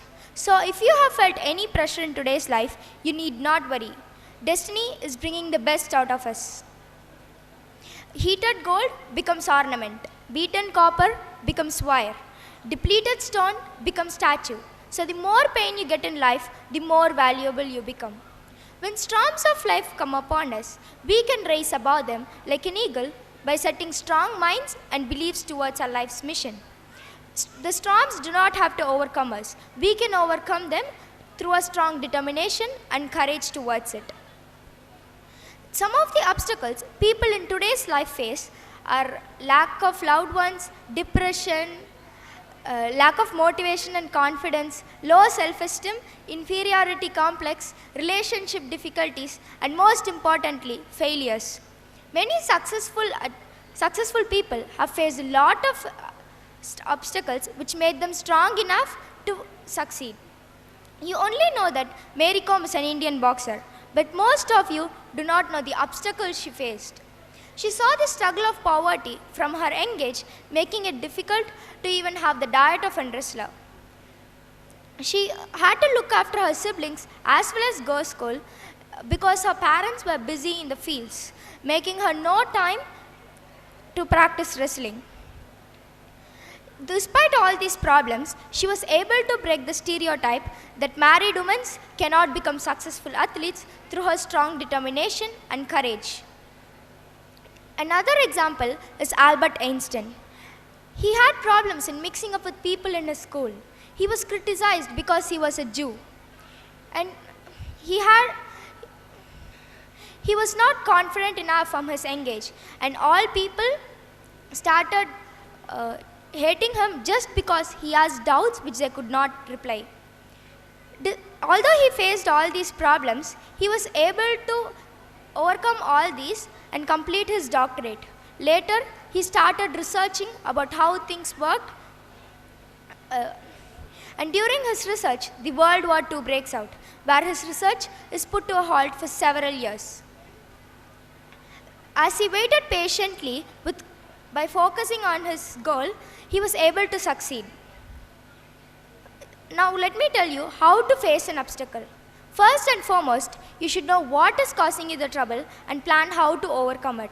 This not only helps you to overcome it, but also to avoid it in your future. Sometimes obstacles cannot be overcome all alone. So do not be afraid to seek help of someone. It can be of friends, family, mentors, or even online communities. Remember to stay focused and positive while facing an obstacle. Because you'll easily be discouraged when things get tough and people demotivate you. Remember that every obstacle comes in your life to teach you something new. You should be patient and you should have the courage to overcome the obstacle when it comes to your life. One of the obstacles I faced in my life was during the marathon, which was held on the same day as my Holy Communion, which is a ritual in my religion.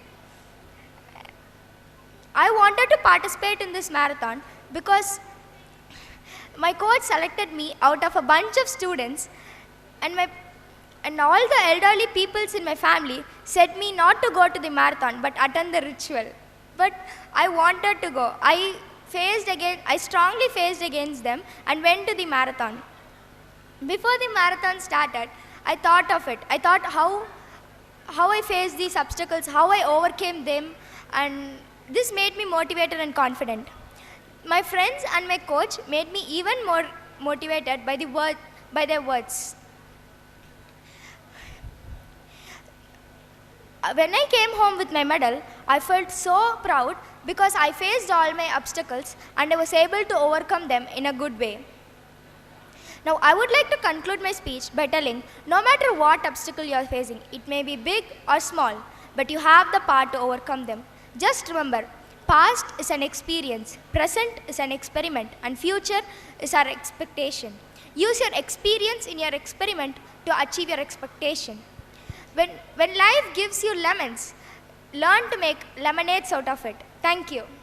Hi, I am Muhammad Iyaduddin. You are the master of your own fate. You are the captain of your own soul. This is a famous quote of Henry Ford, the greatest car manufacturer. These words force you to remember that you, every day, every moment, are the true matters of your soul. And the desire to own my fate and soul is what drew me to car racing. Car racing. Even saying out the name of the sport gives an adrenaline rush to our blood. Car racing is a sport in which drivers race specially modified cars over tracks. It is now one internationally enjoyed sport, but originally it was performed occasionally and only among wealthy people in the United States and Europe. Races are won by teams, not individuals. Most people aren't aware that auto racing is a team sport. Obviously, as a driver, but there's also a team owner, a team manager, engineers, strategists, and pit crew members. In car racing, there's a technical aspect, a strategic aspect, and human aspect. Each of the aspects influence the race in a different way. Sometimes it is a matter of seconds that decides how a race is going to end up for a driver. Sometimes even small mistakes can fail a driver to win. Sometimes drivers bring victory through will and talent. Sometimes drivers have the most unbelievable saves. So racing can be really exciting. The reason why I love racing is because of F1 motorsport, which is called as Formula 1. F1 motorsport car can go 0 to 160 km per hour in just 4 seconds. In F1 race, pole position is usually the best and most important start position on tracks. Pole position is usually earned by drivers with best qualified times before race. Number 1 qualified driver is also called as pole sitter. There are different teams in F1 motorsport, and the top teams are Ferrari, Mercedes, and Red Bull. Michael Schumacher, German driver, was one of the greatest drivers in F1 history. He won 7 times World Championship with Ferrari team. Another driver named Lewis Hamilton holds the record for most race wins. He is also a 7 times World Championship driver who is currently with Mercedes. Undoubtedly, F1 racing is one of the most entertaining sports to watch in the world. Wouldn't we just love to watch races running before millions of fans?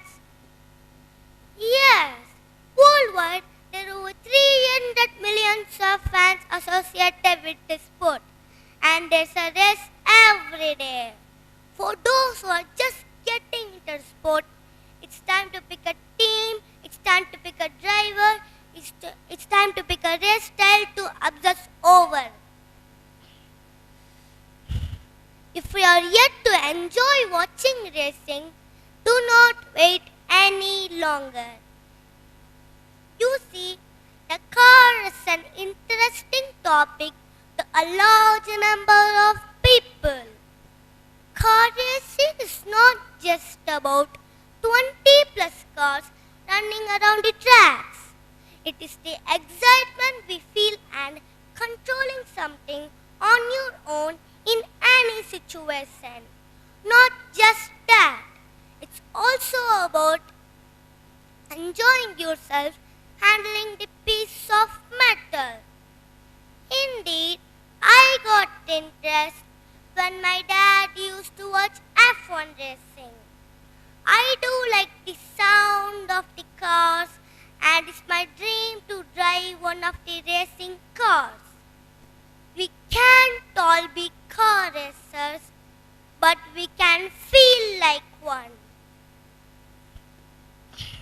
When life becomes difficult for you, what's the big deal?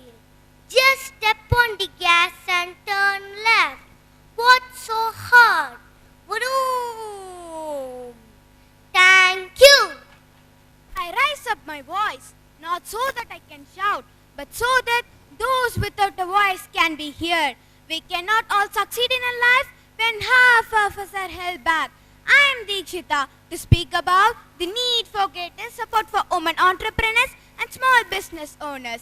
In recent years, women entrepreneurs have made a great strides in the business world, and their contribution to the global economy has been increased significantly. However, despite success, women still face significant challenges when it comes to accessing capital, resources, and support. Each time a woman stands up for herself, and she stands up for all the women. Benefits of supporting women entrepreneurs and small business owners are clear.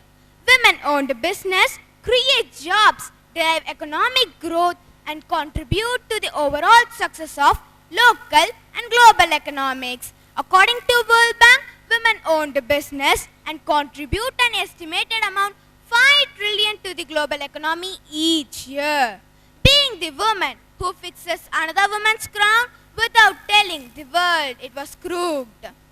Additionally, women face discrimination, gender bias, and lending investment and procurement process and work to promote in all the aspects of the business world. That is the way we must support women entrepreneurs and small business owners. We must provide them with the support, resources, and training. They have to succeed. This includes access to financing, mentorship programs, business development programs, and networking opportunities. We must address gender bias in lending investment, procurement process, and work to promote gender equality in all the aspects of the business world. Supporting women is also essential for continued success of our economy. In all countries, still, women are considered as a minority of those who start new firms, or self-employed, or are the small business managers. Obviously, this economic resource, if not untapped, has not successfully explored yet. Specific obstacles to women entrepreneurs are: first one, type of education; second one, lack of role model in entrepreneurship; third one, weak social status; fourth one, gendering; fifth one, competing demands on time. We begin to raise our daughters more like our sons, but few have the courage to raise our sons more like our daughters. Even though still women have to overcome hurdles in families and societies by they attempting to become an entrepreneurs. That has never been a greater time in India. The government has initiated initiatives to make it easier for women to set up their enterprises. Some of them are: first one, business loan. It offers loan up to 20 crores for women enterprises who looking to set up a manufacturing business for women who dreamed a big despite. Second one, Mudra benefits women seeking to start or add their small business. It offers loan up to 10 lakhs. It is ideal for setting up a beauty salon, small business and a home-based business. Third one, Mahila Udayam Nidhi scheme. This scheme was launched by Punjab National Bank and geared towards supporting small-scale industries. And the borrower gets 10 years to repay the amount. Fourth one, Women Entrepreneurship Platform. The government has initiated a platform that brings up all women entrepreneurs and sponsors willing to support them all in one place. Growth and comfort does not coexist. There are 4 key areas where women derive transformational gain for our country. First one, economical impact. As we as a country accelerate our efforts to closing gender gap and create a leveling field for both men and women, India could gain 6.8% in India's GDP, says Monetary Fund. Second one, social impact. The rise of women entrepreneurs has also led to women exploring more of the STEM related field to the education, creating more aware and knowledgeable society that aids to the development for the whole country. Third one, individual impact. Women entrepreneurship also on financial decisions like taxes, loans, long-term financial planning and investments. Over and above, women contribute to the economy that make a strong financial foundation for the family. Fourth one, environment impact. Women bring in a different mindset in building products and services. They are also able to focus on important themes. Empathy and innovation influence them immensely. A study finds that equal work opportunity have the potential of adding 18% to India's GDP in 2025.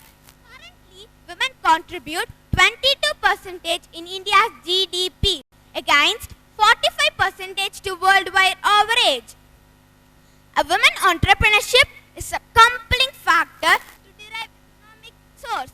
Women entrepreneurship ventures bring up their own challenges. A favorable environment will make this space lucrative and significant to the growth of our nation. If people are doubting how far you can go so far you cannot hear them anymore. Women entrepreneurship is dependent on both demand sides such as family policy and political framework and supply side factors. In 1993, Take Our Daughters to Work Day was popularized to take career exploration for girls and later expanded to Take Our Daughters and Sons to Work Day. A first Prime Minister of India, Jawaharlal Nehru, has remarked that when a woman moves forward, the family moves, and the village moves, and the nation moves. I want every little girl who told she's bossy to be told instead she has the leadership skills. Women entrepreneurship have a unique tendency to build and maintain a long-term relationship. They are effective communicational, organizational, and working skills than their male counterparts. Women entrepreneurship inspire other women to start business. This leads to more job creation for women, ultimately helps in create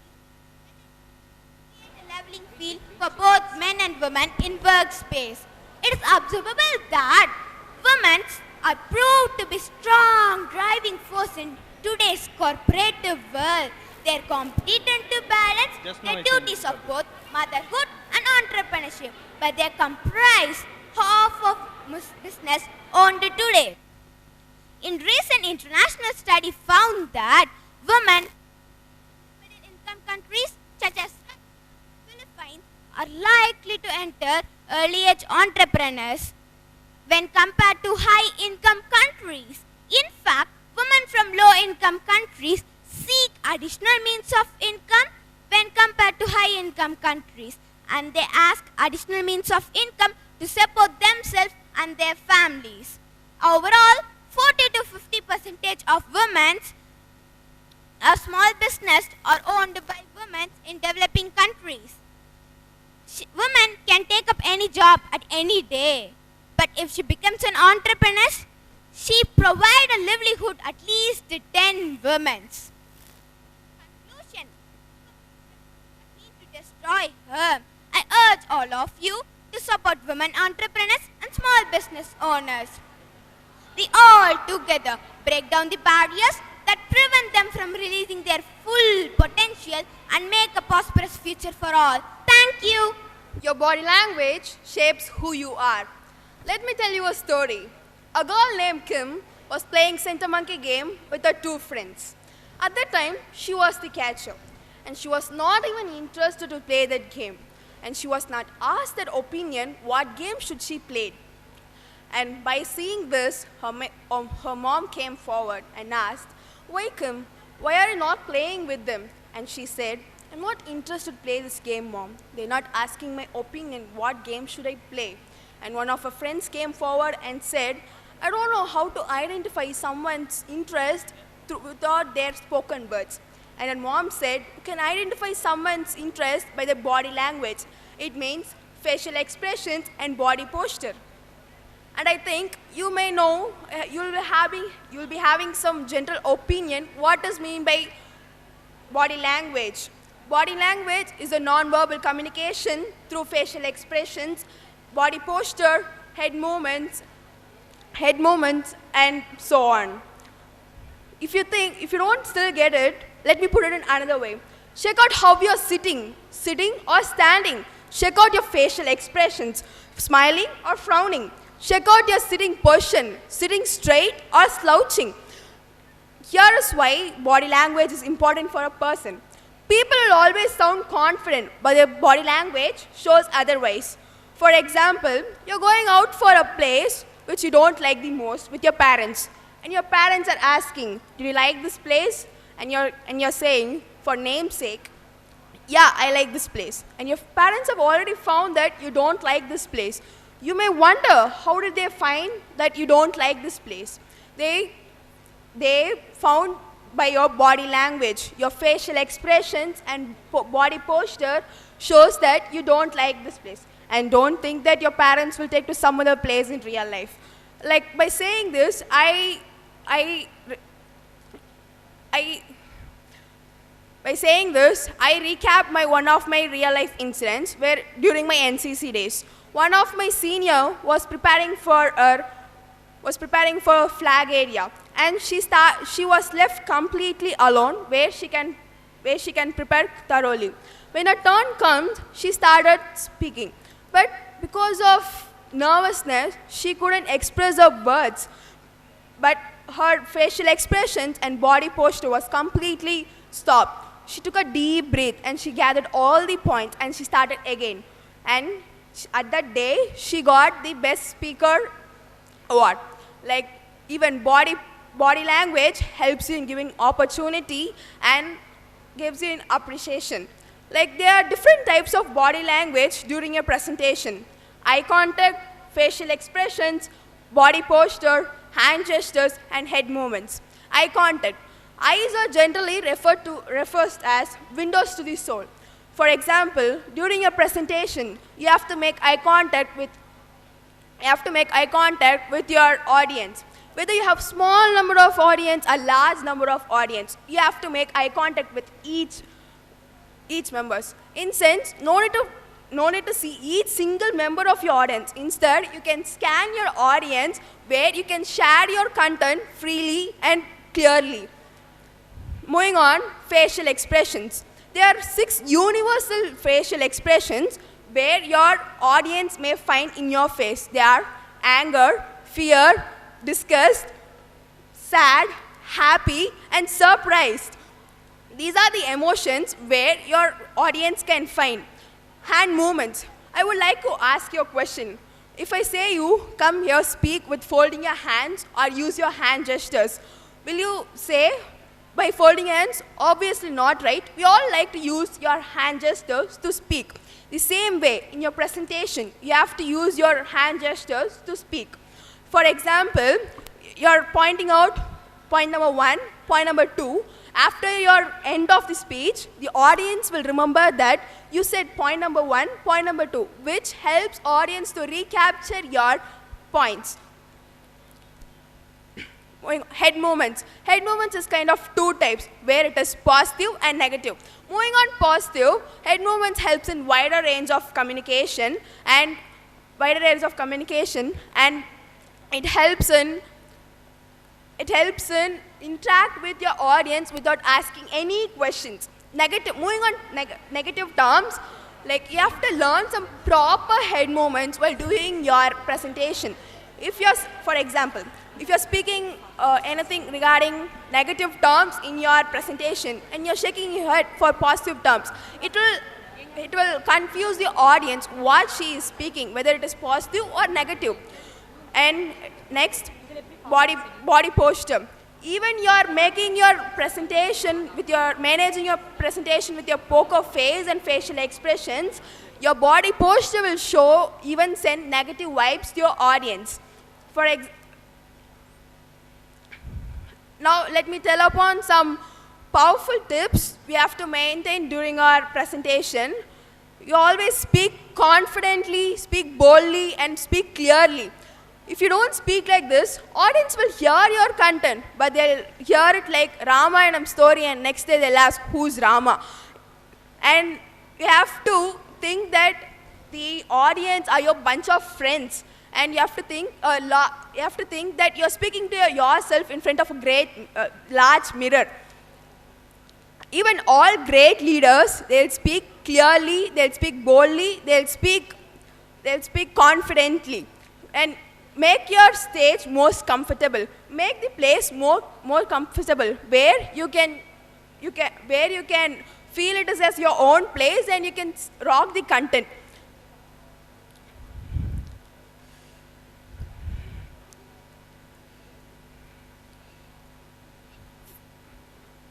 Take a deep breath before you start your presentation. If you forgot your presentation, take a deep breath and gather all your points where you can recall again and you can share your content again.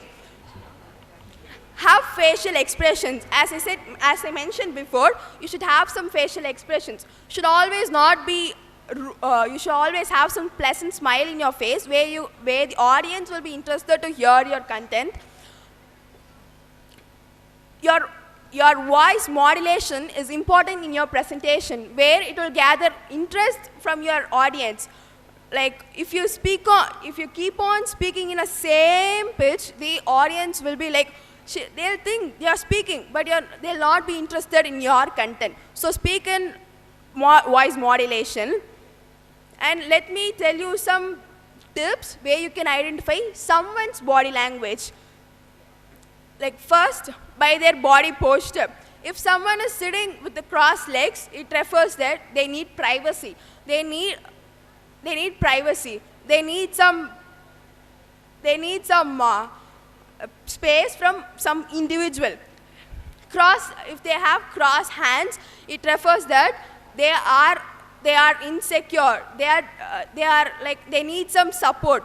If they ties their hands back, it refers that they are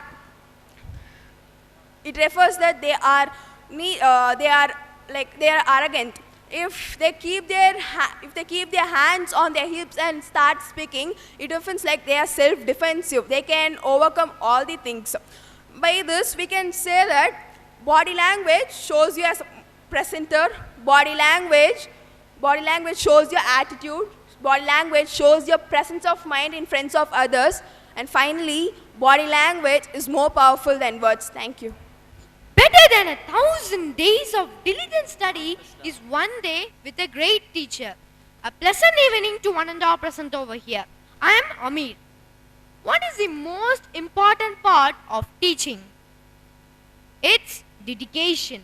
The most important part of teaching is having dedication. Teachers not only listen, they coach and mentor their students. They are able to shape their academic goals and help their students to achieve them. Importance of teachers in our life. Teachers play a very important role in shaping the future of an individual, right from the kindergarten to the university. They are the ones who impart the knowledge and teach us about everything important. Moreover, they teach us about ethical values and imbibe in our moral values. Thus, we can say that they shape our personality into something which is very stronger and should be given equally important. Imagine a situation that there are no teachers in our life. What will happen? A world without teachers will be definitely chaotic. There are only a few people in our lives who impact on our world, and teachers are definitely one of them. They assume their role as an educator and a caregiver of their students. Sometimes they become our friends and help us in personal problems. They are the ones who help us to become a better person and an informed one in our future. Moreover, they see the potential in their students where no one else can. They decide that the fate of the nation as the youth is in their hands. When the youth gets educated and informed, naturally the fate of the nation will be in safe hands. In fact, it is fair to say that the fate of the student is in the hands of the teachers. They push them to achieve greater heights and become successful in their life. Consequently, they turn out to be lawyers, engineers, scientists, pilots, and more only with the help of teachers. On 5th September, we celebrate Teachers' Day to honor them every year. Teaching is a noble profession which shapes the character, caliber, and the future of an individual. If the people remember me as a good teacher, that will be the biggest honor for me, said by APJ Abdul Kalam. What do you think about a role of a teacher? While some people think that the role of a teacher is very easy, but the role of a teacher is very challenging and should be given equally important. It is their responsibility to impart the correct knowledge and in a right manner. They teach us methodically, for which they plan beforehand. They motivate us through accurate techniques. A good teacher gives homework to the students and help them to complete it for a better teaching pattern. They plan meticulously for a better teaching pattern. At the beginning of the year, they plan the whole syllabus for a better, smooth teaching pattern. In addition to teaching, teachers are a good organizers too. They organize many events that take place in a school throughout the year. Further, they have to take care of some other little yet important things like seating arrangements and classroom activities. Further, they also supervise classroom activities, classroom arrangements, and students' behavior. Instant attendance, behavior, habit is also supervised by teachers. Moreover, they maintain the discipline and the decorum of their students. They guide their students every step of the way. They have to ensure that they do not favor a specific and give equal importance to all. In fact, they decide how to divide the attention towards students who need it more important than all. In fact, it is fair to say that our teachers makes this world a better place to live. Teachers make this world a better place to live by enhancing students' life. They play many roles in a child's life. Like they are a mentor, they are a caregiver, they are a parent and more, which makes all the difference in an individual's life. Make learning as a fun. Teachers' work is not only to teach, but preparing their students for a better tomorrow. Rather than explaining all the concepts in an large boring concepts, they make it exciting and fun.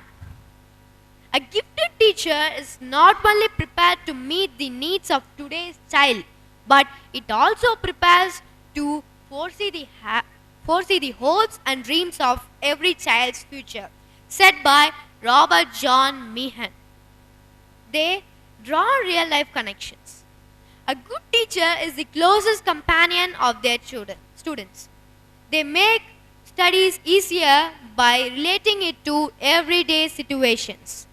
They cite examples and demonstrate how difficult topics can be easily understood by students. A good teacher knows how to bring out the best in everyone's life, said by Charles Curlett. They encourage their students. They encourage their students to grow more, as the students often look at their teachers for things to get approved. Words of appreciations like, "Come on, well done, keep it up," wonders encouragement in their life. These right words means worth a lot in their life. Apart from teaching, they guide and motivate their students to complete the significant achievements in their life. Whenever we fail, they stand with us, cooperate with us, motivate us, and boost our confidence until we succeed again. Teachers always show the best path in our life. They help us by giving beyond their capabilities. Good education can change anyone. A good teacher can change everything. They change the scenario of life. As well said that they change the fate of the nation is in the hands of a good teacher. What we become in our future depends upon the good education given by our good teachers. They impart the data, information and knowledge and make analyze by children. Analyzing is a very crucial and critical thing which we learn from our teachers. From an unshaped stone, they make a true statue, beautiful statue. They enable the flow of knowledge generation by generation. They track improvements and set performance goals. Teachers are the close monitor of every student. They monitor every student every single minute. They are the ones who set performance goal to their students, self-evaluate and emphasize informations. They impart the creativity thing in students in a low level. Great leaders like Abdul Kalam, APJ Abdul Kalam, Albert Einstein, Isaac Newton and more. How do they get these creativity to invent, achieve more? How did Albert Einstein invented the theory of relativity? How did Isaac Newton invented the gravity? How did Thomas Alva Edison invented these bulbs? How did they get this creativity to think and invent? It's because of our primary education. A well saying says, creativity is the key to success and primary education is where teachers impart the creativity in their students, said by APJ Abdul Kalam. At the low level itself, teachers impart the creativity in us. Creativity makes us to achieve greater. It makes us to learn more. So it is more important in our life. So this important thing is imparted by our teachers. Think about a situation that if Abdul Kalam didn't invent the missile, if Thomas Alva Edison didn't invent the bulbs, if Isaac Newton didn't invent the gravity, if Albert Einstein didn't invent the theory of relativity, what will happen? These are invented and achieved because of creativity. So I conclude my speech by saying that teachers put a lot of effort in shaping you and make you a better person in your future. So we should also cooperate with them, and we should put at least 50% of their capabilities, and we should succeed in our life. Thank you. Aeroplanes are the greatest invention of mankind. Hello everyone, I am Arav from 3B. Today I am going to speak about planes. On a breezy Sunday, I was with my grandfather in our little farm. My grandfather was watering the plants. I was playing. Suddenly, I heard a loud noise above, and I looked up. There was a big bird with 2 wings and a long tail flying on the sky. I was so excited, and I asked my grandfather, "Grandpa, what is the name of that bird flying on the sky?" He smiled and replied me, "Arav, it is not a bird, it is an aeroplane." And I asked him, "It is a living thing, Grandpa?"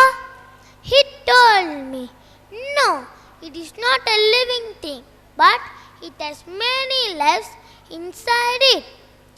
Later, I came to know aeroplanes have many mechanisms and pilots to control it and make it fly. I was so thrilled, and I asked my grandfather to explain all the details about aeroplanes. And that's the story of planes.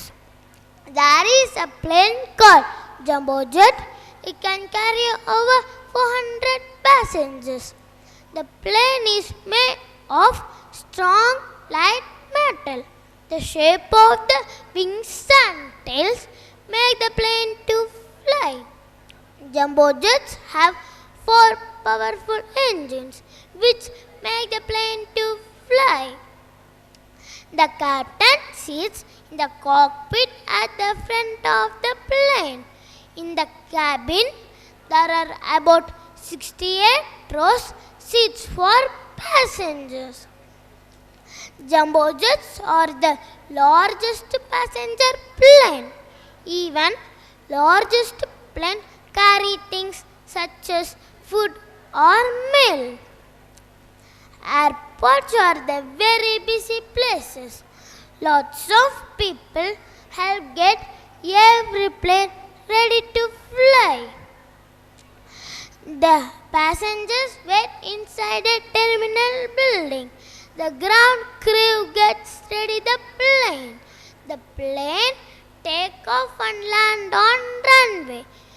The plane park close to the terminal building. The place is called apron. The plane is filled with fuel, which is stored in wings of the plane. There are tanks of fuel under the runway. The truck pumps the fuel into the plane. The captain checks the weather and plans the route. The computer works to find out how much fuel is needed. The engineer checks and they make sure the plane is safe to fly.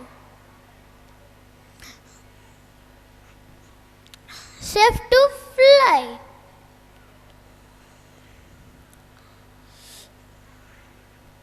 The captain moves the plane to the runway and ready to take off. The captain pushes the levers. The plane goes very fast. He pulls the control column. The plane lifts off the ground. The plane travels down the runway very faster than a racing car. The wheel folds under the plane. The top of the wings is curved. The air moves very fast over them. The air moves very fast and the plane sucks upwards. We enjoy seeing fluffy clouds and amazing view of the earth. Planes come in different sizes and shapes. Stealth fighter plane, Airbus, jetliner and seaplane. Stealth fighter plane has triangle shaped body and two pointed tail fins. Airbus planes is one of the largest and fastest passenger plane. Jetliner plane is smaller than jumbo. It has 2 engines and only carry 10 passengers. Seaplanes take off and land on seas. It wants calm water for runway. It lands on floats instead of wheels. See, the airplanes are the greatest modern marvel. It is the fastest means of transport. The airplane is invented on the year 1903 by the Wright brothers. As Orville Wright once said, the airplane stays up because it doesn't have time to fall. So, when I become a man, I would like to become a pilot and serve our country. Thank you. Warm greetings to one and all present here. I'm Aditi of grade 4. Do you all love gardening? If you say yes, hopefully you'll travel with my words on this topic. Today I'm here to speak about gardening. Do you all? I have a fascination in gardening. Come on, dear friends, let's get into the greeny, flowery palace. Yeah, of course, it's a garden. We all know that gardening is the practice of growing plants such as flowers, shrubs and trees as a hobby or recreation. There are several types of gardens. The major types are vegetable garden, flower garden, fruit trees and herb garden, or a mixed one with all the varieties of plants. Once we get into gardening in depth, we all must know the difference between gardening and farming. Gardening typically is a small-scale activity that is done for personal enjoyment or to produce small amount of food for household consumption. Whereas farming, on the other hand, is a large-scale activity that is done for commercial purposes.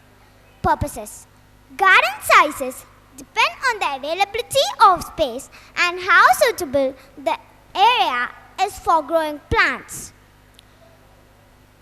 People may choose residential or non-residential areas to plant their garden. Residential garden is one of the most common form of land that is generally found closer to a residence. Here, a garden may be located on a roof of a house, an atrium, on a balcony or window boxes.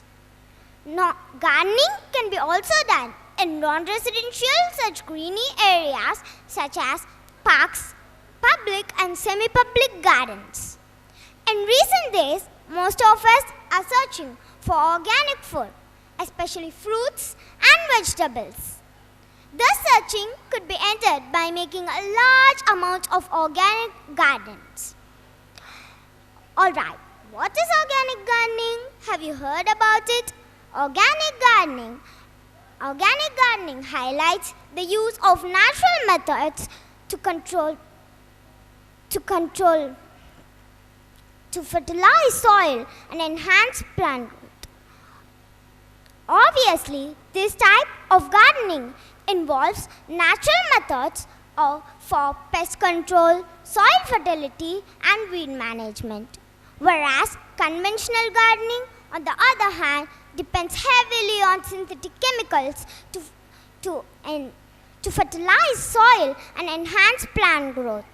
On the whole, organic gardening protects water quality, reduces the risk of pollution, and creates a healthier environment for plants, wildlife, and humans. Dear all, I would like to share some necessary steps to build a garden. Initially, we need to choose the right spot to build a garden. Means we have to ensure that the space we choose receives plenty of sunlight, and have to avoid the space that receives strong winds. Next, we need to think about the accessibility of our garden space for watering, picking, and caring for our plants. Next step in our journey is to choose the type of plant we want. Will it be a beautiful sea full of flowers, a gorgeous bed of herbs, or a nutritious vegetable garden, or a mixed one? No matter what we choose, we have to take some small steps to paint the picture of our perfect garden. The main step here is to work on the soil, because plants always benefit from the nutrient-rich gardening soil.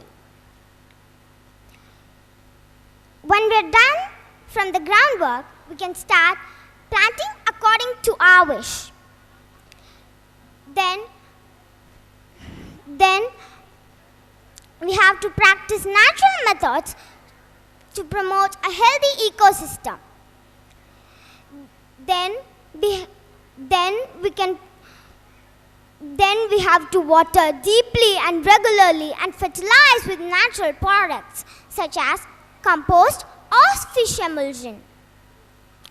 To nurture a garden is not only to feed the body but the soul too.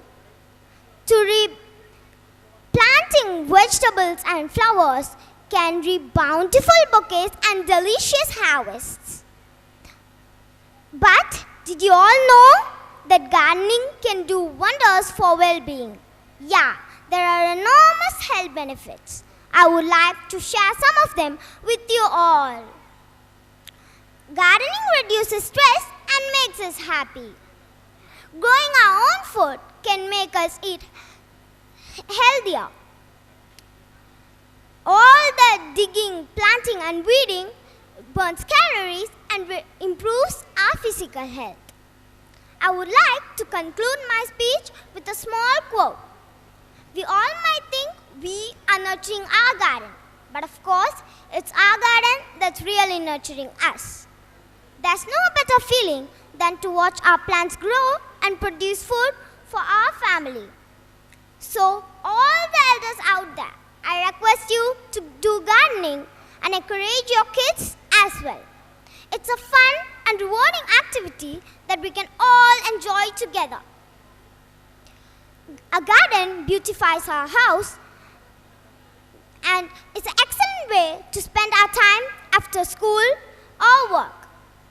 Experience the happiness and benefits by making a garden. National Gardening Day is celebrated on April 14th as a popular event by gardeners around this world. Yeah, don't delay. It's today. Make our earth greenish and flowerish. Thank you all. Have a greenish future. No caste can divide us, no laws can separate us, and no colors or creeds can decide our future, because we are all child of one mother. Hello all, this is Harshavardhan standing in front of you from grade 8. Among 195 countries in the world, the 7th largest country in land area, the 2nd largest country in population is our country, our motherland, India. Motherland India, what do you mean by motherland? Motherland gives the meaning that a place or a country where a person or his family is born. This person is emotionally connected with that place or the country, so he respects his motherland. We must also respect our motherland as how we used to respect our mothers. And India is divided into 28 states and 8 union territories. India shares its border with plenty of countries. India shares its border with China, Nepal, Bhutan in the north, Pakistan, Afghanistan in the northwest, Bangladesh and Myanmar in the east. And you all know many species travel from long distances and settle in India. So India is a habitat for most of the species. Among these, 8.6% is covered by all mammals like humans, cats, dogs, and 13.7% is covered by all bird species like vultures, crows, eagles, and 7.9% is covered by all reptiles like snakes, lizards, and 6% is covered by both flowering plants and by amphibians, and 12.2% is covered by all fish species like sharks, dolphins, and etc. You all know India follows a variety of culture, different traditions, and follows different festivals according to religions. So India is known as the land of festivals. Then you may think how unity will be in Indians. The slogan "Unity in Diversity" suits for India, that although India is diverse in culture, festivals and so on, Indians are always united and Indians will be united. And India's agriculture is one of the famous agriculture in the world. And to gain more and more development in agriculture, we need more and more irrigation supply. We Indians get irrigation supply from rivers. So India is also known as the land of rivers, for rivers like Ganga, Brahmaputra, Yamuna, Krishna, Godavari, and so on. And India has contributed a lot in many aspects, and one of such aspects is mathematics. The prehistoric mathematics was mostly developed by Indians, and two such mathematicians are Aryabhatta and Srinivasa Ramanujan, who has contributed a lot in mathematics. Aryabhatta, who discovered the value of 0, and Srinivasa Ramanujan, who discovered the infinite series of pi. And India is also having a special feature. You all know what is island, right? Island is a land where it is fully covered by water. What do you mean by peninsula? Peninsula is also land where it is covered by 3 sides of water and 1 side of land. So India is also known as peninsula because of the Arabian Sea lying in the west and Bay of Bengal lying in the east and Indian Ocean lies in the south. And India's environment has both goods and bads, positives and negatives. India contributes only about 5% to world's greenhouse gas emissions. You all know places like deserts, mountains, oceans and so on. Can you all find this in one country? It is found in our country, our motherland, India. The world's biodiverse zones are present in India. And these are the things which happened after the past. What happened before?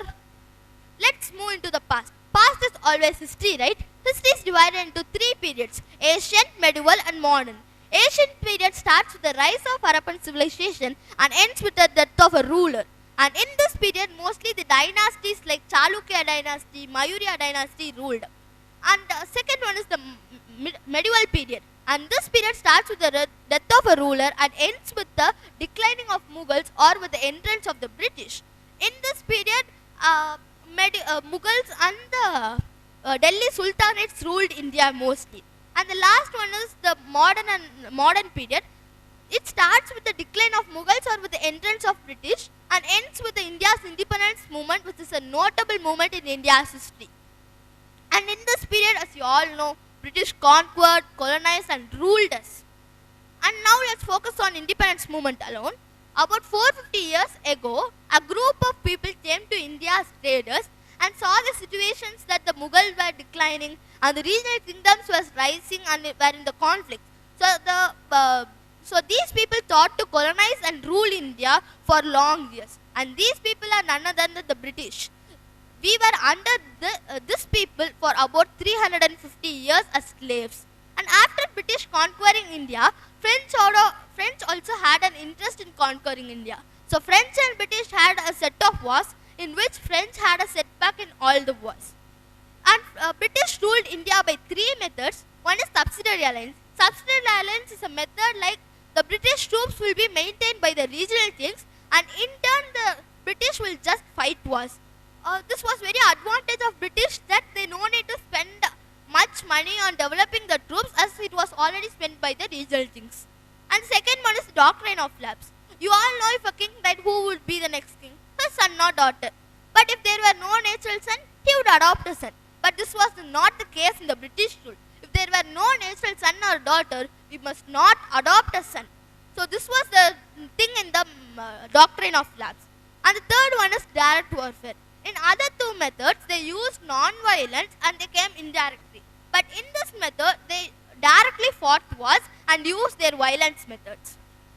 And movements like nationalist movement, non-cooperation movement helped a lot in gaining independence for India. And leaders like Gandhiji, Subhash Chandra Bose helped a lot in gaining independence for India. And India finally gained its independence in August 15, 1947. And after gaining independence, there were more crimes and thefts in the country. So we were in the need of a laws or the constitution. So Indian government appointed the drafting committee to draft our constitution on August 29, 1947. And this was chairmaned by Dr. B.R. Ambedkar, and this committee has 7 members. And finally, on November 26, 1949, this committee passed our constitution, and we adopted this constitution on Jan 26, 1950, which we still now celebrate it as our Republic Day. And there is a special feature about Indian constitution, that Indian constitution is known as the longest written constitution in the world. It was written about 2 years, 11 months and 18 days. And after British era, we gained a lot of development or improvement in many aspects. And 3 such aspects is education, military and agriculture. In military, we gained a lot of development, and India's military is known as the 4th strongest military. And we have to protect our India and follow the CAP challenge, CAP CAP, conserve India, conserve the world's biodiverse zone. A, avoid pollution, avoid burning plastics. P, protect India. It's your duty to protect India from wars. It's your duty to protect India from pollution. I'm ready to take the CAP challenge. Are you ready? Thank you. A life without a goal is just a dream. Greetings everyone. It's Huda to speak the importance of goal setting. What is goal setting? Goal setting is a process of taking active steps towards your desired outcome. Some benefits of goal setting includes happiness, higher level of motivation, higher focus, greater attention, and it helps you to gain the sense of self-mastery, and it also helps you make the changes you want in your life.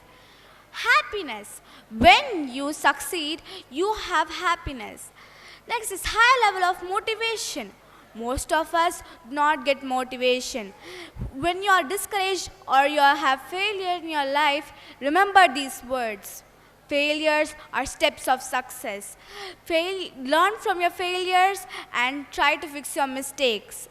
You cannot change your future, but you can change your behaviors. And I am sure that your behaviors will change your future. All of us do not have equal talent, but all of us have the equal opportunity to develop our talents. Next is greater attention and focus. When you set a goal, your whole body and mind should be on the goal. Let me tell you a story on focus. Once, there was an ancient Indian sage. He taught the children the art of archery. One day, he decided to test them all. He called them at a beautiful garden. He told them he set a wooden bird as a target and told them to aim at the eye of the bird. The first person was called and asked to describe what he saw. He said, I see the sky, the trees, the bird, and its eye. The sage told, wait, and called upon the second person and asked the same question. He replied, I see the bird and its eye. He was asked to release the bow, and the arrow straightly hit it at the eye of the bird. This happened because his whole focus and attention was on the eye of the bird. This conveys that focus on your goal, regardless the obstacles, and you will succeed. Attention. When I was small, I wanted good grades, but I did not pay whole attention on it. Then I realized I'm not paying attention on my goal. So I started to pay attention and I have succeeded. I want all of you to do it. Most of us set goals, but we forget the main thing. We do not work for it. Next is, it helps you to make the changes you want in your life. When I grow up, I want to be a doctor. I'll treat the poor in free. I want to make the changes in my life. This is the way that goal setting helps in making your changes you want in your life. Do you know where success comes from? The key component of success is goal setting. The objectives must be clear, quantifiable, doable, practical, and time bounded. The people who are successful don't simply set a goal and then disregard it. They are the ones who know what must be done to achieve their goal. Taking personal responsibilities for our lives is really important to our success and overall well-being. When we set goals, we are giving ourselves something to work for. Most of us listen to others and set goals, but we are never happy with it. Yeah, you have to follow your mind and your heart and set goals. Goal is your own making, which means accomplishing it will be by your own result, not others. In order to achieve our goal, we must know what must be done to achieve our goal. Goal setting also helps you gain the sense of self-mastery. When you set goals, it helps you to be master in something. It helps you to be good at something that will make you succeed. Remember, it is not impossible to reach greater heights at your field or build a new life for yourself you are happy with. When we set goals, we must be clear with our goals. Disorganized goals are really unhelpful because it doesn't show you the correct direction. You have to be clear with your goals. Once you're clear with your goals, you will succeed. Let me tell you some steps to achieve your goal. Take action, try hard, keep practicing. Keep practicing. Ask someone who already did it. Ask for advice. Keep practicing, don't give up. Fix and review mistakes from your failure. Fix and review mistakes from your failure. And never let anyone discourage you when you're focusing. Keep in mind that you cannot change your future, but you can change your behaviors, and your behaviors will change your future. I want all of you here to set goals. We all set goals, but we do not work for it. So I request everyone to work for your goal. Let me tell you a smart technique to plan your steps for your long-term goals. S is for specific, M is for measurable, A is for achievable, R is for relevant, and T is for time bound. These objectives help you plan your steps in your long-term goals. Set your goals always above your reach, so you have every time something to live for. When it's obvious that your goals cannot be reached, don't adjust your goals, adjust the steps of action. Do you know, the setting goals also helps trigger new behavior in you, and it helps you know what you're good in. I want all of you here to be one of the successful person in the world. And I want everyone to be clear with your goal, and you have to get motivation.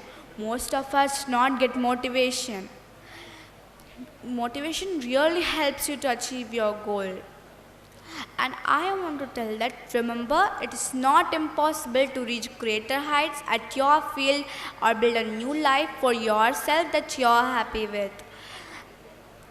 And remember, the goal setting really helps in your life. Goal setting makes our life valuable. When we work for it, we have something to live for.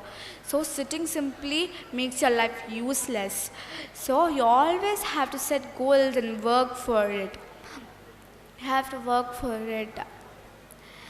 When you set goals, In order to achieve your goals, you must know what must be done to achieve your goal. And goal setting helps in increasing your health and motivation, and also helps you get higher productivity at work. All of us stop when we fail, but remember, failures are steps of success. When you fail, you have to learn from what you fail. And I want all of you here to be one of the successful persons in the world. And remember, it's not impossible to reach greater heights at your field or build a new life for yourself. Thank you. Stay cool, be calm, cool down yourself. I know that all you here are tired, are being stressed out, are being depressed. When could we leave? You're thinking in yourself. Calm down yourself. Let's go to another world where you're being motivated by yourself, where you could reach success and getting to know about it. Come, let's go and see what's happening there. Hi all, this is Jayavashni, here to give a speech on the topic traveling within you. Yeah. Do you ever traveled? Yeah, of course. Here everyone traveled. At least once in a while you might be traveled, right? Do you ever traveled within you? Is it new to hear to you? Yeah, have you ever traveled within you? First of all, I would like to ask a questions to you, like answer to yourself. Do you love yourself? Do you have self-abundance? Do you have self-confidence in you? Have you ever reached any success or a failure? What leads to you for reaching the success or the failure? Have you ever heard your inner voice in any situations, like, for example, you are being proud of yourself where everyone are appreciating you. You have been done something good for others. Have you ever heard like someone appreciating you from inside? Of course, you might be feeling happy inside yourself, but have you ever felt like someone appreciating you? Or in another situation where you are being guilty inside yourself, you have hurted others, you are feeling guilty for yourself. Do ever someone scolded you from inside? Don't you feel that? Sure, unconsciously everyone might be feeling this in yourself. Here I'm here to tell that feel it consciously so that you could lead your success consciousness. You could lead it on the time. You could manage it for reaching success. Many people say many things. 1,000 people say 1,000 things about you. But you should not hear that. Don't let people define you. Instead, you tell yourself that how you are, what you want to be, and what you need to be in your life, and what are the steps you need to take for achieving it. I think you can't understand. Let me say it in a clear manner. In childhood, all might be watched cartoons, right? Yeah, here everyone watched. I think most of you would watch Tom and Jerry. Here in some situations, Tom used to be confused whether to take the decision set by the angel Tom or the devil Tom. They both used to clash each other, where they will say two decisions for Tom, where he might be confused whether to do that or to do this, to do it or not to do it. Similarly, we also might be confused in any situations, not only any, every situations we might be confused whether to do it or to not do it. Our inner soul will be saying that do it, but we might be thinking that what other peoples will say, what they will do, how will they criticize us. We used to think ourselves, we used to overthink where the people would not itself think it, would not itself say about it, but we used to overthink and we itself used to criticize us and not show our talent outside. This is called inner voice. Inner voice is nothing but the self-confidence arise in us for reaching our success. We must hear our inner voice for reaching success, because it knows about you very much more than other people's, because people say 1,000 things where if you are able to do it, some people might be say you are not worth for it, you can't do it, where some people who like you might be saying that yeah, you can do it, all the best, do it. They will motivate you. but you might be feeling confused, right? Whether, no, she's saying like that, she's saying that I can't do it, but my friend is saying that I can do it. Whether my friend is lying to me or the stranger is saying to me the truth. You might be getting confused, but you should not get confused there. I'm here to say that listen to your inner voice, because it knows about you very much more than you. It tells you what you need to do and what you need not to do. Why self-confidence is important for taking the action? Let me tell with an example. Here they conducted a psychological activity where they wanted to conclude that whether the practice makes the man success or the self-confidence in them arise the success in that. They took two set of students, where set A students and set B students. In that, they made set A students to imagine themselves like they could reach success, where in set B students they have practiced hard. Of course, you all might be hearing like practice makes a man perfect, but more than practice, self-confidence is the first basic thing which you need for doing anything. They made a match in between them, like set A students and set B students. When the match was conducted, the psychology team did not get shocked, because they expected that the set A students who arise the self-confidence in them would win. But in set B students, they were shocked, like we practiced much hard. We have practiced, but set A students did not practice. Then how could they win? How did they win? They went and asked to the team. The team replied that, yeah, the self-confidence is the must thing in us for reaching the success or either failure. Now we know what is inner voice and why we need to listen to inner voice. Because it arises as the thoughts. The thoughts leads to the actions, and the actions leads to reactions, where either it would be success or it would be failure.